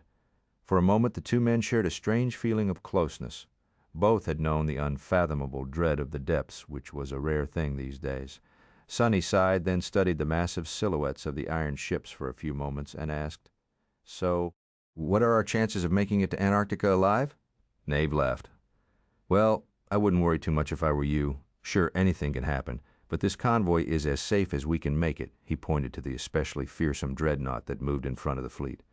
"There is a saint of the House of Night aboard the flagship. There are several night walkers, such as I spread around the other ships. There are also at least one cohort of experienced awakened warriors of my clan on each vessel. We know what we are doing, so very few things can threaten the fleet. It will reach Antarctica, have no doubt." The scion of the great clan lingered for a moment, then added in a more somber tone, "We will have to make the journey many times, bringing the refugees away and returning with reinforcements for the government army." Each of the four fleets was made to be nearly indestructible. Still, that doesn't mean that our passengers can relax. Keep your wits about you, Master Sunless, and do remember the rules formulated in the safety manual. We put them there for a reason. Sonny looked at the handsome man and smiled. "Oh, you don't have to worry about that. I have already memorized the whole thing, more or less. I may be lacking in many regards, but being unreasonably paranoid is not one of them." Nave smiled. "That is a truly remarkable trait to have. I wish more people were that unreasonable." Sonny chatted with the Nightwalker for a few more minutes before taking his leave. Master Nave had turned out to be unexpectedly friendly and pleasant to be around. He was not at all like the arrogant representatives of the other great legacy clans. By the end of their talk, Sonny felt a lot better about his current circumstances. He had also grown a bit fascinated with the House of Night. The third great clan had always been a mystery to him. Nightwalkers did not enjoy the patronage of a sovereign, but wielded an irreplaceable power. That unique advantage had carved a place for them at the very top of human hierarchy. But what was that advantage exactly? After meeting a scion of the great clan Night in person, Sonny all but confirmed his suspicion. Feeling Nave gave him was somewhat similar to what he had experienced twice before, one time in the shrine at the fourth level of the Ebony Tower, the other time in the Great Hall of the Night Temple. Both were dedicated to Storm God, the deity of depths, oceans, darkness, stars, travel, guidance, and disaster. The aspects of the goddess of the black skies were all eerily related to the role the House of Night played in human society, and Sonny did not think that it was a coincidence. His previous guess seemed to have been correct. It was all but certain now that the founder of the great clan, an enigmatic awakened of the first generation, known as Nightwalker, had inherited the lineage of Storm God and somehow shared its power with the rest of the House of Night. So then, all 6 divine lineages are accounted for? House of Night had inherited the lineage of Storm God. Immortal Flame had inherited the lineage of Sun God. Valor had inherited the lineage of War God. Song had most likely inherited the lineage of Beast God. That was clear from what he knew about Seishan, the adopted daughter of Ki Song. Sonny had been meant to inherit the lineage of Shadow God, but it was devoured by Blood Weave, that only left the most elusive of the 6 divinities, Heart God and the most elusive of the sovereigns, Asterion. Of course, Sonny could be wrong. Ki Song might have been the heir of Heart God instead, while Asterion might have been the heir of Beast God or lacked a lineage entirely. But what were the chances? That is all great. But what the hell does it all mean? What were divine lineages exactly? Did they have any purpose except for bestowing their wielders with additional power? Were they just chance remnants of ancient bloodlines, or something that had been left behind for a reason? More importantly, now that one of the 6 divine bloodlines had been hijacked by the forbidden lineage of a meddling daemon, how would that affect things? Sonny had no idea. Shaking his head, he descended into the metal depths of the giant battleship and reunited with his shadows, which had been exploring the vessel all that time. One way or another, I will find out later. Right now, however, I should really go and take a look at the Rhino. Sonny hastened his steps and scowled. After all the contribution points, I sank into it. The damn thing better be good. Chapter 833. Rhino. The vehicle stable of the battleship took up a whole lesser cargo hold. Calling it lesser, of course, did not do the space justice. It was a vast metal hall filled with all types of heavy machinery and bustling human activity. Feeling the floor sway slightly beneath him, Sonny walked along various cradles, each holding a powerful engine of war, until he reached the one assigned to his cohort. There, he finally saw the Rhino. Sonny remained motionless for a while, studying the formidable vehicle. The armored personnel carrier was angular and stocky, with heavy plates of composite alloy armor covering its solid frame. Its design was stout, sleek, and strangely predatory. The whole machine was almost the size of a train car, with 6 mighty wheels supporting its overbearing weight. Each massive wheel was as tall as a human and as tough as the alloy hull of the Rhino. A lot of engineering went into making the APC as mobile as possible. Not only were the wheels connected to an extremely robust suspension system, they were also attached to a set of short integrated limbs that could be extended from the frame of the vehicle to raise its profile and maneuverability. The APC also possessed powerful boosters that allowed it to sustain brief bursts of autonomous levitation, hop over short distances, or soften the blow of landing from height. It could even move across water as an amphibious vessel. Not that Sonny had any plans to do so. The feature that gave the Rhino its peculiar name was a massive steel wedge that was raised slightly above its wide snout. This plow could be lowered down to the ground, turning the APC into a semblance of a heavy siege ram. With this sharp catcher lowered, the alloy beast looked like it was capable of tearing through walls, piles of debris, natural obstacles, and the flesh of the nightmare creatures with equal ease. Sonny studied it with a dark sense of glee. "Well, all right. I have to admit, it does look good." He lowered his eyes and looked at Kim and Samara, who were busy inspecting the vehicle. He walked over to his technicians and asked in a neutral tone, "So, what's the status?" Samara glanced up from the screen of her communicator where a diagnostic program was displaying the results of a series of complicated tests. She offered him a small smile. "Everything seems to be in order, Captain. He's a real beast." Kim affectionately patted the surface of the APC, which had been painted in a gray camouflage pattern. "This is a superb machine. Rhino is really fast despite being burdened by heavy armor, highly maneuverable, and has exceedingly durable internals. With the expensive upgrades we procured, he had become nothing short of a beast, indeed." Sonny blinked a couple of times, coming to terms with the fact that his personnel carrier was apparently a he. Kim, meanwhile, shifted from foot to foot and said in a tentative tone, "Would you like to take a look inside, Captain?" Sonny looked at her nonchalantly and shrugged. "Sure, of course I want to take a look inside. What kind of question is that?" He entered the Rhino through an open hatch, climbed a set of steep steps, and found himself in the interior of the massive vehicle. Everything there was Spartan, highly utilitarian, and designed with maximum durability in mind. It was clear that he was inside a military machine, and yet Sonny couldn't help but feel that he was surrounded by pure luxury. Maybe it was because he knew how much all this seemingly unassuming equipment cost. Front of the Rhino was dedicated to a slightly raised pilot's cabin where Luster was currently studying various control panels and switches with an excited expression. There was enough space in there for a couple of additional seats as well. The reinforced windshield was long and narrow, but offered almost a panoramic view of the surroundings. Of course, there were plenty of monitors displaying the feeds from various external cameras and sensors as well. The middle of the vehicle was dedicated to a modest living space. There was a small lounge area where the crew could rest and spend time together, a compact galley, and a partitioned hygiene compartment. 6 sleeping nooks were situated on the opposing walls. Sonny could already imagine the competition for who would get the bottom bunks. Of course, each of these bunks could actually function as a dedicated sleeping pod should the need arise. Behind the lounge area was a cargo hold that also served as the armory and integrated a high-tech engineering workstation. The engineering compartment itself was situated below the floor and ran the whole length of the vehicle. Finally, the very back of the Rhino was taken by the command and communication suite. There was a large holographic table, a powerful console connected to the antennae array of the APC, and a set of monitors that received the same input as the ones in the pilot's cabin. Most importantly, behind all that was an alcove where Sonny's own bed was situated, complete with a privacy partition, and how pleasant it would be to sleep on that thing. This is actually better than what I have back home. Such an addition was not simply to please the officers. As an ascended, Sonny possessed an ability that his soldiers lacked. He did not have to travel to the dream realm every time he fell asleep.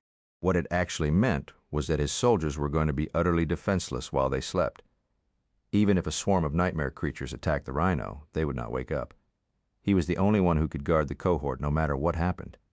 A staggered sleeping schedule was supposed to help with this problem to a degree, but Sonny had no illusions about how often he would get the opportunity to properly rest, which meant that the rare occasions when he did get a chance to take a nap had to be as comfortable and efficient as possible. Sonny walked around the Rhino for a bit, trying to suppress a satisfied grin as he studied the layout. Eventually he approached his personal alcove and sat down on the soft bed. There he glanced at his shadows and smiled. "Not bad, huh?" The shadows stared at him silently. A few moments later, the happy one energetically raised both hands, showing him 2 thumbs. Sonny nodded. "Yes, indeed, I like it too." Chapter 834, Cohesion. Over the next few days, Sonny slowly grew somewhat accustomed to life aboard a giant, floating metal coffin. Of course, the thought of being separated from the bottomless abyss of dark water by just a few layers of alloy was not too comforting, but at least he did not think about it too much anymore. What helped Sonny the most was the fact that he was simply too busy to entertain frivolous thoughts. His schedule was packed to the limit. There was so much he had to do. Most of his days were still dedicated to trying to improve the level of cooperation between the members of the cohort. Now that they had left the northern quadrant, there was no spacious gymnasium for them to practice in. The Dreamscape pods were a thing of the past now, too. Of course, there were some facilities available on the giant battleship, as well as the whole upper deck, but none of it was sufficient to put 6 elite awakened fighters through the paces. Still, there was a lot they could do to learn how to work well together, from low-intensity training to mental exercises and games. Anything that could give the members of the cohort a glimpse into how their comrades thought and acted was a step in the right direction. Sonny's insights that he had gained thanks to Shadow Dance helped a lot as well. Slowly but surely, his soldiers were clicking together and learning how to fight side by side. Belle's swift and mercurial nature, Dorn's solid and calculated approach, Quentin's stalwart persistence, Samara's steadiness and deadly aim, Kim's mastery of sight and quiet competence, Luster's spirit and inexhaustible bravado, guided by Sonny. All of it was slowly melting together. The cohort had not reached the point where they could move as a single organism yet, but at least they were already able to reinforce each other's strengths while simultaneously covering each other's weaknesses. Sonny had gained a deeper understanding of their powers as well. For example, Belle's ability to sharpen his sword was actually more complicated than he had thought. As it turned out, the actual effect surrounded the blade with an incredibly thin, invisible displacement field instead of actually making the edge sharper. Kimmy could not only share visual perception between several people, but also mix and match it as the situation demanded. She could see the weaknesses of the enemy, but simply channeling her point of view to a fighter in the middle of furious battle would have been too disorienting. Instead, she was able to transfer only the vision of the vulnerabilities, almost like a composite overlay that lighted the chosen spots up. Luster could speed up the soul essence recovery both for himself and his allies. Strangely enough, the better he knew a person, the more distance he could maintain between himself and the target while channeling the beneficial effect. If there was one flaw to his ability, it was that it did not seem to work on Sonny. As it turned out, Shadow Essence did not react to Luster's presence at all, which was a big disappointment, considering that Sonny had stripped himself of Serpent's support in order to protect Rain. Damnation, why did I even recruit this fool? Despite being upset, Sonny had to reluctantly admit that this was not a big issue. Luster's unique and useful ability would not have had a great effect on him anyway. The young awakened was not able to dramatically affect the much more potent essence of a master, let alone of an abnormal one who possessed 4 cores. When Sonny was not training his cohort, he was busy modifying their memories. The process was long, arduous, and complicated, but he was steadily making progress. He had imbued Belle's sword with a potent but passive sharpening effect of the enchanted straight razor. He had somehow managed to transfer the feather of truth enchantment of the mantle of the underworld to Dorn's sledgehammer. The latter was an especially incredible achievement, considering that the weave of the onyx armor was one of the most intricate and complicated he had ever seen. Even more impressive were the 6 charms that he had presented to the members of the cohort. Each carried an altered version of the single enchantment of the memory of ice, which was supposed to raise their resistance to cold, while the effect was much weaker than that of his personal charm. That was exactly what made this accomplishment so important. It was the first time Sonny succeeded in not only copying an enchantment, but also modifying it. While the memory of ice was more powerful, it was an ascended charm that devoured a lot of essence to sustain its effect. The version Sonny imbued into the 6 weaker charms was more modest, but also much less demanding. His awakened soldiers were going to be able to keep it active more or less permanently unless their reserves were completely drained. If there was one thing that he had failed to do, it was turning Samara's destructive rifle into a memory.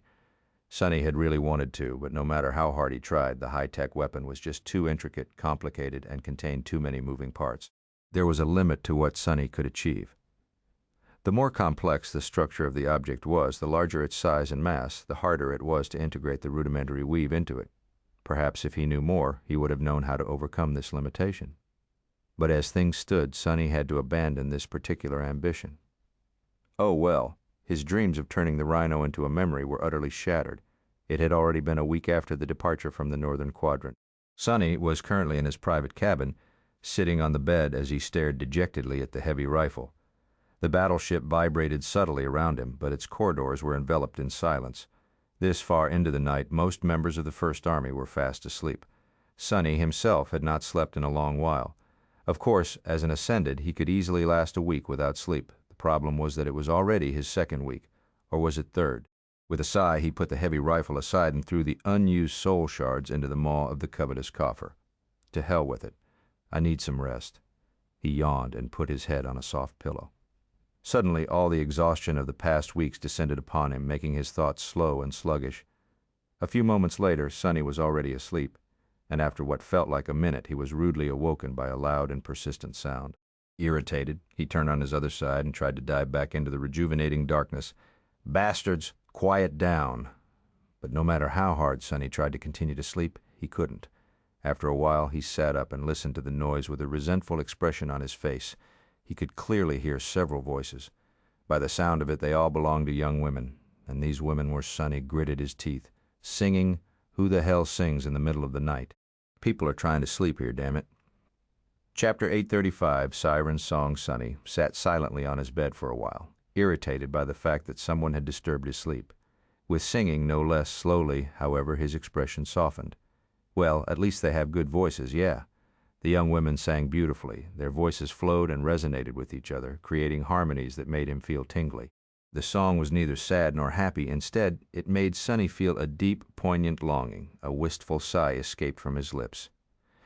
Maybe I should go introduce myself. Since these beauties were having a party, surely they wouldn't mind some company.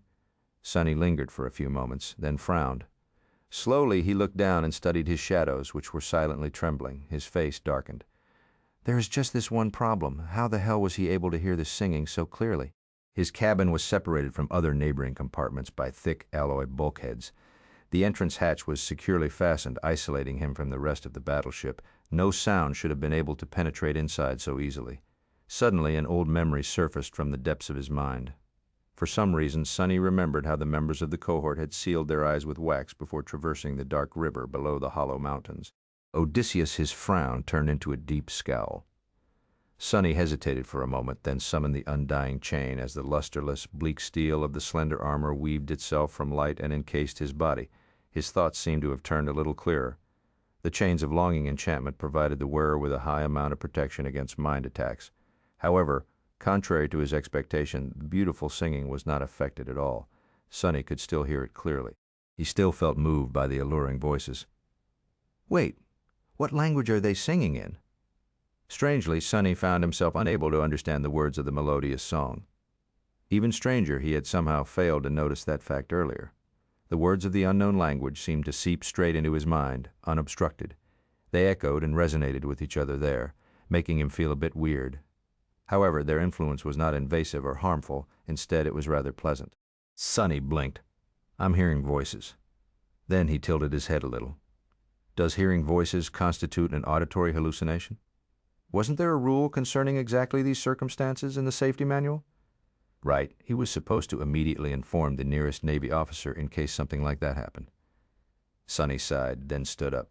No matter how much his heart desired to meet the beautiful singers, there was no way he was going to follow the call of their soothing song. There was already someone who was aggravatingly adept at tugging on his heartstrings. His heart was all but overcrowded. Sonny left the cabin and went to find an officer to report his hallucinations to. After a few steps, his foot suddenly made a splash, as if it landed into a shallow puddle. Looking down, Sonny saw a thin layer of clear water covering the floor of the passage ahead of him. His scowl deepened.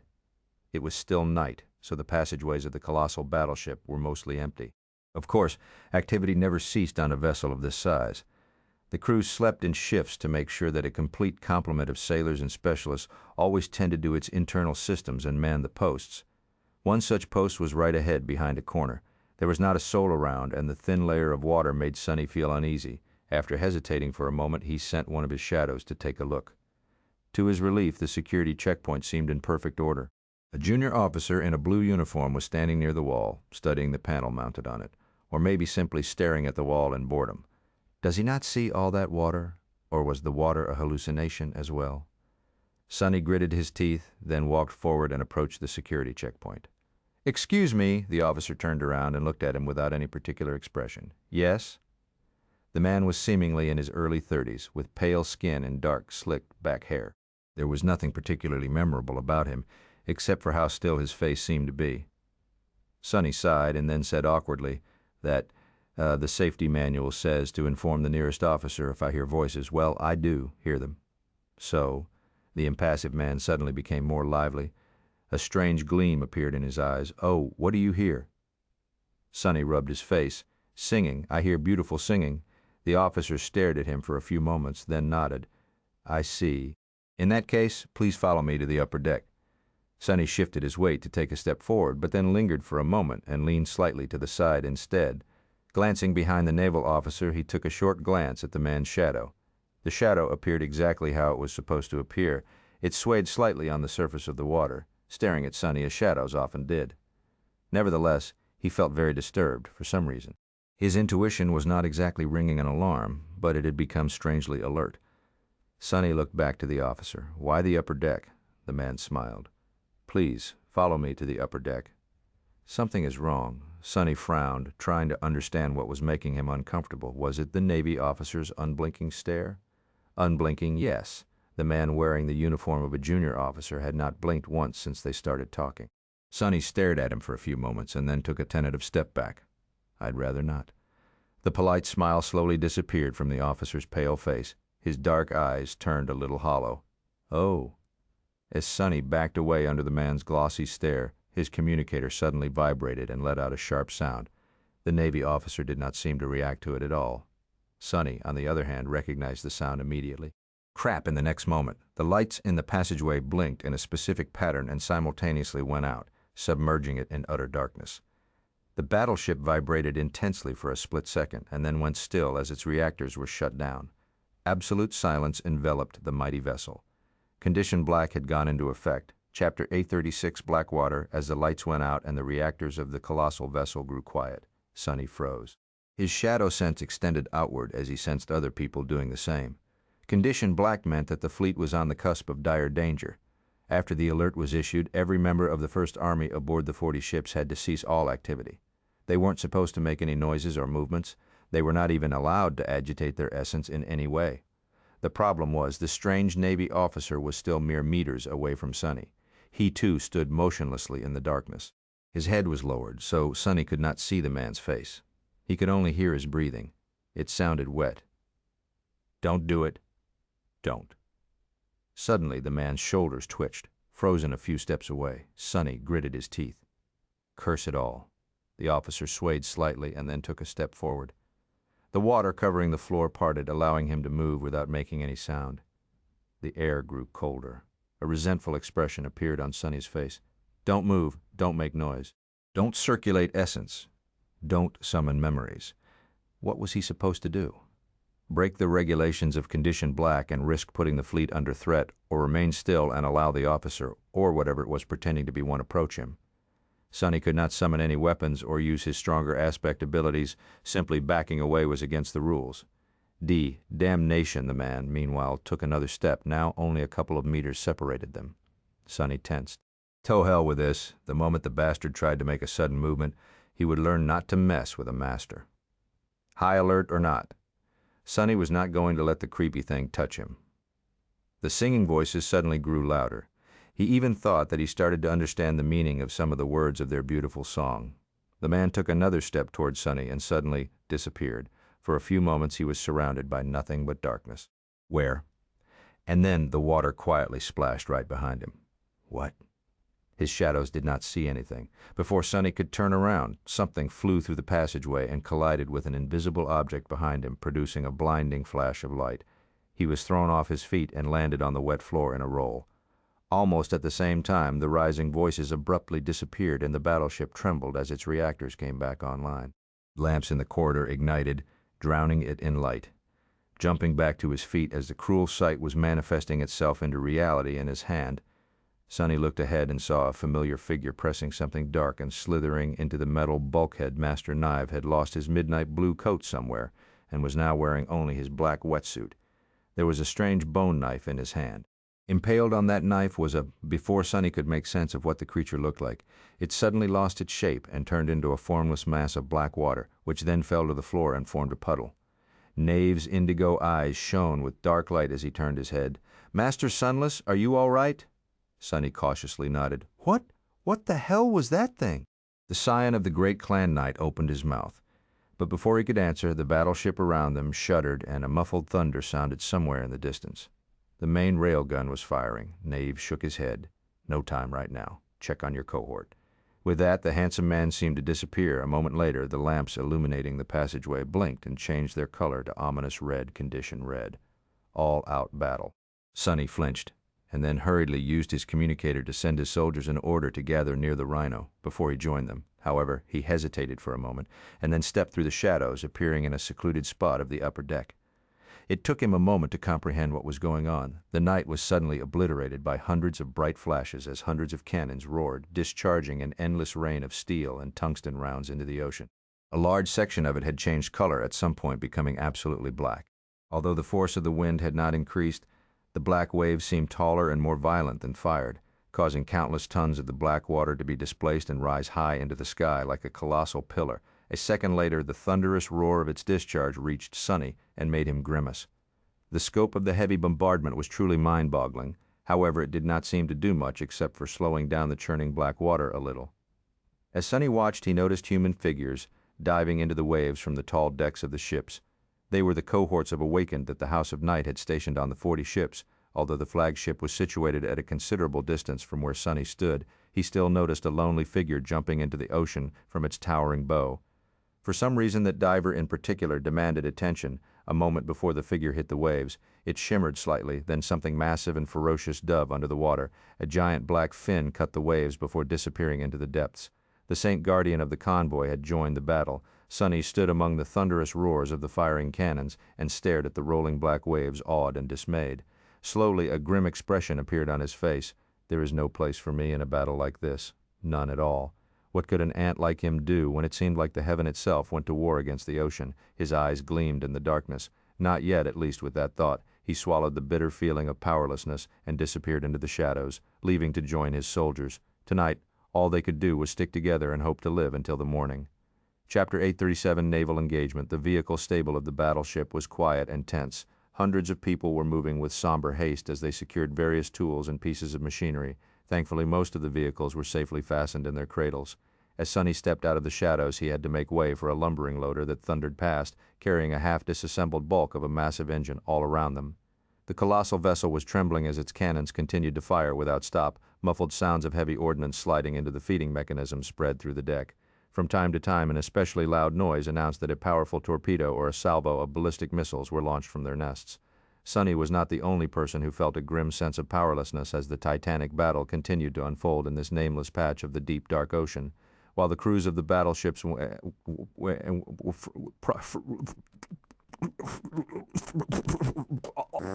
with the legacy clans remaining on the sidelines, the reinforcements are not going to change much, the Nightwalker shrugged. I wouldn't be so sure that the legacy clans won't join on the fun, Sonny frowned. I've been told that neither Song nor Valor are interested in participating in the campaign, and while you guys are helping out, the House of Night is not going to send its land troops either. Knave lingered for a moment. My clan is most useful at sea. As for the other two, indeed, they have only sent token forces to the First Army. They are acting reluctant for now. He shook his head. However, don't let their act fool you. The legacies are definitely going to join the fight. They might not come in the first wave or even the second, but they will come. Sonny looked at him, unconvinced. What makes you say that? The handsome master simply smiled.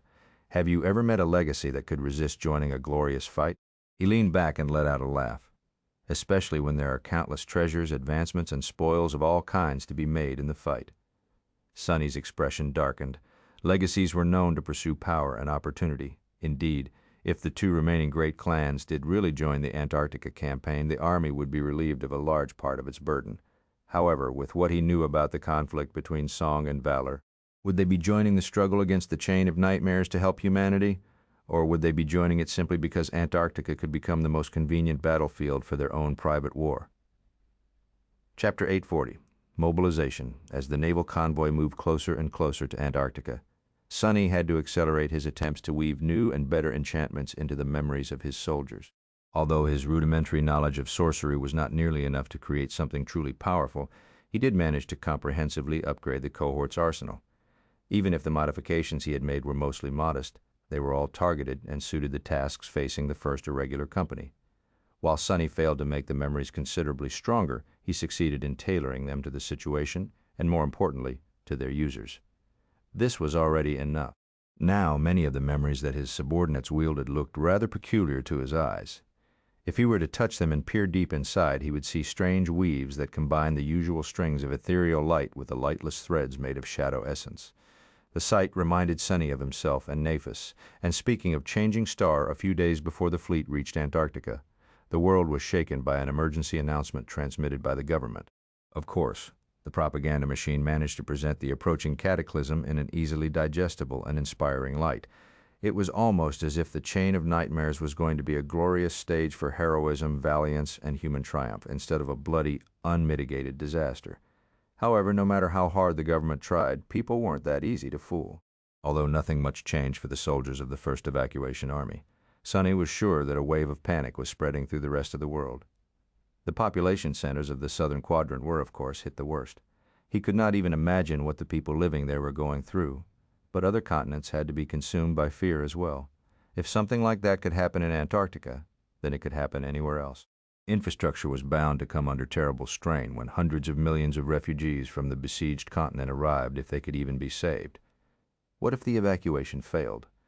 How did people living in South America feel, knowing that they would soon be cut off from the rest of humanity? No one was left unaffected by the shocking news. Nephis and the rest of the cohort had to have seen the announcement as well.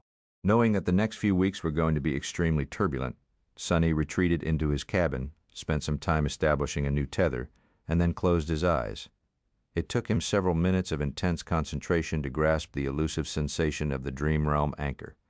Then he circulated his essence in a swift, complicated pattern and disappeared.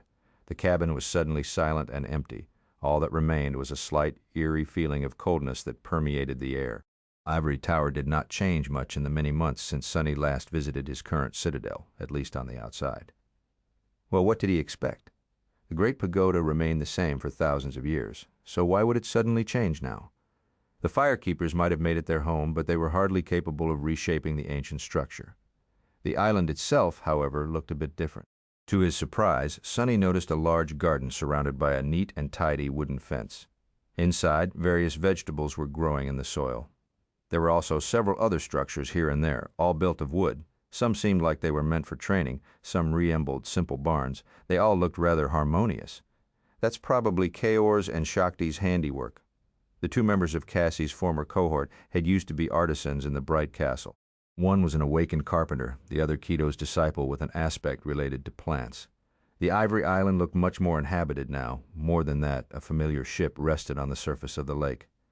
Despite thousands of years that had passed since its former captain disappeared, the flying vessel remained much the same. Sonny sighed. He had been rather taken by the Rhino. But now, looking at the graceful lines of the ancient ship's hull, he couldn't help but feel that the armored APC was rather small and shabby. Whatever, it has better plumbing anyway. That's what really matters. Somewhat vindicated, Sonny allowed himself to enjoy the peace and tranquility of the beautiful island for a few moments, and then headed toward the tower. As he did, a thundering voice boomed behind him. Sonny. He slowed down and then cautiously turned around. Effie was traversing the green meadow with long strides. Her eyes were burning with intense emotion. Oh! Oh! A second before the huntress reached him, a swift shadow flew across the grass, and Kai suddenly landed on the ground. The archer seemed concerned. "Sonny?" Effie growled, interrupting him. "What the hell, Sonny? Antarctica? That was your big secret? You up and left to go to war without telling us?" Sonny stared at them for a few moments and then cleared his throat. "Actually, it's Captain Sunless to you, citizens. Please maintain some decorum." Effie's eye twitched, before the huntress did something that one or both of them would regret. Sonny raised his arms. All right. Yeah, I'm currently in the southern quadrant. It wasn't my secret to tell, okay? The government is very particular about classified information, you know?" He lingered for a moment and then added, "Besides, it's not like you can't join me." Second Army would be very glad to get its hands on two renowned masters. The life of service is not for the faint of heart, of course, but the benefits are to die for. The huntress stared at him in stunned silence. Finally, she palmed her face and said, "Doofus? No, sorry, Captain Doofus. Are you really giving us the recruitment speech?" Sonny looked her up and down and grinned. "Well, not really. However, I do think that the uniform will suit you very much." Chapter 841, Prudent Decision. For a few moments, there was an awkward silence between the three of them. Eventually, Sonny sighed. "Listen, it is what it is. I have my own reasons to join the campaign in the Southern Quadrant. Both of you are smart enough to realize that the picture painted by the government is far removed from the truth. The truth is that Antarctica is going to be a disaster, and no one, not even masters like us, can guarantee their survival. So you have to decide for yourself." He looked at Effie and Kane with a heavy expression and added, "If you decide to join the Second Army, do it for a good reason. Do it for yourself, your desires, your principles. Point is, whatever you do, definitely don't do it for me. Chances are that we won't meet even if you ship to Antarctica. It's a big place, you know." His friends stared at him with unreadable expressions. A few moments later, Kai shook his head with a subtle smile. "Thank you very much for caring, Sonny. But you don't have to remind us, really. We both have good heads on our shoulders. We are more than qualified to make prudent decisions." Effie nodded. "Exactly. If anyone should be giving sage advice here, it's us. We're older than you, and also it's pointless anyway because we have already enlisted." Sonny blinked.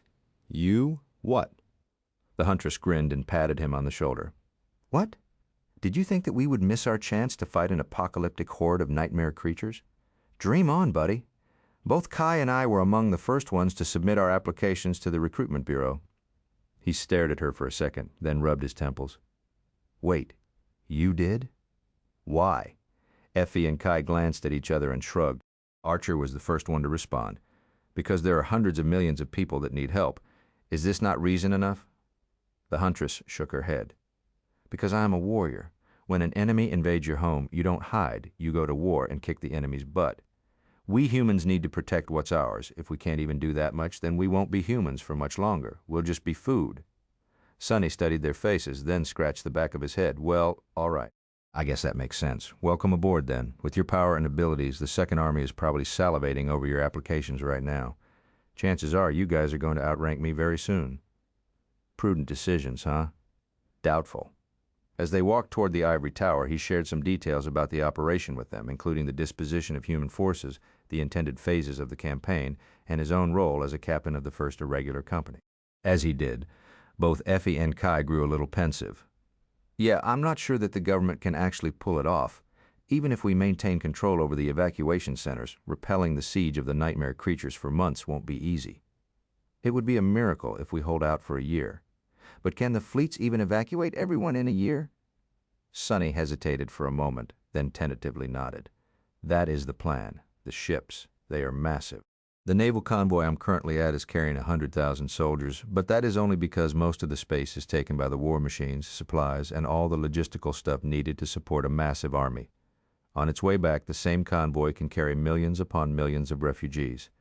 There are more convoys than that one, too, so a year is not an unrealistic goal. Actually, it's more than most projections suggest." His face grew darker. "However, that is only if the convoys don't meet obstacles of their own, so who can say? I doubt that these projections will survive coinciding against reality," Kai sighed. "It seems that the Second Army won't be ready to deploy anytime soon. By the time we arrive in Antarctica, the situation might be entirely out of control. Many things can go wrong in a few months." Sonny shared the same sentiment. "For what it's worth, I don't expect the worst to happen before you guys have the chance to experience it personally. The chain of nightmares is going to be ramping up as time goes on as well. So you'll have plenty of opportunities to live through the truly terrible parts." They entered the ivory tower, where Hope had once been imprisoned. As always, Sonny felt a subtle shiver run through his body and soul when he saw the great hall where he had faced the ineffable Damon. Now, Hope's former prison cell served as the heart of the human citadel. The 7 broken chains lay on the ground, forming the wide borders of the circle that served as the gateway. Myriads of runes glowed softly on their surface. The fire-keepers made their home on the upper levels of the great pagoda, so the first level was mostly empty. Only a couple of them were here, busy with chores. Noticing Sonny, they greeted him with excited smiles. Weirdo Sonny waved at them, then turned to Effie and Kai. "By the way, where's Nephis? Has she arrived?" Getting Changing Star to the ivory tower was a complicated process.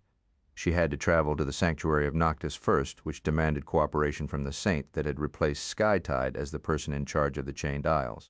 After that, the firekeepers had to fly their ship all the way from the ebony tower to the surface, pick her up, and return into the depths of the sky below.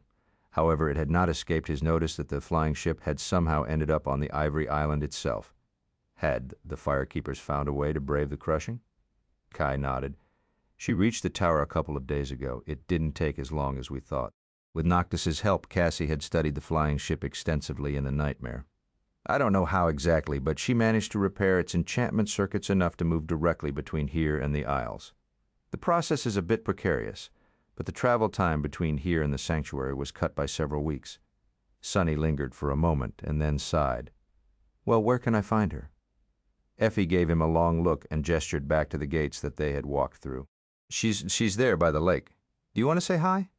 Sonny took a deep breath. Yeah, something like that. Chapter 842, Lessons of the Past, Leaving the Great Pagoda. Sonny glanced warily at the bones of Severax, the ivory dragon, whom Kai had slain in the Nightmare, and slowly headed for the lake. Its surface was calm and clear, as always, sunlight reflected from the tranquil waters, making it seem like a pool of shimmering silver. Despite the beauty of the heavenly lake, Sonny couldn't help but feel a hint of unease as he approached it. The memory of the furious naval battle was still fresh in his mind, so no body of water felt safe. On the shore, an intricate bench cut from white stone stood inviting people to rest and enjoy the idyllic view. Currently, it was occupied by a familiar figure. Nephis sat with her legs crossed, staring at the sparkling water with a distant look. When Sonny's shadow fell on her, she lingered for a moment and then looked up. Sonny? He remained silent for a while, then sat on the bench and studied the beautiful lake as well. How's life treating you? Being adopted into a great clan has to be a weird experience. Nephis frowned. It's fine. Feels a bit strange to be addressed as sister by Morgan of Valor, I guess. She seems to enjoy my discomfort. Considering who Morgan's other sibling was, she probably put a different meaning into the word sister, one that entirely lacked affection, most likely. For a moment, Sonny was darkly amused. Never thought I would pity the Princess of War one day, but having both Mordret and Nephis as siblings, damn, her luck must be even worse than mine, if that's even possible. Changing Star let out a heavy sigh and turned slightly to face him. You should have told me, Sonny, he smiled. What, about Antarctica? Oh, that was classified information. I thought that Cassie would have informed you. Anyway, she had to have known, right? She studied him for a few moments, then shook her head. If she did, she kept the knowledge to herself. Cassie has changed a lot since the Forgotten Shore. She carries a lot of secrets. Sonny raised an eyebrow. Huh. I guess there's trouble in paradise. I was under the impression that she's utterly loyal to you, like a lost puppy, you know. It's surprising to hear. Changing Star did not respond immediately. After a while, she said, Cassie has her own thoughts and her own desires. She is powerful, too, no less than the rest of us. Brushing her agency aside would be a mistake. Sonny laughed. Of all the people in the world, I would be the last one to underestimate Cassie, don't you think? Nephis simply looked at the lake. Are you safe? He lingered for a bit, then shrugged. Is anyone safe? I am surrounded by thousands of soldiers, awakened, masters, and even a few saints. Plus, I'm me. Antarctica is no worse than the Forgotten Shore or the Kingdom of Hope. In fact, if anyone is in danger, it's you. Are you safe? Her face grew dark. Nephis gritted her teeth for a moment and then said with unusual intensity, You don't understand, do you? This is not the first expedition of that kind. Humanity has tried to resist the spell before. Last attempt, the last one, took the lives of both my grandfather and my mother. They were powerful, too. They were exceptional and ahead of their time, too. What makes you think that you'll do better than them? Sonny shook his head. Many things have changed in the past 2 decades. Back then, humanity had much less awakened. There were barely any masters around. No saint had even emerged yet, at least officially. Our tech, spell tech, and strategies were much more primitive. We had no experience dealing with something like that. Yes, North America was a disaster, but we learned our lesson there. This campaign, it will be different. It will be better. I will survive it and grow stronger as a result. Nephis looked at him with a challenge. Says who? He smiled. I do. I say if I die or not. It all depends on me, does it not? Sonny sighed and glanced at the radiant lake. The nightmare creatures don't scare me. The chain of nightmares doesn't scare me either. If there's one thing that does, however, it's the great clans and their ambitions. Will they really come to Antarctica to start a war of their own? A troubled expression appeared on Changing Star's face. She hesitated before giving him an answer. I don't know. Maybe. It is a perfect opportunity. His own face grew ugly. Why? Why are they doing it now? This is insanity. Our civilization is already on its last leg.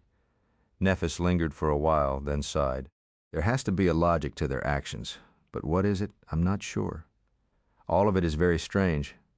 We are missing something, I think. A key piece of information that can explain everything. The sovereigns, they never do anything without a reason.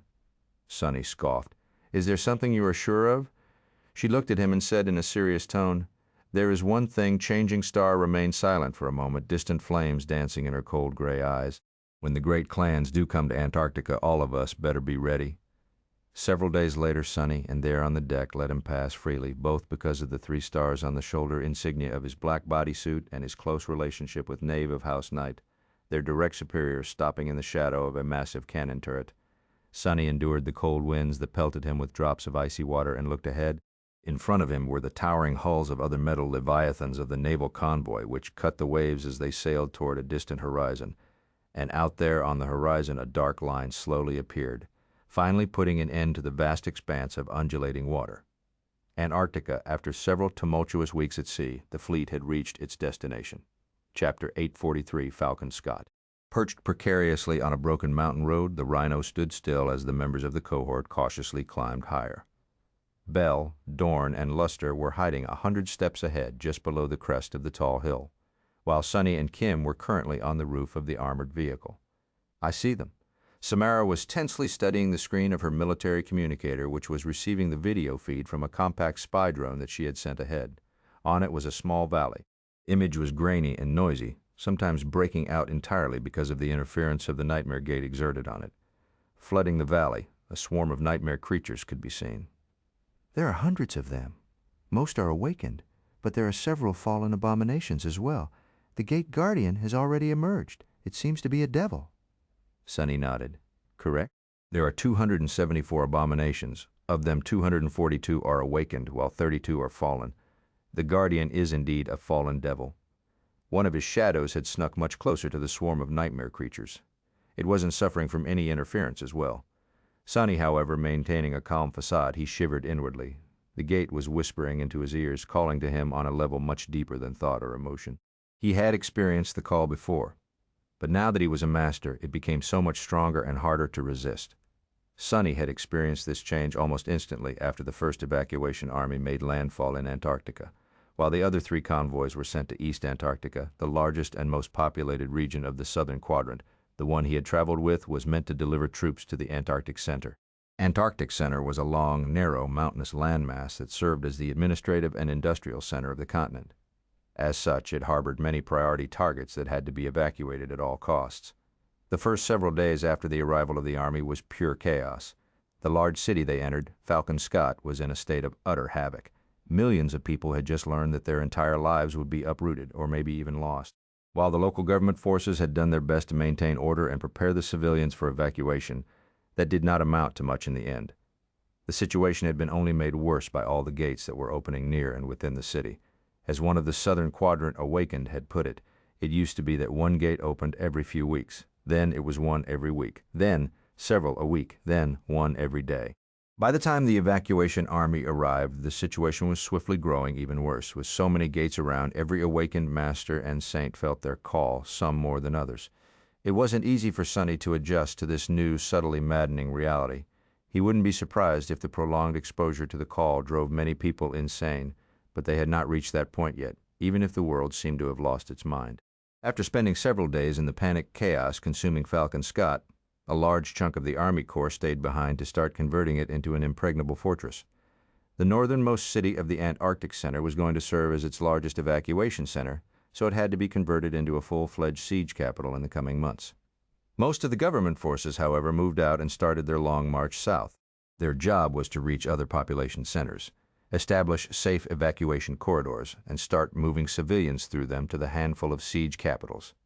The first irregular company left with the field army and split up to assist its various divisions, and now, just a day later, Sonny's cohort was going to fight its first battle. The division they were escorting was already engaged in a low-intensity confrontation against a mass of nightmare creatures that had emerged from half a dozen gates at the lower altitudes. To wipe the abominations faster, they needed to flank them, but the most suitable road skirted the mountain slopes and was itself blocked by the 7th Gate. Deploying soldiers to fight on such rough terrain was problematic, so the irregulars were sent instead.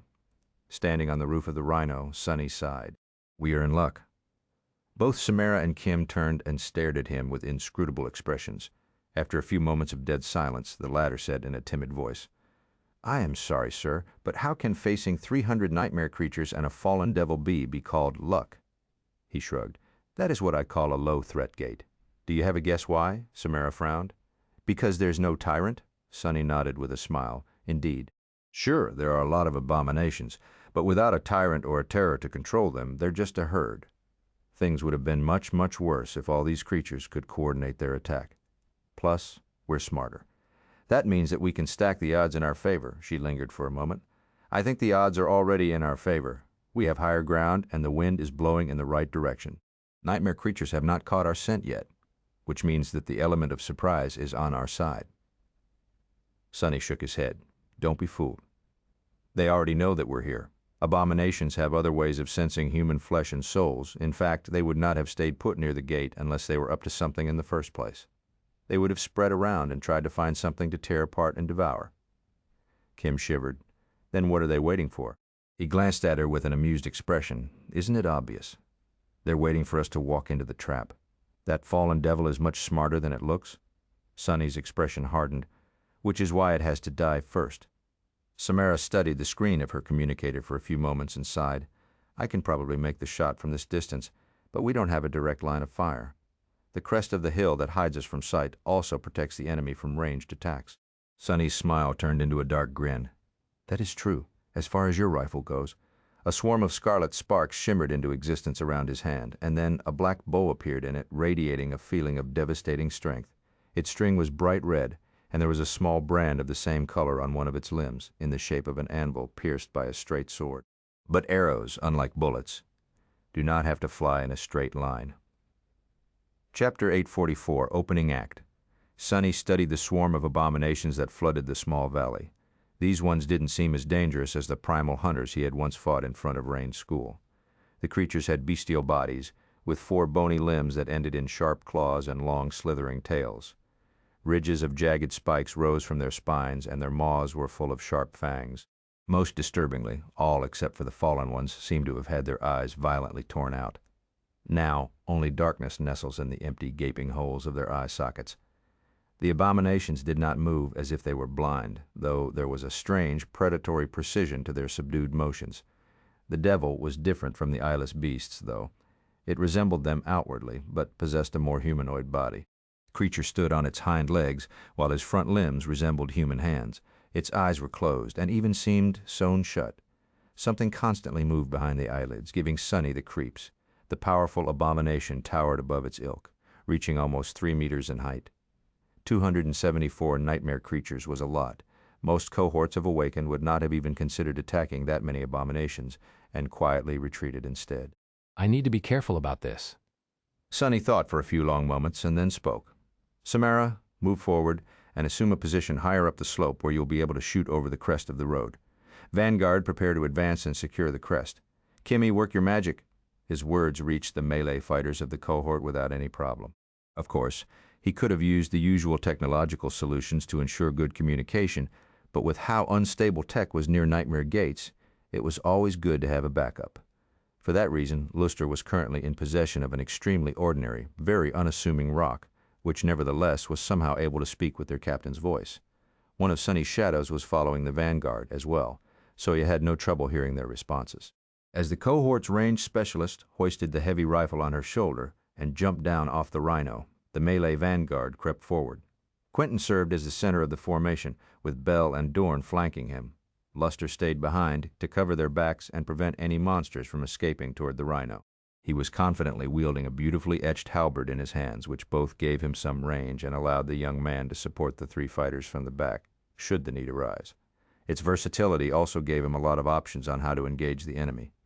During the past weeks, Sonny had done all he could to raise the battle effectiveness of the cohort and enhance the memories of his soldiers. Weapons received most of his attention, but he also augmented their armors by transplanting the tenacious enchantment of the Patient Avenger into their weaves. With its help, the survivability of the cohort had reached a new level. The patient avenger itself had been entrusted to Quentin. Sonny also transferred the blood blossom to Bell with much reluctance, of course.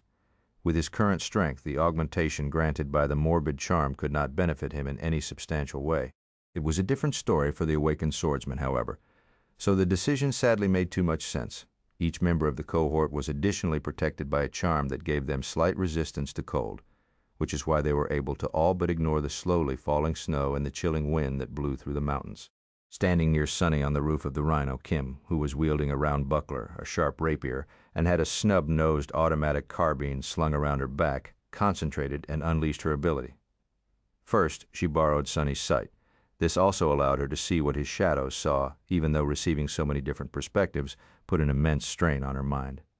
Then, she used her dormant ability to concentrate on the fallen devil and find its weaknesses. Finally, she shared her own perception back to Sonny, allowing him to see where to strike as well. The shadows did not see color, so to him, the body of the towering abomination became painted in different shades of gray. The lighter areas were the most resilient, while those that were darker were less protected.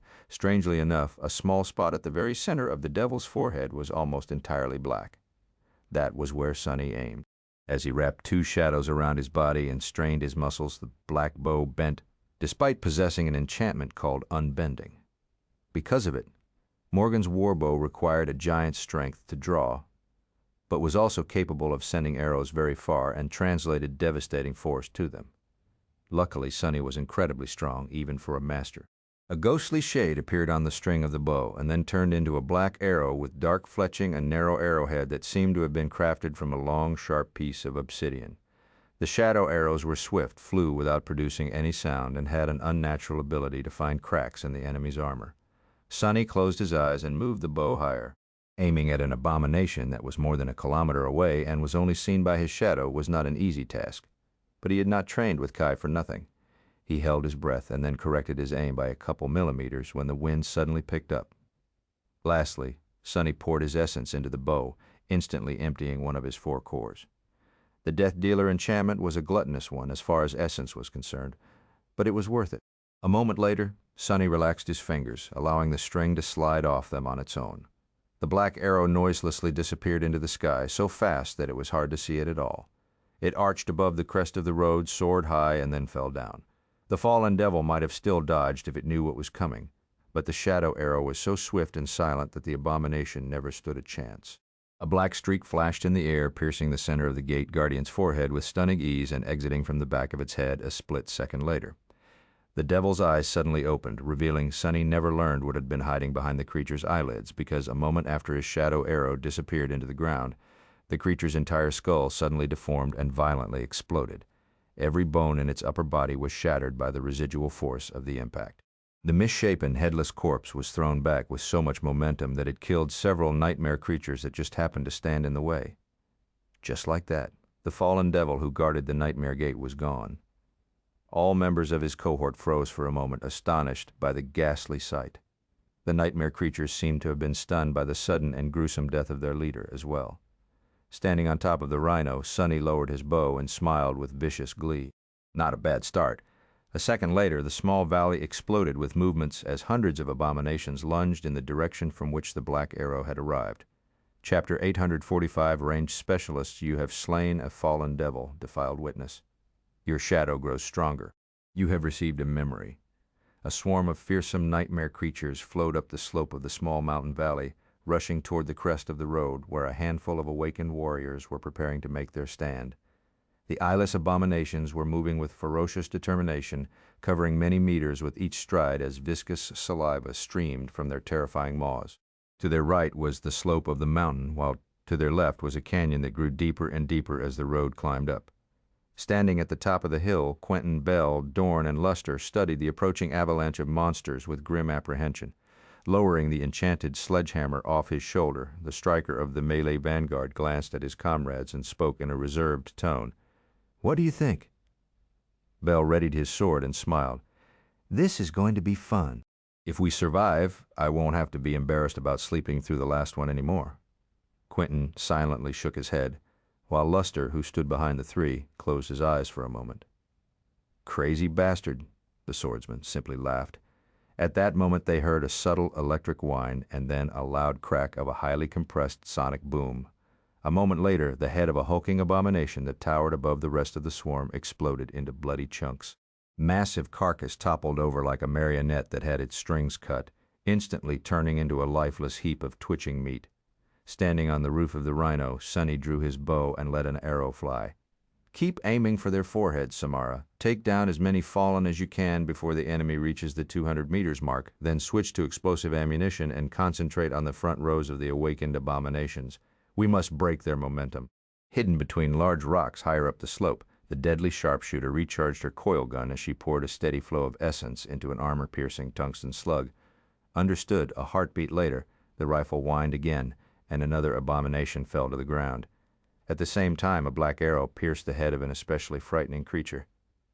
This time, the effect was not as drastic, but the eyeless horror was killed just the same. Drawing the unbending warbow once more, Sonny briefly frowned. Too slow, they had barely 24 seconds left before the swarm reached the melee vanguard.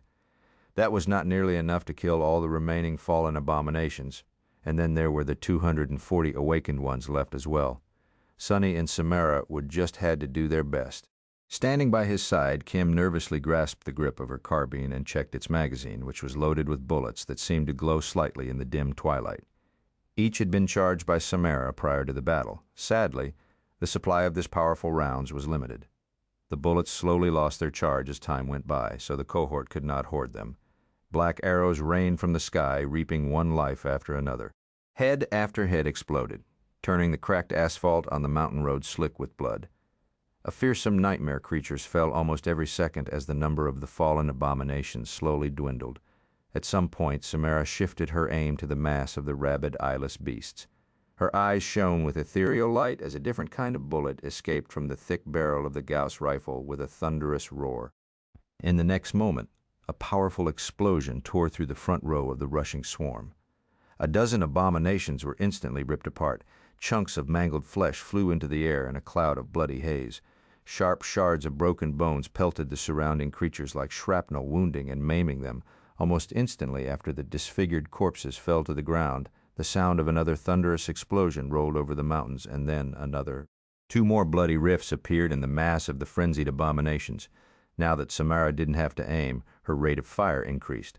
However, so did her consumption of soul essence. "That's enough. Conserve your essence and switch back to priority targets." Sonny felled another fallen creature and drew the black bow again. However, this time, a different arrow appeared on its string. Instead of wood and metal, it seemed to be made of pure lightning. Just a couple of seconds before the first nightmare creatures reached the crest of the hill, a furious bolt of instantly turned the abomination. It hit into a cloud of swiftly dissipating ash. Then powerful currents of electricity arced to the nearest beasts, spreading through the swarm in a destructive chain reaction. Because the monsters were so close to each other, the lightning spread far and wide. It grew weaker with each jump, but still the damage it dealt was devastating. Sonny failed to count how many abominations he had killed, but it had to be several dozens at least. Even more were burned and wounded to various degrees. But he wasn't done yet. A moment after the lightning chained through the swarm, the shadows cast by large rocks suddenly surged forward and shot into the air, turning into long, vicious spikes. Nightmare creatures that had tried to leave the road and climb higher were either pierced or blocked by them, turning the slope of the mountain into a macabre forest of impaled bodies. With the deadly spikes blocking the slope and the deep canyon on the other side, the swarm had no other choice than to attack along the narrow line of the road. Funneled that way and with their momentum broken, the abominations that had jumped over the corpses of their slain kin failed to overwhelm the melee vanguard of the cohort in one fell swoop. As Cunetan stepped forward and received the first attack on his shield, the true battle started. Chapter 846, Melee Vanguard in early April. Antarctica was enveloped by eternal twilight. The sun seemed to have frozen in place as it plunged behind the horizon, painting a persistent line of vibrant scarlet in the cold purple sky.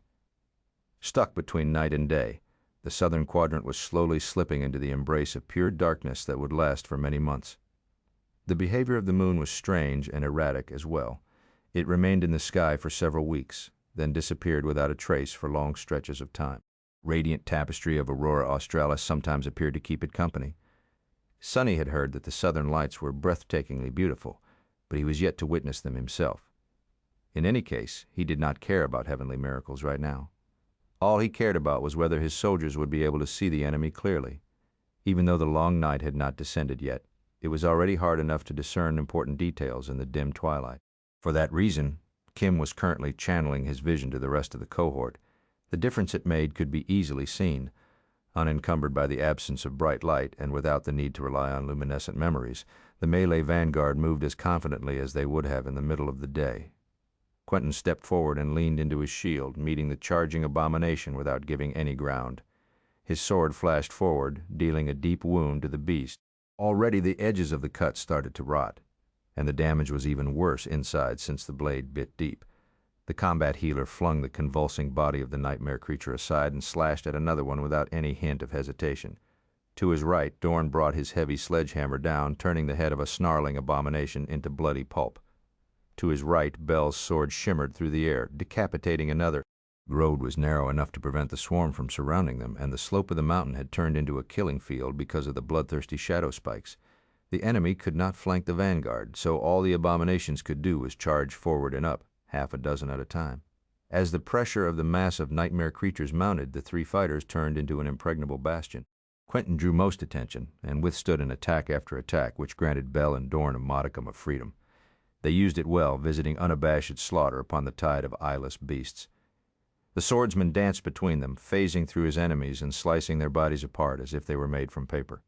Dorn fought in a more reserved fashion, but his devastating and inescapable attacks were even more fearsome. Luster thrust his halberd forward from time to time, finishing off wounded enemies or preventing them from breaking through the walls of steel created by Quentin, Bell, and Dorn. Streams of foul blood were soon running down the surface of the mountain road. However, not everything went well for the cohort. Despite the unshakable will, ferocity, and deadly skill of the Malay vanguard, there were just too many nightmare creatures for them to fight. Each of the abominations was powerful and deadly, as well. Already a few heavy hits landed on Quentin's armor, sending a net of thin cracks running through the polished breastplate. The healer easily managed to restore its integrity, but how long would he be able to keep up this lethal dance? Bell and Dorn were better off than him, but not by much. For now, one managed to avoid being torn apart due to his elusive aspect, while the other used his strength and calculating mind to avoid danger. Worse still, there were also the fallen abominations to think about. Just then, the first of the lumbering monstrosities finally reached the crest of the hill, ruthlessly throwing several of the lesser creatures into the canyon to clear a path for itself. The fallen lunged forward, opening its maw to bite down on Quentin's shield, and maybe take the healer's entire arm off with it. Before it could, however, a black arrow silently slid into its throat. Abomination twitched and fell down, sliding forward on the asphalt as a river of blood poured out of its mouth. Sonny was already drawing his bow again. Higher up the slope, Samara was calmly sending slug after slug into the attacking swarm. Kim was standing still, concentrating on providing all 6 members of the cohort with a clear view of the battlefield, as well as letting them know where to strike to deal as much damage as possible. Hell, we might actually make it. Sonny had several trump cards saved up in case things went south, but he was reluctant to use them unless necessary. This clash was an important step for the cohort up until now. They had only trained together. Being christened by blood in an actual battle would not only show how capable his soldiers were, but also truly bring them together. Sadly, just as he thought, that the situation suddenly and dreadfully changed. As the whole swarm of the eyeless abominations got close to the crest of the hill, the creatures froze for a split second, and then the long, jagged spikes growing from their spines suddenly grew hazy, producing a strange vibration that covered the surrounded area like a dome. Sonny heard a high-pitched ringing that burrowed into his ears like a hot needle, and then the entire world suddenly spun.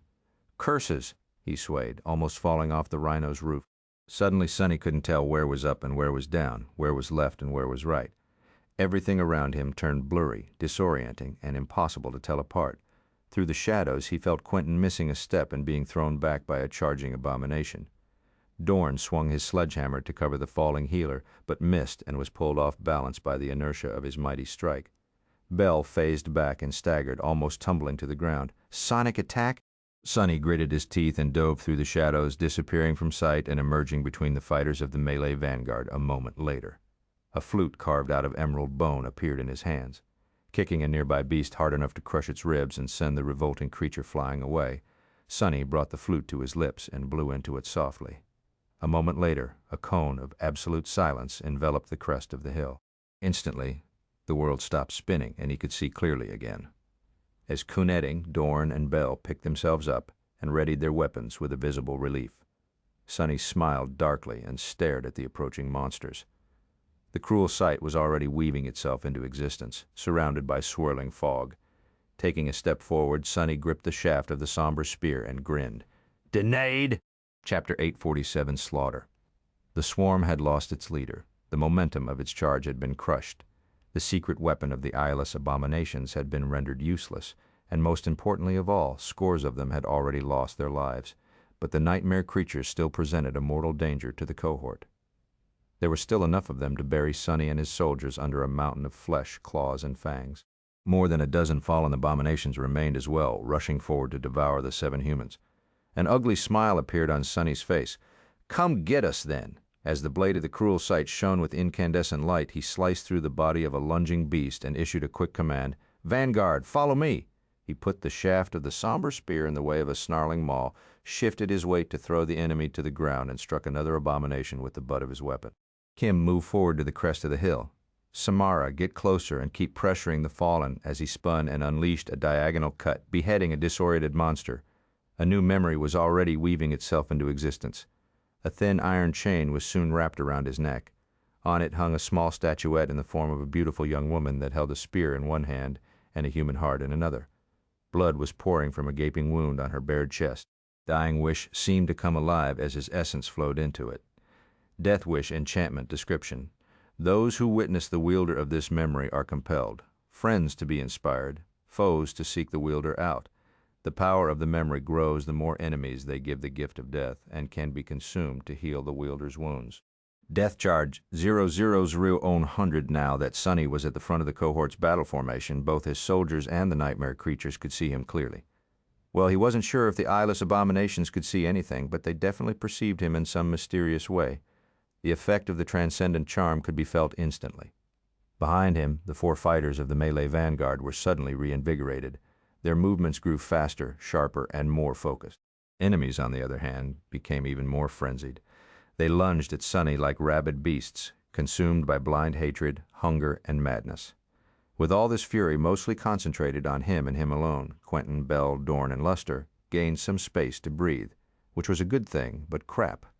This was the first time Sonny used this particular memory, and he was already starting to regret it a little.